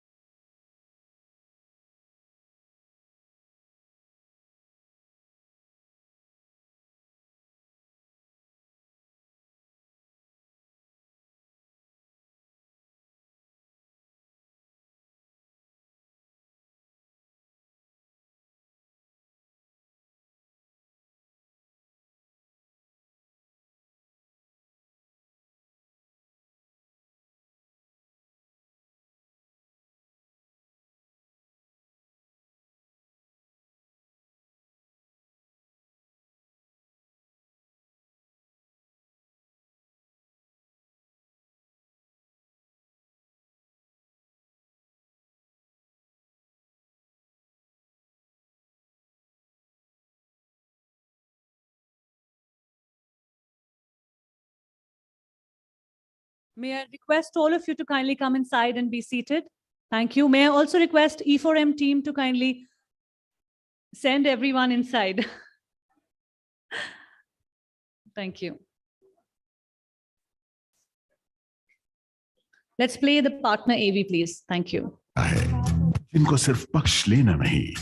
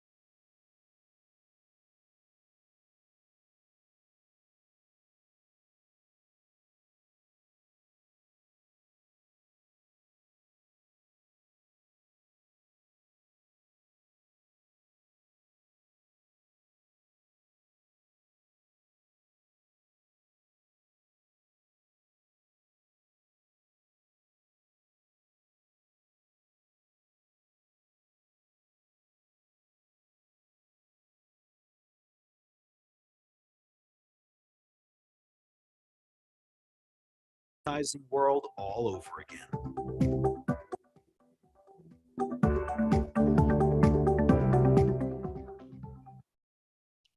Thank you so much, ladies and gentlemen. Up next, we have an accomplished business leader who has a broad experience across consumer products and media industries and shares a passion for marketing, technology, and startups. There's no one better than him to shed light on the topic of understanding data to understand the customer. Ladies and gentlemen, please welcome on stage our next speaker, Salil Kapoor, Business Unit Head Appliances, Orient Electric Limited, to share his thoughts on the topic. And also, I would like to request and invite Dr. Anurag Batra, Chairman and Editor-in-Chief for BW Business World and Exchange for Media Group, to join us, because it's going to be a fireside chat between Salil Kapoor and Dr. Batra. Ladies and gentlemen, a big round of applause. Let's welcome Mr. Salil Kapoor on stage. Please take a seat.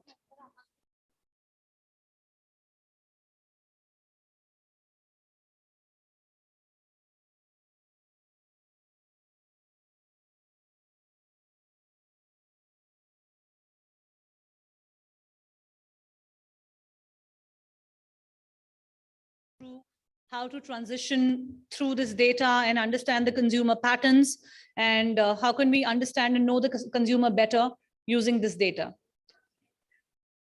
We're just waiting for next 10 seconds to have Dr. Batra here on stage with us.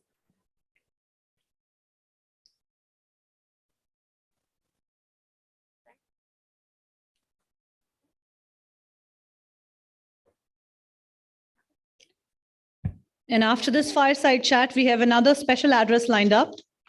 That is also, and after that, we have one more session. So we have 2 more sessions remaining here for the evening. Again, very interesting topics and discussions to follow after this. I know we've been sitting here for a bit now, but I'm sure these conversations are extremely engaging, and they're also extremely insightful and helpful to build strategies and leverage the potential of data and technology in our respective businesses. I hope we all are taking some key insights and takeaways from today's session. Pitch CMO Summit. Also, I would request you to kindly tweet about this event at your social media handles using the hashtag that's there on the top, Pitch CMO. So use the hashtag, engage into the conversations, let's get the momentum going on, and let's build on the conversations and learnings from today's event.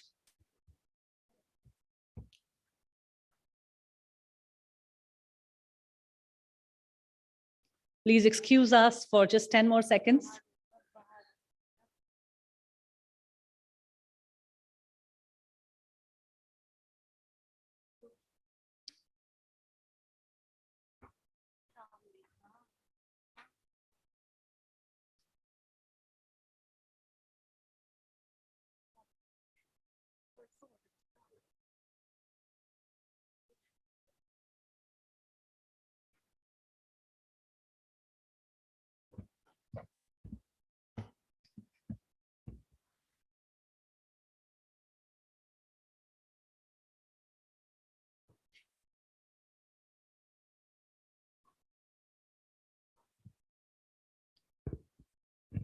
We are probably before the session itself.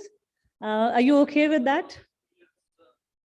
Mr. Kapoor has intense experience across broad categories.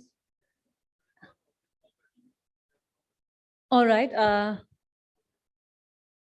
think if we keep those after the session, it'll be great, but I leave it up. They call to it you. a filler, huh? So Dr. Batra is here, ladies and gentlemen. Mr. Kapoor, I heard your comment. You're not a filler, but I had to go to the washroom. Now that filler is always very important. That filler you can't. So you know, this is the penultimate session. So we do have a session with Mr. Ajay Sharma, who's the managing director and CEO of Badrinath.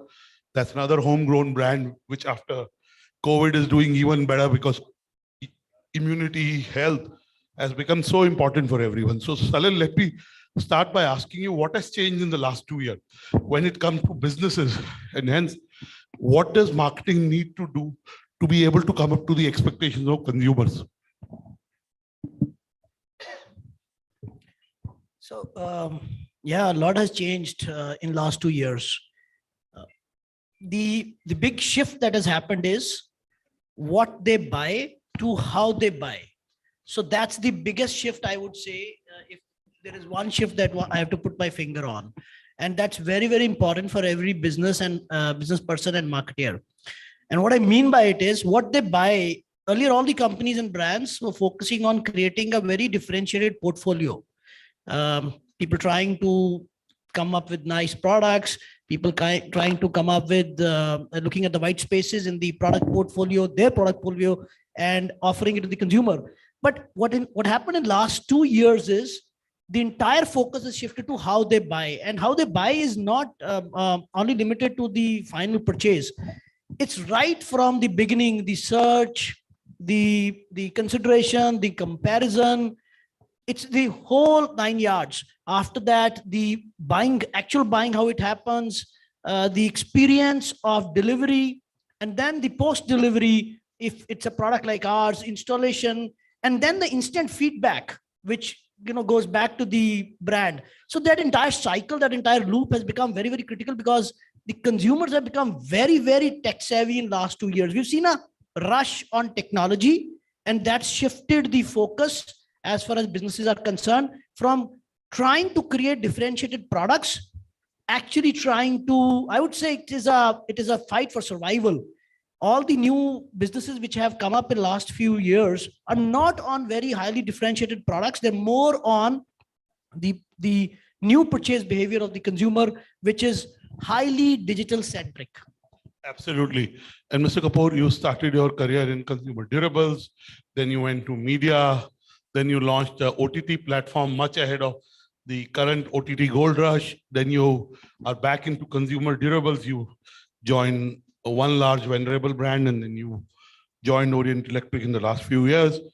Now, we talked about the term SOHO, or the SOPO, you can call whatever, but basically searching information online, but buying offline. However, the beauty about the last 2 years is while online grows, offline is equally important and growing. How do you explain the fact that both of these are growing? Online is growing. And when it comes to Orient Electric, you may not want to give specific numbers, but when it comes to Orient Electric, how has your D2C or your e-commerce play got fortified post-pandemic? So 2 parts to the question. I would say that offline has really not grown as online has grown. And I'm not talking about the actual sales and online sales versus offline sales. I'm talking about the entire process of purchase. And it's not new. We all know when consumers, they step into an offline store, they look at a model or they look at any product, they actually go online to look at the information about. So the search about the product, the reviews about the product, everything is happening online. So I would say the pre-purchase, all that stuff was happening, which was called word of mouth. It's now word of digital actually. So that entire thing has shifted drastically to digital rather than being offline. And then comes the actual purchase. Actual purchase can happen online and offline, but we've definitely seen, most of us, huge shift towards online as well. And then within online, there are two parts. One, you have aggregators, and then you have the entire new of D2C brands which have come up, and all the existing brands also creating their own D2C, which is like their own shop in your digital shop, you can say. The ease with which you can go direct has really changed. So you have the whole stack available. There's a Shopify, there's a ShipRocket, and there's a payment gateway, and you understand all those 2-3 things, you put them together, the entire stack, and you go online. So I think brands have realized this fact. They understand that the consumer is highly digital centric now. She searches, she evaluates, she looks at the reviews, she goes through the entire digital journey before she decides to buy, what to buy and where to buy. And that purchase can happen offline and online. But the initial part of the journey is definitely much more digital. As far as we are concerned, yes, we are also in a process of putting a D2C own setup. But I think within the overall picture of the existing brands, the aggregator piece is much bigger as compared to D2C right now. And Salil, if I may ask, I see you advertising big time on television. And I recently read an article about 45 days back, not in the Harvard Business Review, which said, it was a beautiful article. I sent it to some of my media owner friends. And it said how in the US, mainstream media is coming back with a vengeance. The budgets on mainstream media are coming back in a big way there. So online is growing. There's no question about that. But online, the price has become very uncompetitive. Second is there is a lot of online fraud. There's a wastage. And hence, a lot of large brands are going back to television advertising, newspaper, radio, outdoor. They have shifted their budgets from online to mainstream media.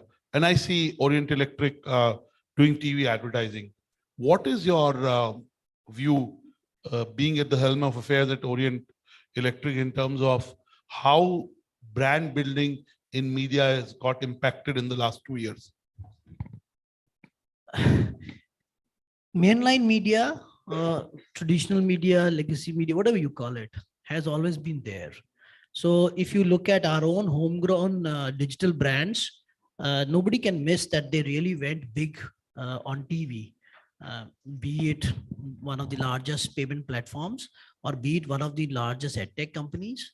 They're all digital brands. Not only they are digital brands, they're setting up offline retail. So the edtech brand, if I know what they're setting up B2C physical counseling centers, and other edutech brands are also setting up physical centers. So, while you talked about physical retail not growing, there is a touch and feel in this country, which is not going to go out of fashion that soon. So this is not going to be the digital part versus the physical part. It is going to be an omni-channel. And the degree of it will vary category to category, product to product, industry to industry. I think the marketeers will understand it. They already do. And their understanding will increase over a period of time when they have data in their hands, where the interaction and where the conversion is happening much faster. That will decide which way they will go. But both the forms and both the offline and online will coexist. Coming back to your earlier question that will it be TV or how it's TV versus how the brand building is, I think TV in India still has that scale. It gives you that kind of a scale.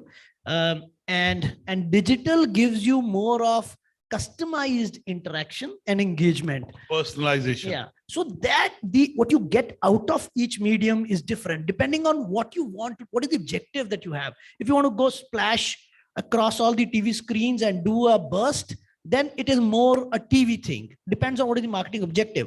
If you want to build up the engagement and it's more gradual, you can't do bursts on digital. That doesn't work. And long-term brand building on digital, that also one may question. And I'm not saying, of course, digital has to be part of the plan, a large, but again, there is lots of studies saying, and forget the studies, look at all the unicorns, they spend money on IPL and TV advertising during IPL. So clearly TV is not going anywhere, right? But tell us some things that we haven't still noticed or which are very small in terms of trends, which are going to become bigger and bigger in the next few months, few years. So I think there are niches to look at as far as media is also concerned. A recent example, what I can quote is there's a service called MyGate. They try to integrate into all the high rises, and they have a penetration in a lot of apartment complexes across the country. Now, it is essential for every resident out there to have that, because that's how you welcome your guests, or they let you get your guests or anybody who's visiting you. You by default on the screen of your consumer, and then you start pushing the products. So that kind of a stuff where you get an entry, which is a backdoor entry into the consumer's screen and mind share, and then start pushing the products. That's a new one. The other one which is also coming up is the digital OH. So, forget the standard out of home that we have seen. All the screens which are being put at various offices, restaurants, and apartments. Imagine all of them connected somewhere with a common service, and at one go, you have one campaign or one ad or one product showing across the country in all those areas. Now, these are the new things which will develop, and I think technology can, help us scale any small thing to whatever level that we want to. This is the kind of a personalization, this is the kind of scale that can be built up with the help of all these new things which are coming out of the picture. So all the old traditional media will also get digitized. So I'm actually wondering, when will we have the roadside out of home across the country lit up one day, showing one particular brand on every road? That will be the kind of new thing which somebody centrally will control it. So this is something that we are going to see now coming up. And I think a lot of people are working on such things. Now, let me ask you, you worked across sectors. How are leaders, business leaders, and I said marketing is about growth and marketing is business. If marketing creates growth, then marketing is business. Tell me, what are leaders doing to be able to make themselves relevant in this post-pandemic scenario? I think it's been a tough journey for all businesses in the last 2 years. There have been multiple challenges. Whenever the demand is high, there were supply chain issues. And for whichever sector there was no demand, they had some other issues of survival. So I think all the businesses were trying to cope up with one or the other challenge. I haven't seen any business which said that we did not have any challenge. So if the demand, like, last 2 years, the consumers have really focused on themselves and their homes, be it their education, be it their looks, be it their what they needed in their house to improve the house. So most of the stuff went there, and now when things have opened up, most of the stuff has shifted towards travel and other experiences, because they didn't step out for a long time. So wherever they went, there has been a supply chain challenge for whatever has been going across the world in the last 2 years. On the other side, there have been businesses which were totally challenged because things were shut down, and whichever were more dependent on the physical presence, those businesses didn't happen. So mostly, I don't want to mince the words, but I think it's been a survival issue for all the businesses across the world. So all the leaders are trying to cope up, understand.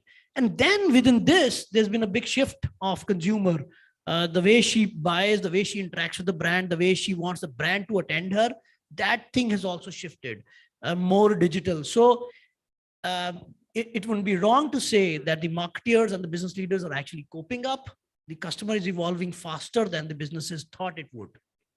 And Salil, the average age of CEOs and CMOs across the corporate India is coming down. Now, I'm not saying people like you and me don't understand digital, but there are people who were born digital natives, right? And clearly their appreciation of what is happening in that space is better than us. Is that a fair comment to make? That depends on the learning capability of course all it does, the but business by and leaders. large. Adaptability. So what are, when leaders are hiring, when you are hiring a CMO or a brand manager, uh, what are you looking at in them, which in some way brings the basics, but also is able to bring skills that the CEO may not have? So what are the skills that you're looking at in a brand manager today or in a CMO that you possibly didn't look at 6 years back, 8 years back, 10 years back? So clearly the digital component or digital quotient, if you want to call it, that's become very, very critical. It doesn't matter. The age actually it doesn't matter. Why? Because people can have different interests at different points of time. But yes, definitely the digital native, as we call them, that generation certainly has an edge because they're actually using the product. See, the learning comes more from the using of the usage of the product. So I think all the marketeers, the CMOs, it's no longer just a CMO, it's a CDMO. So, you know, you have a digital angle which is thrown in, and that's very critical for your understanding because that's how you're going to engage with the consumer. So if you don't know how the consumer engages with your product, with your brand, then it's going to be a tough one. So I think that component of the overall capability has definitely grown in terms of share within the overall capability of the individual. My last question before I take 2 audience questions. So keep your questions ready if you have any for Mr. Kapoor, and I'll bring you in to ask the question. Salil, if you have to make 3 predictions for the future, what would those be? Especially in the context of business and marketing. If we met 12 to 18 months from now, what would have happened? Give us 3 trends, even if you don't want to call them predictions. So what is happening already will further gain momentum. However, we will see much more stuff happening on personalized products right now, which is more on personalized media and engagement. So I think 3D 3D printing is something which is pretty underrated and underused right now. It'll definitely grow. The second thing which will happen is the large dependence on 2 or maybe 3 at most, partners or aggregators will further, the long tail will, the share of the long tail will grow on media, digital media. The third one is that You're saying players apart from Google and Meta will grow. Yeah, so That's what you're saying. Yeah, so there are people who are going to be more on the niches which will grow. So somebody from sports will grow big. Somebody from you never know the way things are going with the. And what is your point of view on the IPL broadcast right and digital rights prices? I think it is good for the consumers as long as there are people competing for the rights, and I'm sure the value is there, and they will. It's going to be tough, but I'm sure there are marketeers who will bite into it. The third one. That's a very diplomatic answer. You're my friend, so that's why I can ask you. I know you stay away from controversy in every way, but because you were with LG, you've seen how LG built the brand in a very short by a burst of advertising. Cricket was big. Then you were the CEO of DTH business at Dish TV. You worked at Voltas. Now you're here. Clearly, understand media and you understand the rights. I was writing a piece and I didn't write it eventually on the cricket rights. And I texted Ashish Basin. And he said, Anurag, cricket pe to kabhi Hindustan mein paisa lose hota hi nahi. Koi bhi value pe. So that's the view of somebody like Ashish Basin. So I said, there has to be some narrative is saying that. So clearly, some people mirror the view you have shared, but some people view that this is just good for PCCI. It's not necessarily good for people who are very consummate business professionals, entrepreneurs, who really overpaid for it. So I'll give you another angle here. I feel that the cricket rights, always when they're sold, every year they're sold at a much higher price. And every year we all feel that it's beyond the reach of the marketing budgets that a lot of marketers have. But every year they turn out in profit. FOMO. FOMO is So driving. yeah, and every time there are people who will bite into it, and I'll tell you why. Because it's not one brand which is going for 3 decades or 2 decades. Earlier there are brands where, you mentioned where I have worked, and we would go and compete. Then there are brands which came into some other category, and then the digital brands. There's a lot of VC money, there's a lot of private equity money which came in, and you saw all the digital brands spending the money. However, I see a little lull in a year or two, and that could be only not that the marketers don't want to spend the money and they don't see value. Of course they see the value. The kind of eyeballs it generates, nothing else can.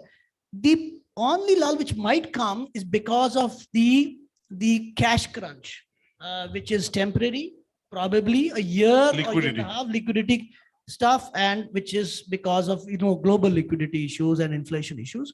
So that could spoil the party temporarily. However, in the long run, it's never expensive. Okay, we'll take 2 questions. If there are any question, Ankit, you want to ask Salil any question? Can we get a mic to Ankit? He's not a loud Punjabi from Delhi. He's from Bangalore. Yeah, it's better. So Salil, I think on the last point which you have raised around liquidity, which I think it's a fact now. But while you said party is over, but I think, don't you think I never said party is over. Party You is can call it temporarily at halt. disrupted temporarily. Okay, so while I see it as a rationalization of that party, right? So there was a lot of irrational decision making that was happening because of excessive liquidity. So don't you think the rationalization is important for the ecosystem to be sustainable, right? While it's growing, it needs to grow sustainably instead of crazily, right? No, I fully agree with you. And we're not talking about cricket rights here. I was talking about that party. This one, the other one that you are hinting, is also temporarily disrupted because it will separate, as they say, men from boys, more stronger business models from the ones which are only dependent on cash burn, which is good. And this is always the time to build up stronger, fundamentally strong businesses, right? But it's that things swing to extreme.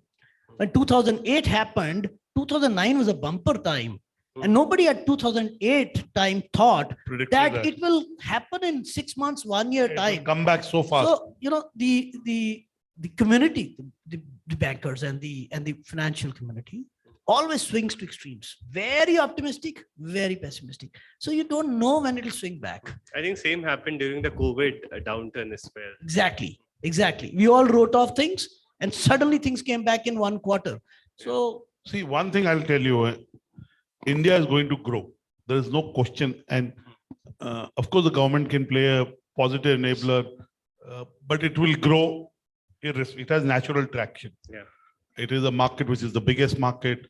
It has an aspirational consumer. The digital transformation in the last 2 years has been accelerated by at least 5, if not 10 years. And again, I must tell the audience, Ankit is from Bobble.ai and he applied for Business World's 40 Under 40 awards. And there's a reason I'm mentioning. And he won, of course. And I was sitting in the jury and, one of the jury members post, everyone's presenting this, asked, we discussed the person who presented. And he said, Bobble.ai is possibly a 0 to 1 company, either 0 or 1, if you know that concept. But Peter thinks it'll be very big because you're trying to change the basis of a business, right? It's a new. So clearly for the first time, look at UPI. I used to say that in India, we don't build product companies. I mean, UPI is a product company right? Look at ONDC, read the latest cover of Business World. We have 4 pioneering people on the cover and who in various streams are doing a scale which is huge. ONDC will be the UPI of e-commerce. So I think in India, finally, the scale for everything is bigger. Yeah. So that will sustain, in my view, the numbers possibly. So that's my view. One more question, if somebody has a question. The lady there, can we get a mic to her? We have Mr. Ajay Sharma of Baidyanath post this, and I'm sure It'll be a name and what company do you work for. We don't know about how much money in your Swiss bank account that you can tell us privately. Hello, Mr. Batra. This is this is Kamna Hazrati. I started my career with you with Style Candy. Oh yeah, you're Kamna. You're right. Catching up after 13 years. Yes. Good Now to see I you. can. Yes, I'm meeting you after 8-10 years. So yes, 13 years, sir. 13. Yes, that's why I don't. But good to you. Texted me the other day about the link not working, right? Yes, sir. Yes. Finally worked, and I am finally. Yes, I arrived. sent it to Tanvi or somebody in the team. Yes. Go ahead, Kamna. Go ahead. Ask the question. Hi, Mr. Kapoor. So, in your conversation, you were hinting quite a couple of times that it has been a tricky time for all of the marketeers. How things have changed in the last 2 years. You were also hinting how how the women are purchasing now. So, in your field, I understand the shift from offline to digital. But could you please hint more on, do you see, is this a shift on maybe price wars? Do you see there is more local brands? India has also awakened up to, local made in India brands. So we are nowhere, no more just buying maybe a Reebok or a Nike. We are also happy to buy a Campus Sutra or a Campus shoe, right? So in that case, what all do you think, like not only just the shift from offline to digital, but also, maybe more nuances or maybe more details into it of how do you think that that shift is really happening? As I said earlier, the shift is not only significant on what people are tracking usually, which is the actual purchase offline versus online. I think the initiation, the development, the comparison, the evaluation, all that is very, very critical for every brand. I think it's more critical, and that has shifted drastically to online because everybody has a device in the hand throughout, and we spend our lives more with this than with anything else. And I was looking at. I hope not. You do. So that throws a lot of data, and that's the way you make a lot of decisions, right? So this component is very critical for all the marketeers because the entire evaluation and selection and everything is happening while the consumer is going through the digital journey. That component has really not sunk in so deeply because all the stuff that you want to promote offline is actually getting shifted to online. That is going to be more important. And of course, we will have the homegrown brands, and there'll be various other things which will come up more and more. I would say the integration and getting digital into our lives is already happening, and that will continue. That degree and that quotient will keep on increasing. Okay, I think Mr. Salil Kapoor, I must tell you, Salil, I do spend time on the phone. I've looked at my phone only once in this whatever time of conversation, and since my friend Mr. Ved Shukla spends much more time than me on the phone, I feel very happy. I spend much lesser time than him, though I try and not compare. But on a serious note, I think we started Exchange for Media 21 plus years back to build a B2B e-commerce company, and my vision at Style Candy, we closed it with not our lifestyle to be up in the night after 11 p.m. Mostly. But I told you that fashion e-commerce will happen. And, when I started at 13, if we had persisted, it possibly. But we feel in Exchange for Media that time to build a B2B e-commerce business.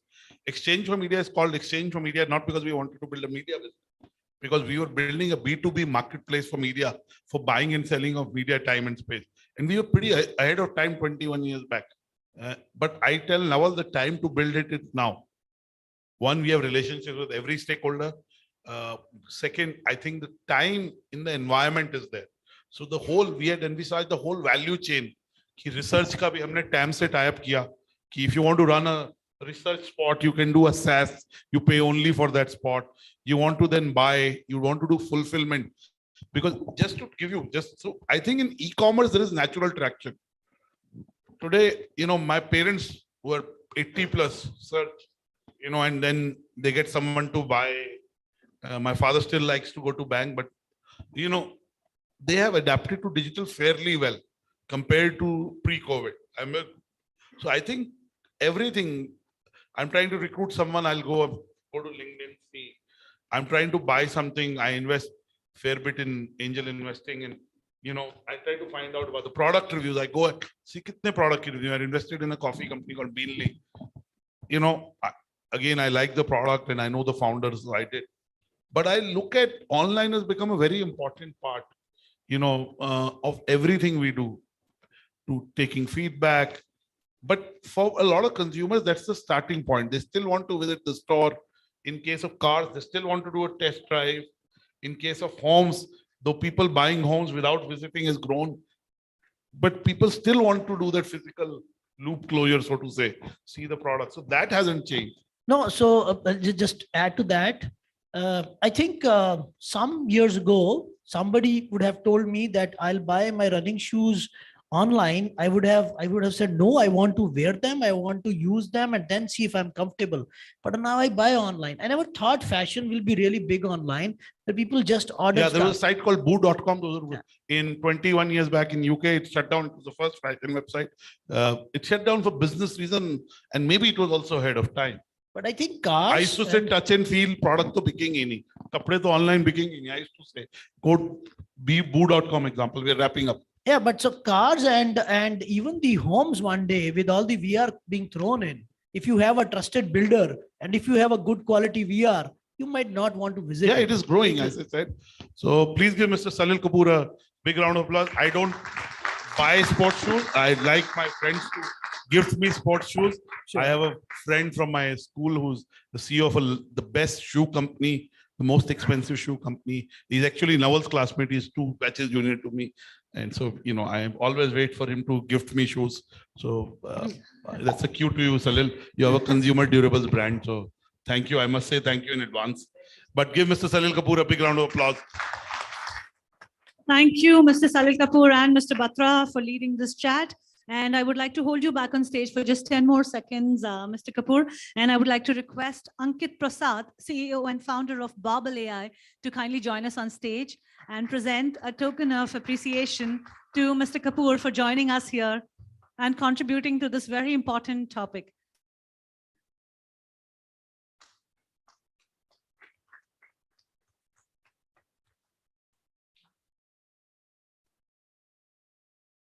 Thank you very much for joining us on stage. And now we'd like to acknowledge our partners, and we'd like to play a small AV for all of you to see. Let's have it on the screens, please. रंग मराठी संस्कृतीचा, मराठी परंपरेचा, महाराष्ट्रातील प्रत्येक घराचा, कुटुंबाचा आणि कुटुंबातील भावनांचा रंग. कलर्स मराठी, रंग मनाला भिडणारे, रंग अतूट श्रद्धेचे. भिवू नकोस, मी तुझ्या पाठीशी.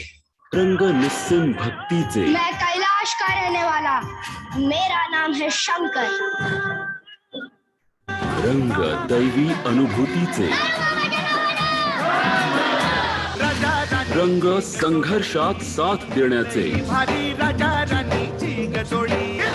रंग बहारदार नात्यांचे. रंग उमलत्या प्रेमाचे. रंग सुखी संसाराची सत्व परीक्षा पाहणारे. रंग अस्तित्वाची लढाई स्वबळावर लढण्याचे. रंग जगण्याची लज्जत वाढवणारे. रंग नात्यांचे पवित्र बंध जागवणारे.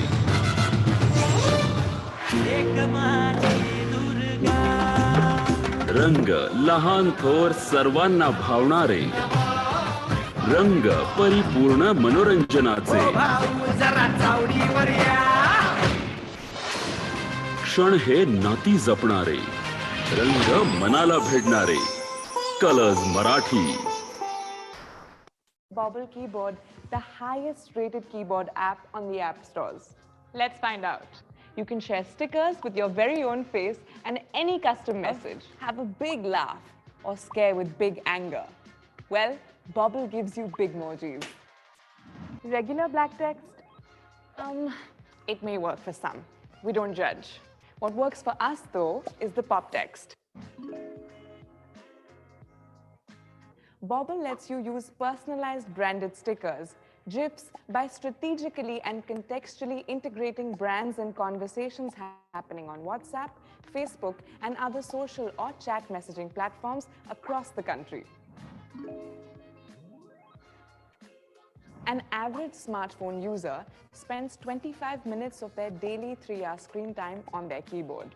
Since you spend so much time with us, we understand you and work towards only showing you content that interests you. And before you say it, no, your privacy and security are not an issue. All your data is anonymized before being used, so you don't need to worry about a thing. Our wide array of patented and patent-pending innovations in areas of content tech, language tech, and keyboard tech will help you stay hip to the ever-evolving language of the digital world. And we made sure you can use it in an expressive and personalized way. Bubble has made conversations human again. Once again, a big thank you to all our partners. Okay, moving on, ladies and gentlemen. Thank you for those applauses. Now, how do you describe a brand that is a disruptor, an innovator, and also a challenger? Just in the last week, they have launched a smart glass, a neckband, and also a smart watch. This brand has managed to make a big noise in the smart wearable technology backed by strong data insights. Ladies and gentlemen, it gives me immense pleasure to welcome on stage our next speaker, Utsav Malhotra, COO for Noise, to deliver his special address on leveraging data to make noise. Please put your hands together and let's welcome Utsav Malhotra on stage.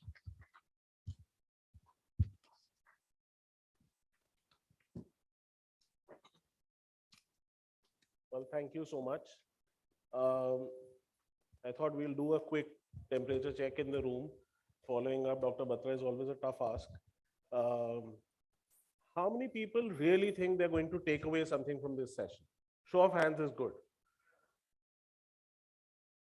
Excellent.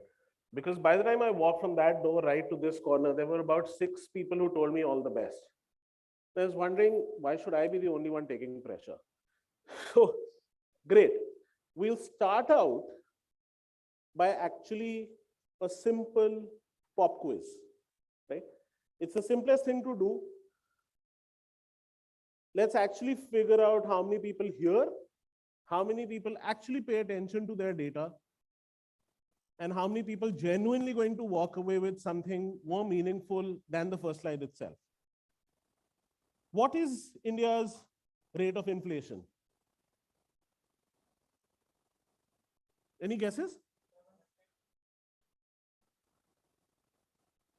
Actually, how does it even matter, right? Because you could argue it was about 7.9 the last month. It went up to 7.04 in May. The quarter likely estimated at a 7.5. But what do these numbers even mean to us? And that's the problem with data. We keep confusing ourselves with numbers being data. And that's not the reality. When you look at this graph, you'll suddenly realize the moment you start contextualizing timelines, trends, relatives to how data is moving, they will start throwing directional insights at us. And I'm not saying this means a thing to this session. All I'm saying is that there is a lot of people in this room who may feel, hum to data use karte hain, we are very data centric. And so we thought when we started out Noise. But that is not the reality. And that is what we'll explore. Because invariably what we think is data is nothing more than anecdotal evidence, what we keep terming as gut feel, intuition, and quite frankly, nothing but opinions. We keep using data to substantiate what we think our hypothesis should yield and keep hiding behind the fact that we are very data-centric. At least we were when we started out. And there are a few reasons to it. But let's understand, were we the only ones that felt this way? Because PwC did a recent study where in the midst of the biggest crisis that the world went through, 91% CEOs in the US felt their businesses will organically grow this year.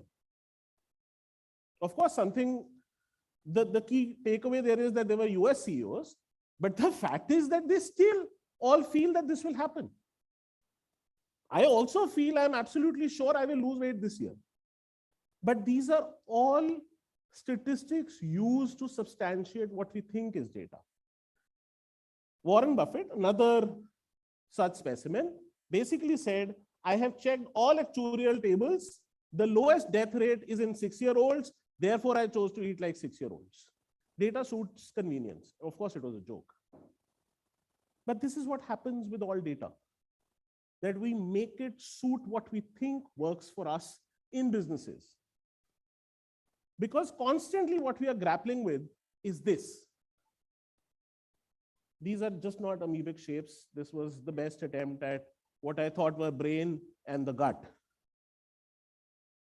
There is this conflict. There is a constant dilemma for intuition and reason. And this is something that we all go through. And I'm not saying one is right and therefore there is a purest way of running a business. You need all of it. In fact, the most successful entrepreneurs start out with maverick ideas and great gut. They're blessed with instinct, is why they do well. You'll always find arguments. So the one extreme is Napoleon, who said 90% of war is won on intelligence. And on the other end of the spectrum is Steve Jobs, who basically said, past is past, future has to be built on what you think you can rely on. It could be intuition, it could be karma, it could be luck. You can figure out whatever works for you. But it is only directional. The past only tells you what the future may hold for you. Absolutely true. Therefore, what is the relevance of data? How and why is data so important for all of us? And that's the question that we'll keep asking ourselves. Why does this predicament even exist in the room? This predicament exists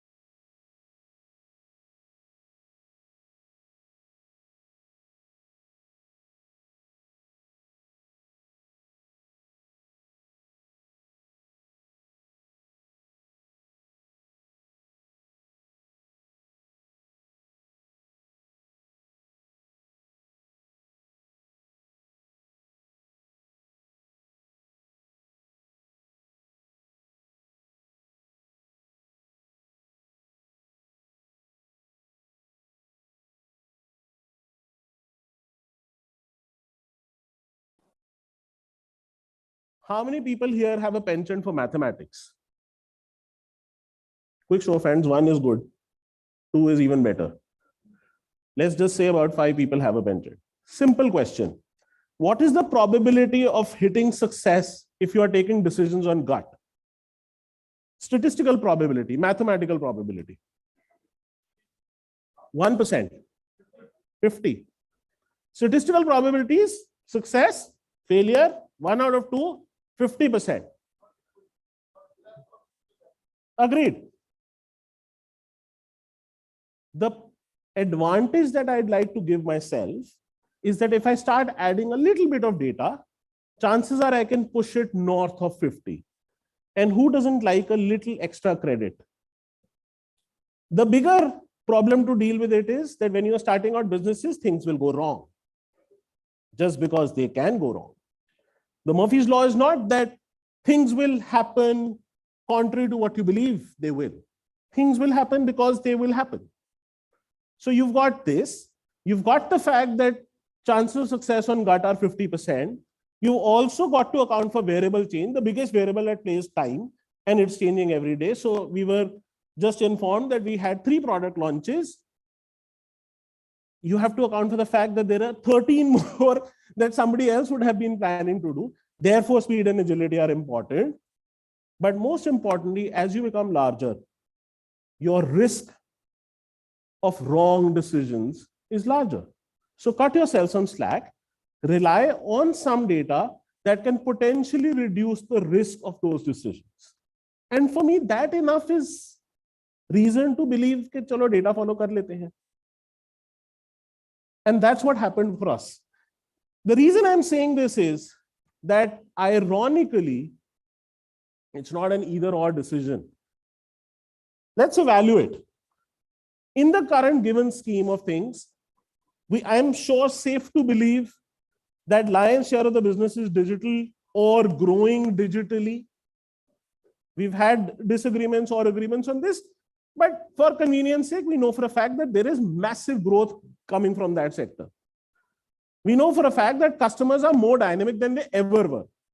Getting a grip on who the customer is and therefore predicting likely behavior is becoming more and more difficult for marketers.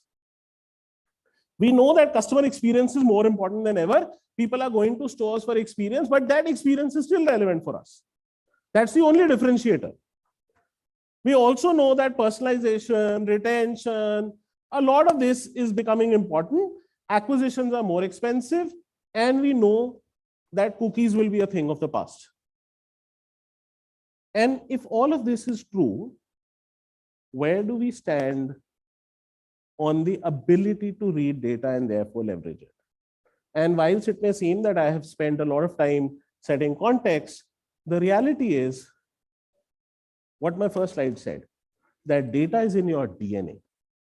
You either are data centric or you're not.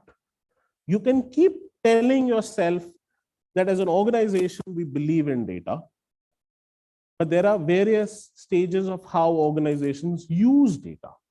So sometimes asking yourself these hard questions is important. Are we really data centric? Is there a cultural emphasis on collecting data to start with? Are we an organization that believes we should collect data? Are we an organization that actually makes investments in hiring or upskilling people for data manipulation and calculation and analysis and all of that?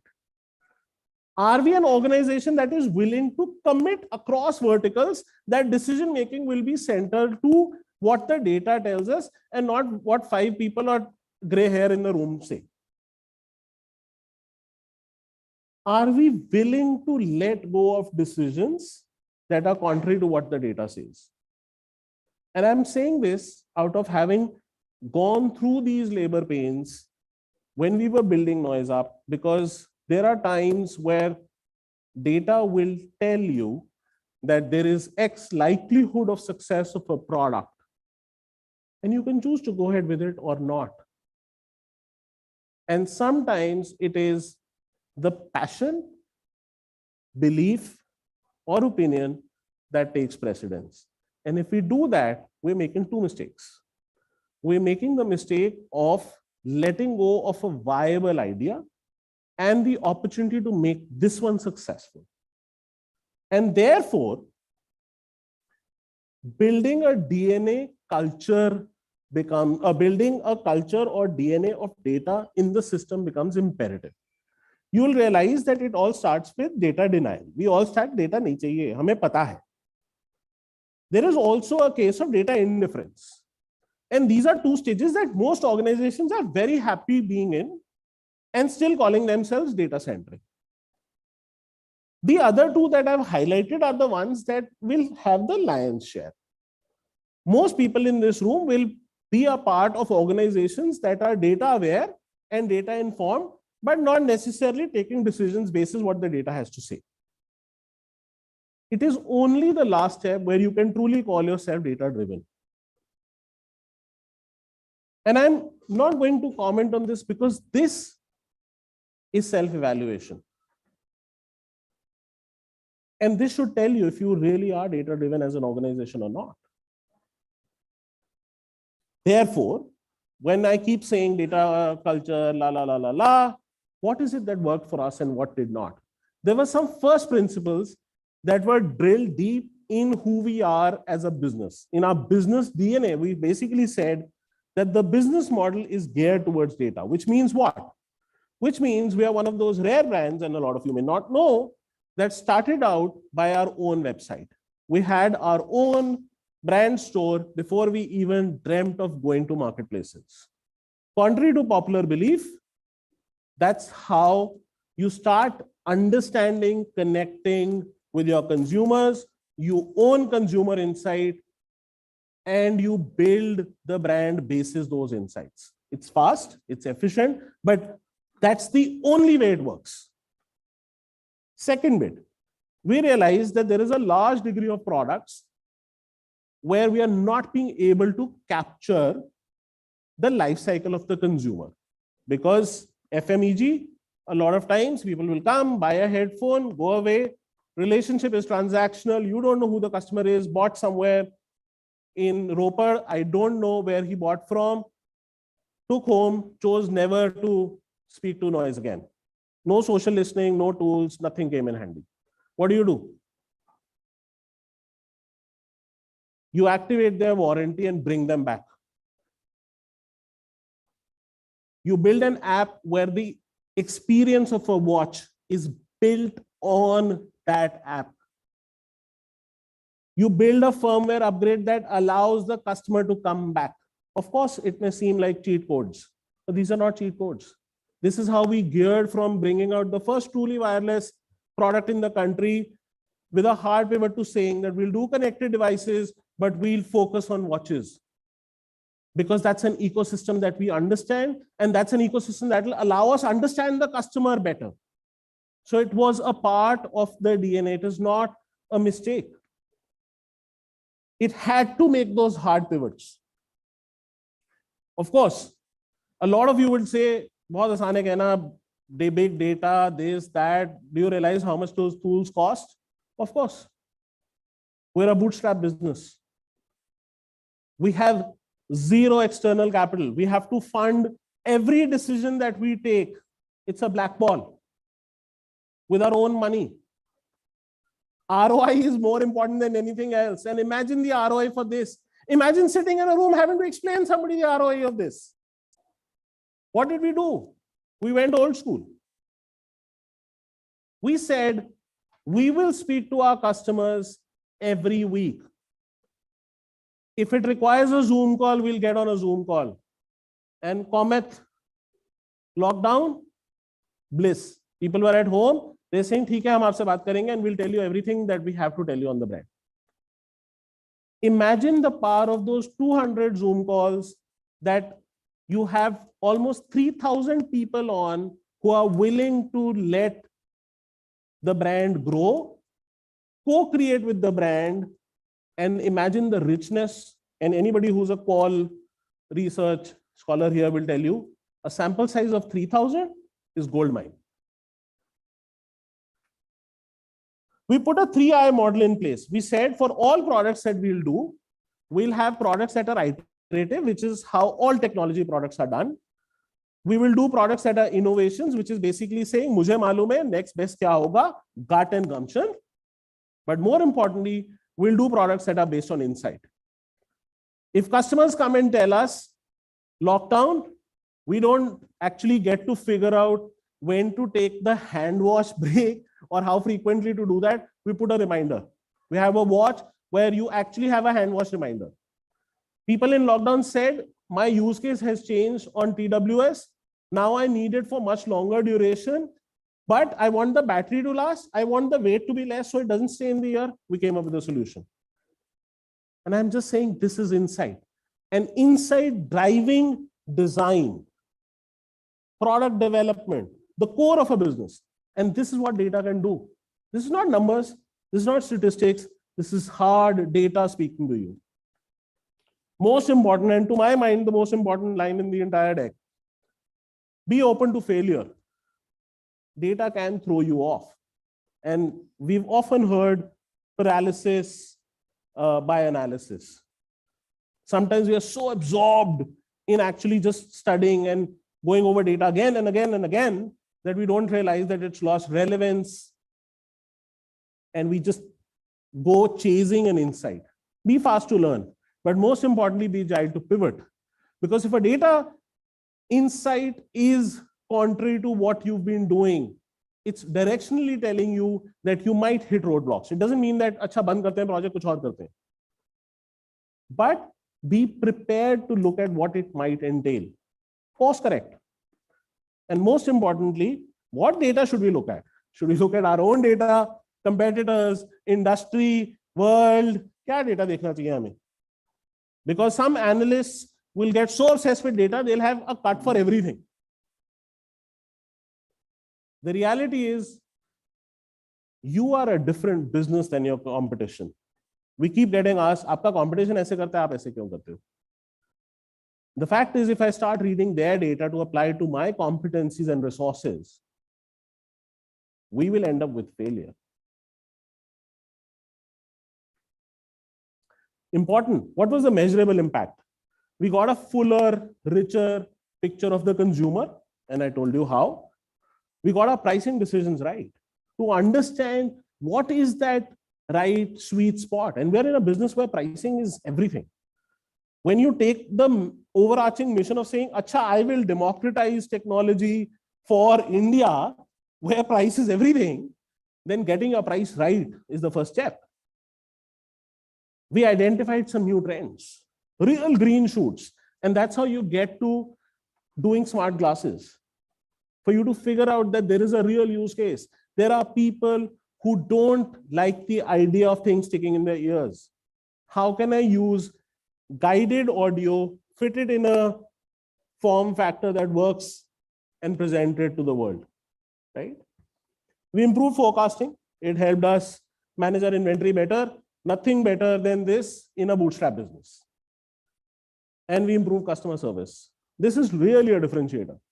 Because if you're not listening to your consumer, the strap line for the brand, by the way, and this is the height of irony, is Suno Dil Ka Shor, which is listen to your inner noise. But when it comes to taking decisions, we've been listening to that consumer noise. And if you're not listening to consumer noise, you get nowhere. We adjusted for a lot of decisions, right down to a stage where we had to pull out products because we realized that the data was telling us we'll head for failure. And that was the best money we ever saved. What did it get us to? And since we are talking data, let's look at some hard data. We became the #1 smartwatch brand 8 times in a row. Yeah, it is worth celebrating. You know what's worth celebrating more? We were the #2 TWS brand.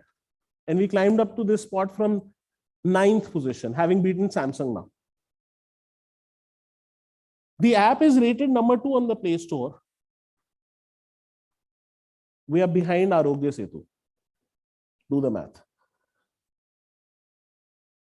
In the global arena, we are the #3 basic smartwatch brand. And the best part, we became India's #1 bootstrap D2C brand. And that's our story. Data got us here. I'm sure it can for you. Thank you so much.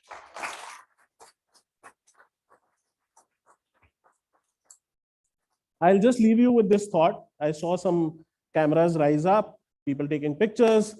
If it's really meaningful to you, if you really want to take away something, this is a slide. Please take a picture. But what it tells you is make a commitment. Figure out what your DNA is. And I'm sure if we can, you can. I'm open for questions. Happy to take them. I think we've got time for 2 of them. Yes, we'll take about a question, one Excellent. question probably. Yes.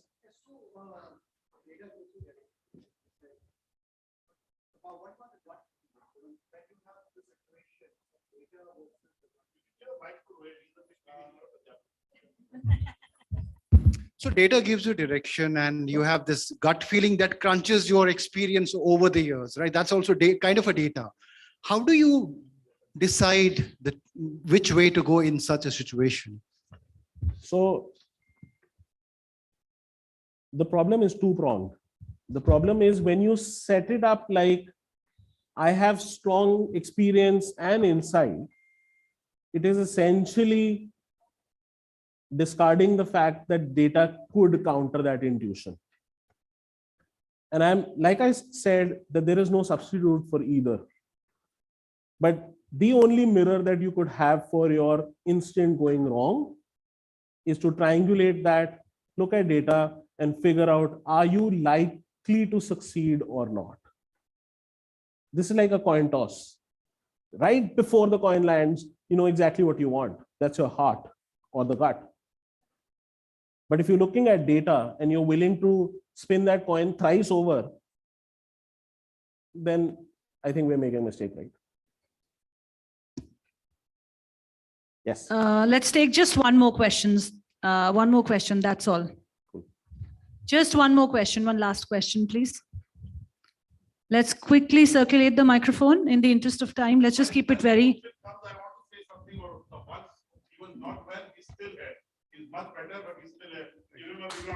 Big round of applause, ladies and gentlemen. I'm not in E4M. I spend much more time in business world. Operationally, I don't spend any time. I come to the events, and we had our, which was the one in Bombay, Ruel, which was the jury meet in Bombay at the JW Marriott, pitch 30 under 30.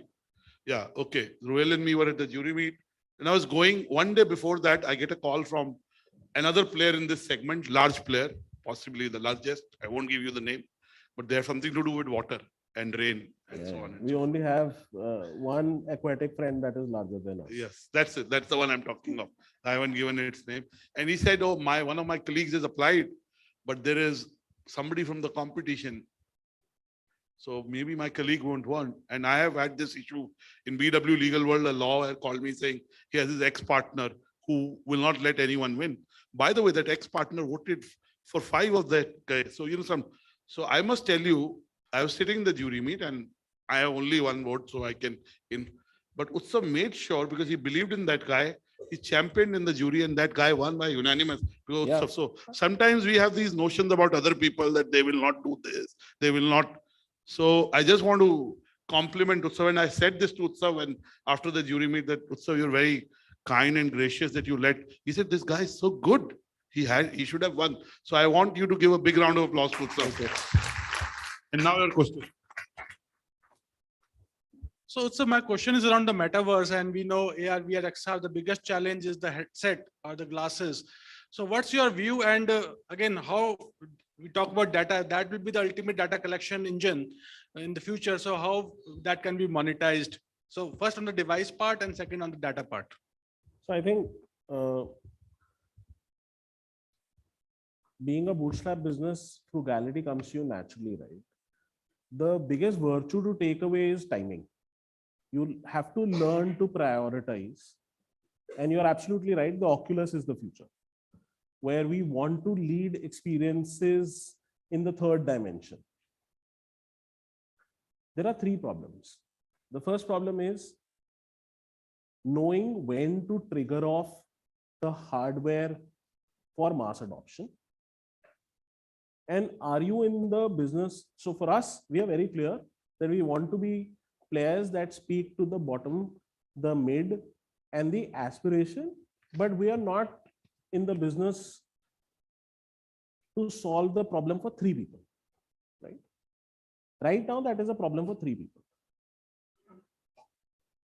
As for the second part with regards to the data collection, I think the data that you will get will probably be the richest. The bigger issue is what do you do with that data? And how do you draw intelligent insights to be able to make meaningful solutions for those customers out of that?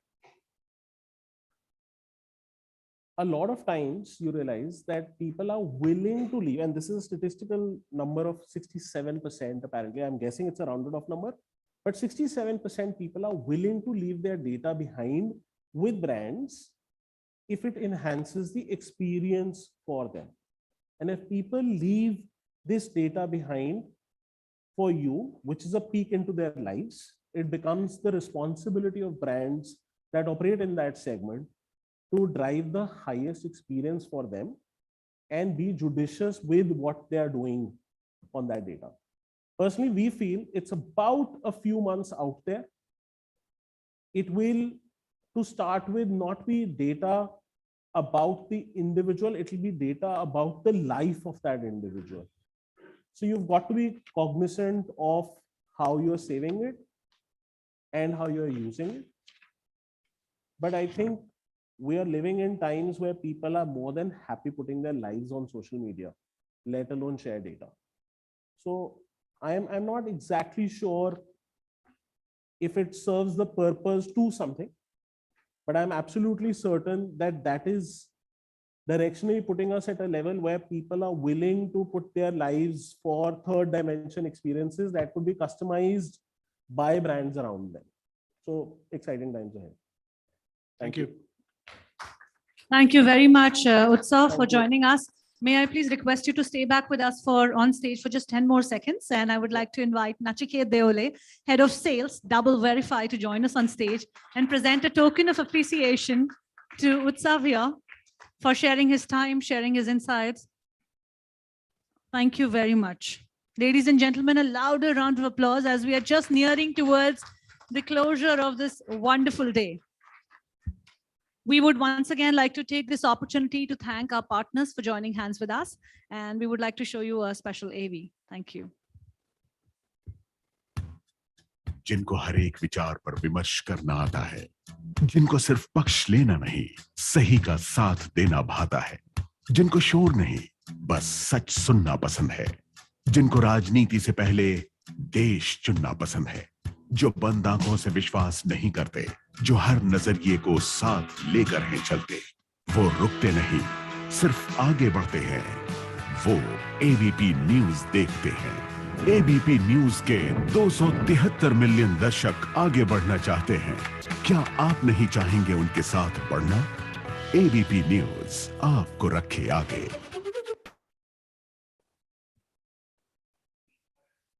Thank you very much for that. Thank you very much, ABP News, for joining hands with us. And now, ladies and gentlemen, just once again, a small reminder, the hashtag for this event is Pitch CMO, written right over there on the screen. So do engage with us in conversations on your social media handles. We'll be very happy to hear from you, any feedbacks, thoughts, questions, anything. Now, ladies and gentlemen, as we've come to the end of this evening and the Pitch CMO Summit Delhi edition, it's time to welcome our final speaker of the day. Our next speaker represents not just a legacy brand, but also a 5,000-year-old science of healthcare and herbal treatment. And it is one of my favorite segments for this evening because it talks about health and wellness, and being a holistic wellness, mindfulness, and yoga coach myself, I think we have really great takeaways to take from this conversation. It's going to be a fireside chat between our next speaker and Dr. Anurag Batra. Ladies and gentlemen, please put your hands together as I set the stage on for Mr. Ajay Sharma, Director, Sri Baidyanath Ayurved Bhavan, and of course, Dr. Anurag Batra, joining us for this fireside chat. Ladies and gentlemen, a loud round of applause. Thank you so much, gentlemen. Mr. Sharma, apart from being an entrepreneur, is also an author. Last year, he wrote a book called how to thrive in a family business, which is based on his own journey, and he's given very practical suggestions. So if you may want to read the book, it's published by Penguin Random House. I had the pleasure of reading it around the time of the launch. He sent me an advance copy. So let me, you say you saved the best for the last. We've heard that song too. Mr. Sharma, first of all, let me start by asking you, what has changed in the business environment in the last 28 months? We'll come to marketing, we'll come to the role of health, immunity. How's that plank becoming?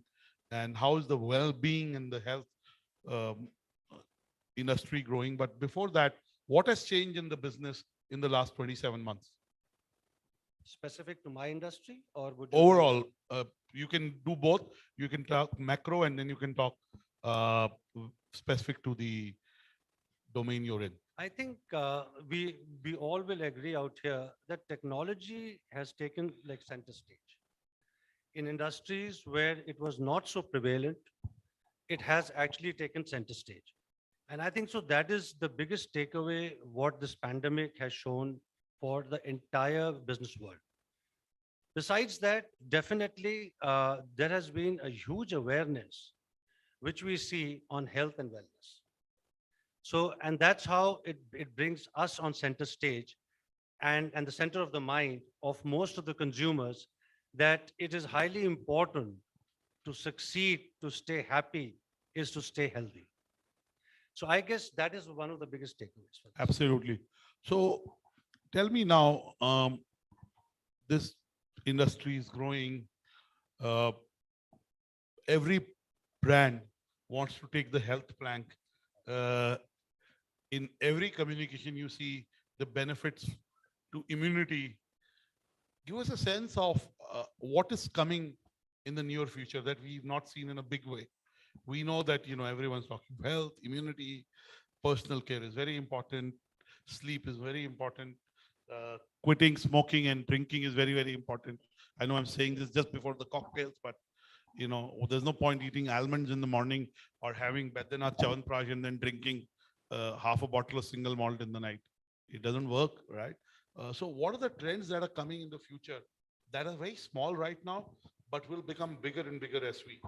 So Anurag, like I just said, that the healthcare industry and specifically the natural, which I boiled down to the Ayurveda, that has taken the center stage. See, immunity was always talked about by Baidyanath because we believed in the basic principles of Ayurveda. And the basic principle of Ayurveda is first and foremost prevention. So if you have, I wish I met you 30 years back. I wouldn't have lost my I would have believed in prevention than cure. So Baidyanath has always been talking about this 360-degree immunity building within. And obviously, out of the entire basket of products which we have, the lead product definitely is Baidyanath Chyawanprash. Of course. And we have two variants out there. One is called Baidyanath Chyawanprash Avle, and the other is called the Baidyanath Chyawanprash Special. And the differentiator being that one is for immunity and one is for enhanced or superhuman. I like it, immunity. So Baidyanath Chyawanprash Special, the kind of trajectory which we saw in these two years has actually been mind-boggling. The awareness what has come in consumers, the young consumer, or I would say across, even the rural and the urban. So this is here to stay. People have understood that if you have a strong immunity, and especially I'm talking about a 360-degree immunity. See, one can build an immunity against a particular ailment by taking a vaccination for that. Here we are talking about keeping a healthy body. And that is what is going to be the core, the customer preference, what we are talking about. And that is what is translating into this lifestyle wellness. So clearly prevention is better than cure. Definitely. People are not looking just to prevent diseases, but enhance the quality of their life by enhancing their health. So first, prevention is better than cure. Second is enhancement through the right nutrition. And third, which you alluded to, is, because we did a session on data. Today we wear a Fitbit. We know what is our heart rate, how many steps I walk, how much have I slept, how much of it was deep sleep. So clearly data is helping us in ways that it never Data helped us. should help us. But I think so. The last speaker also spoke about it, that don't get bogged down by data. Don't get bogged down by the numbers. The data should help us. I always encourage the younger generation to understand the intelligence, data intelligence. Insights. That's the highly important, and that's what the speaker was speaking. And hats off to him what he was like saying. Yeah. Please. Okay, so let me ask you: are you likely to launch more products? Because I was in Shillong yesterday, and I heard about the turmeric from lamp. I may not pronounce it rightly, Langadong, something like that.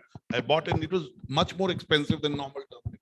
Then I bought, black pepper, right? And then I bought some other, such natural things, and I paid almost 3 times than I normally pay for that. So clearly, consumers are willing to pay more because the turmeric from there is supposed to be the best quality of turmeric. It has much better curcumin than the normal turmeric. And maybe आप जैसा दिखना चाहता तो मैंने कहा finally तो turmeric लगानी चाहिए, तो मैंने सोचा मैं ले आऊं. But on a serious note, the consumers are willing to pay more for products. So do you have plans to launch more? I also bought a kala. I bought a ready-made kala. It's like package. It's like powder and you and you drink. I bought some tea bags, which were kala tea bags. So clearly, I saw new product variants that come up, and I have this problem of talking to people at the stall and asking them, "Kya bikta hai? What sells? What is not selling? Why? Which is the best selling product?" All that while I'm buying. So clearly, the point again and again I'm trying to mention is that consumers are willing to pay more for differentiated products, and a brand like yours, which has been trusted over the years, built over the years, is a durable brand, is the pride of India. Do you have plans to launch new product variants, enter new segments? I'd like to know from you. Yeah, definitely. So we at Vednath are quite gung-ho with the future, what is evolving. Since the consumer base has become large. When I say large, it also means that the new people who are in, they also have the money to spend. So definitely, and most of the older brands have been mass brands. So there is definitely a stage which we have already evolved to, is the luxury segment in Ayurveda, in natural products. And as you can see in the luxury segment, one can get whole kind of organic, GI specific products. Then you will have, definitely we are going to evolve into the masstige like segment. And subsequently the whole cycle of evolution is going to take place. We are going to have brands which will be dedicated to ingredients, or brands which are dedicated to, particular segment or a category like skincare or hair care. So And definitely, I must tell you, every week, because of my role both at Exchange for Media and Business World, I'm not exaggerating. I'm under at least one new organic skincare brand is being launched. At least one. At least the last 3 months, I can say I've come across 4 or 5 new, because they send me press releases. They want me to meet the founder. So I mean, just in the skincare and beauty domain.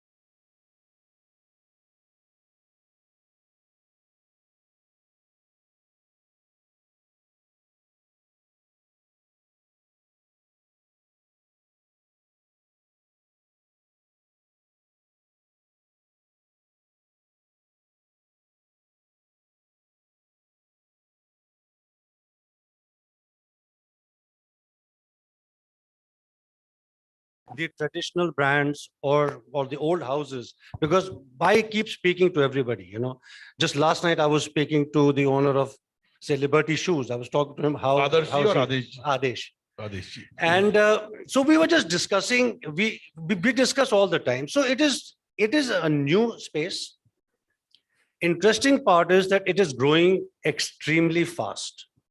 When we look at the data of what older brands, how they are performing in a country like US or the UK, we are actually moving a lot faster than that.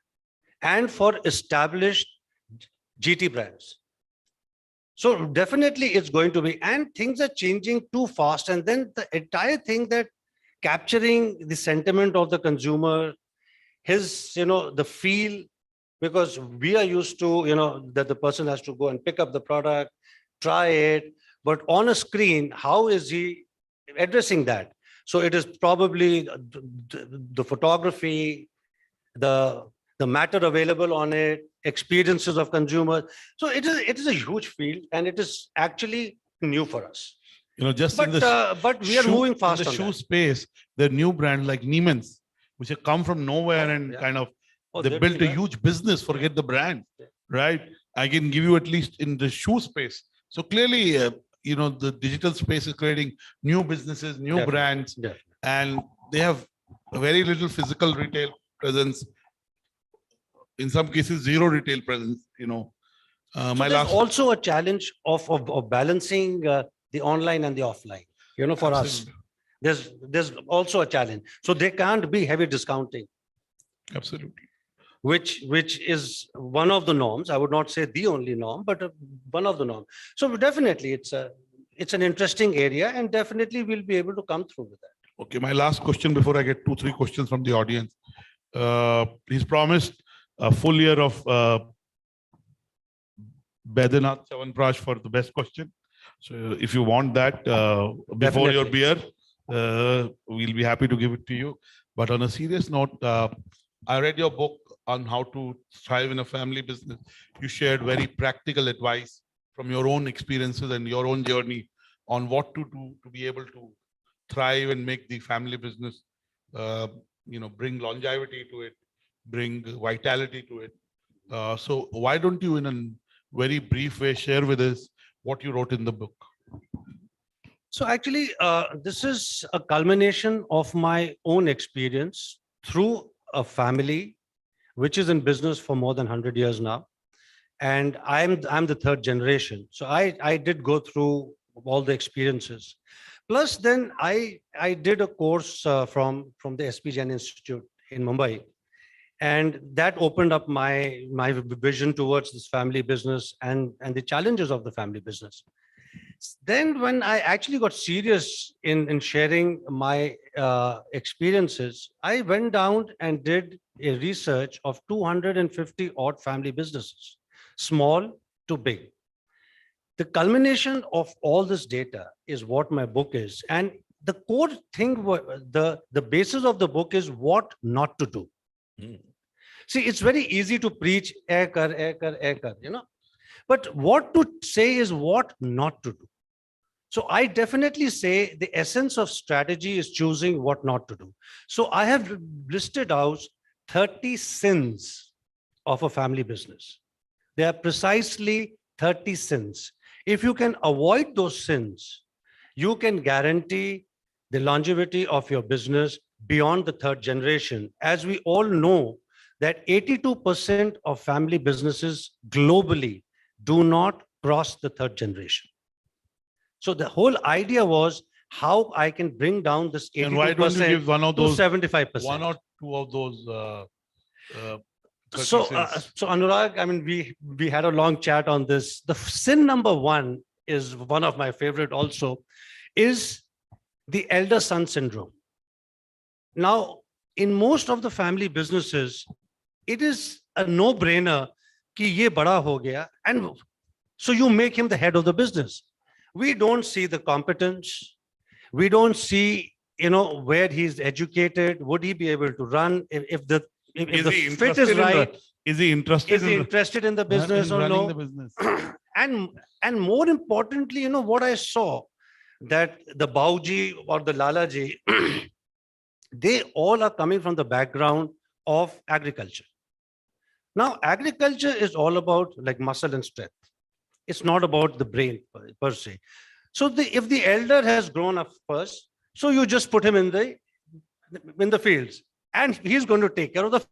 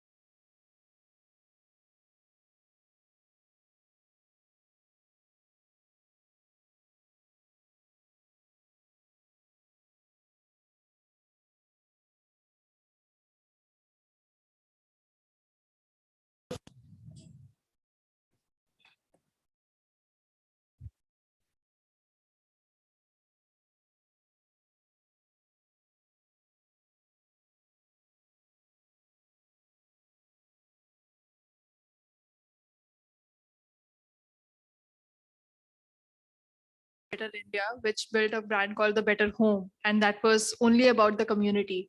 Now, in your case, you have all the young millennials who are very much, now we are very much bothered.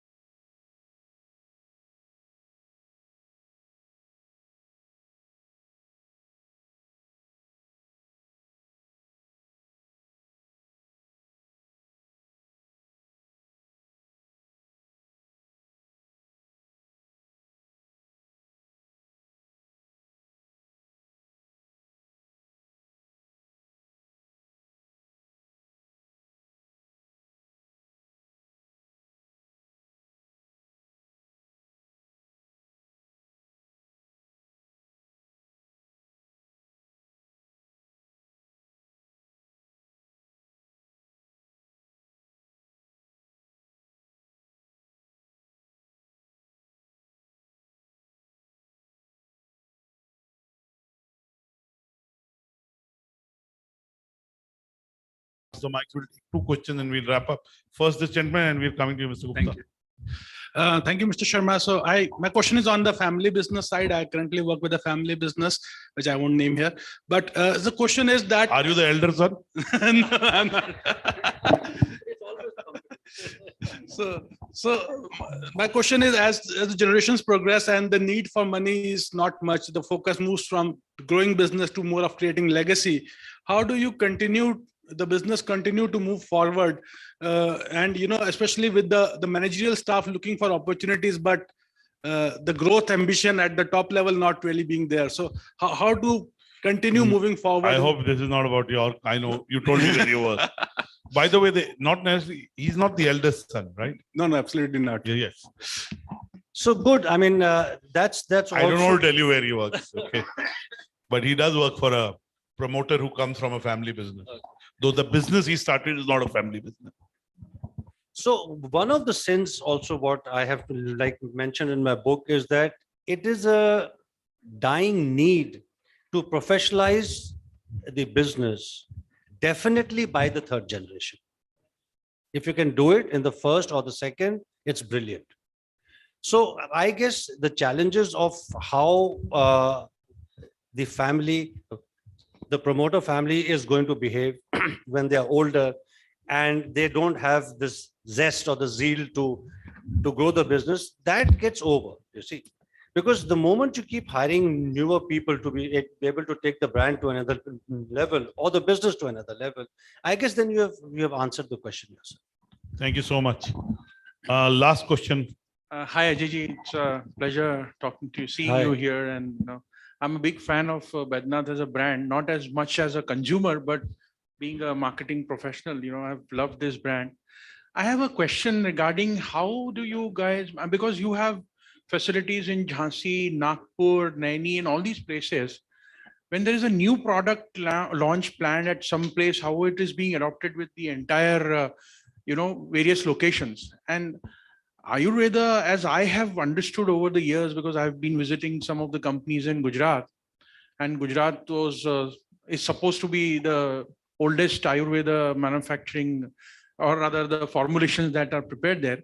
How do you guys manage to maintain the same formula? And is it as I look at it as an outsider, it's a big strength to have these logistically managed very well. But what is inside the family that runs that the same product being imbibed by the other unit also, and so on and so forth? You have hit the nail on the head, actually. Good. So you see, Ayurveda or any of the natural products, you are based on ingredients which do not grow in all the regions all the time of the year. There is a timing. And at Bednath, years back, we have identified the GI, where the ingredient is the best, which means that you get the best nutrition out of it, or whichever molecule you have identified is the highest in that region. So most of these plants, like you took the name of Naini, which is like Allahabad and now Prayagraj, as you know. So that is actually the heartland for Amla. Is the heartland for Amla. Now, we went all the way there because all the Amla products need to be there, because you're going to get the best Amla at the shortest period of time. I mean, there was a time frame, I think so, in the 80s, when we used to advertise "Ped se pack mein 24 ghante mein." That was the kind of, the logistics which was there. But now the quantities have gone up and it's physically not possible to do that. So most of these factories and plants, we have approximately about 13 plants across the countryside. And so wherever the fresh ingredient is critical, the plant gets located there for that. I hope it answers. By the way, one of the biggest fads is, farm to fork. I mean, I'm going to Bangalore next month, and I'm going to a restaurant which somebody has recommended, which is like really, they charge $6,000. You have to pay in advance. It's only everything fresh. Yeah, you have to pay 6,000 that- rupees in yes. advance Yeah. to be able to. That there. concept So is I'm going to growing borrow very that from fast. you, okay? I'm there. So that was a luxury brand at that time, but now you become mass because of your turnovers. There's one more question from the No, gentleman. Ajayji, just last connected question, that Ministry of, Ayush. You'll have to pay for the second person who was with me also. Yeah, now, it's okay. for I'll the do dinner. that. I'll do that. The So public take his Ayush photo. parallels the Unani as well as the Ayurveda. What is your take on that? Unani versus Ayurveda. No, it's not versus. I'm saying that what is the overall thought process with the government that they created Ayush and where Unani is also there and No, Ayurveda Ayush is a brilliant holistic. move. It's a brilliant move. See, with the global figures of healthcare, the way it is going, with a CAGR of 10.8 in the next like 10 to 12 years, if you have to get a share of that, the brands like ours, like Baidyanath, are going to make their move and going to get a larger chunk of that pie. But till the government support is not there. See, the moment we talk about the international market and the international consumer, you need government support. And believe me, this government is dedicated. They are very clear that this is the wealth of the country and this must go out. And we should be able to handle much higher exports than what we are doing today. And Ayush Ministry is the front for doing this job. I think it's a great initiative. And they have made a lot of it. Without Googling, can you tell me who's the Ayush minister? You don't know. The first one was Sripada Yasho Nayak from Goa. I met him in a flight. Very humble, nice gentleman. And now is the former chief minister of Assam, Sobonanda Khonwal. I mean, trying to pronounce it. So anyway, so your question, sir. Last question. Actually, I'm going to supplement what. Yes, but keep it short. Give him the mic. Yeah. You'll still need the mic. Yeah, thank you. three companies I worked with, and they didn't follow both of your principles. One is Amrit Vanaspati, second generation, folded up. They didn't want to grow, they didn't want to professionalize. Second is quality ice cream, second generation. We should get you to write a column for us. Didn't succeed. On the other hand, Dabur, it's very successful. So one you said Amrit Vanaspati. Amrit Vanaspati. उनका एक आता था chips आते थे. Uncle Chips, very Uncle successful. Chips. I launched Bole that. mere lips. I love I Uncle Chips. launched that brand. Radio advertising. My Yeah, friend created it. Yeah, Sunil created that. Correct. I launched that Sunil brand. Kumar created that. Yeah, I launched that brand. Then. So you remember Sunil Kumar? Yeah, yeah. Sunil, जिसने radio jingle. Right. Sunil. Correct. He was with FCB Ulka. That's true. That's true. And so second Leo you said Burnett is was quality. Third, कौन सी brand थी? Third is Dabur, who've done all the right things that you've been talking about, and they are successful. Professionalization, not giving it to the elder son, giving it to the professional, sending it out, the son abroad, the younger son abroad who's handling the business today. Good. So he's saying you have to professionalize. Thank you. And legacy, you know, at the end of the day, Baidyanath has a richer legacy and a brand. I don't think to any Indian, you have to tell what Baidyanath is, you know, really across the country and especially in the Hindi heartland. So please wish Mr. Ajay Sharma and Baidyanath good luck, because as they grow, it also means the immunity will grow. Mr. Harbinder Narula, who's the CEO of our BW Wellbeing World and BW Healthcare World, is applauding. So clearly he agrees with you. That's a plug for you, Harbinder. So all the best. Please give Mr. Sharma a big round of applause. He's made time. Bigger round. थोड़ा दिल से ताली बजाओगे. वैसे भी beer नहीं मिलेगी अगर नहीं बजाओगे तो. In times like these, health and wellness is rightly our top priority, and you know, people like you, sir, are truly leading the way for us to be more focused on it and, you know, find more immunity-based solutions for us. Thank you very much, sir, for your kind contribution. And I would request Dr. Batra to present a token of appreciation to you, thanking you for your time, for sharing those deep insights with us. Ladies and gentlemen, a big round of applause for Mr. Sharma. On this note, we would like to once again thank our partners for making this event possible. Presented by Partners Colors Marathi, Ranga Manala Bhidnare. Co-powered by ABP News, Aapko Rakhe Aage. Co-powered by Fan Code, the new way to watch and follow sports. Co-gold partner, Bobble AI, world's largest conversation media platform.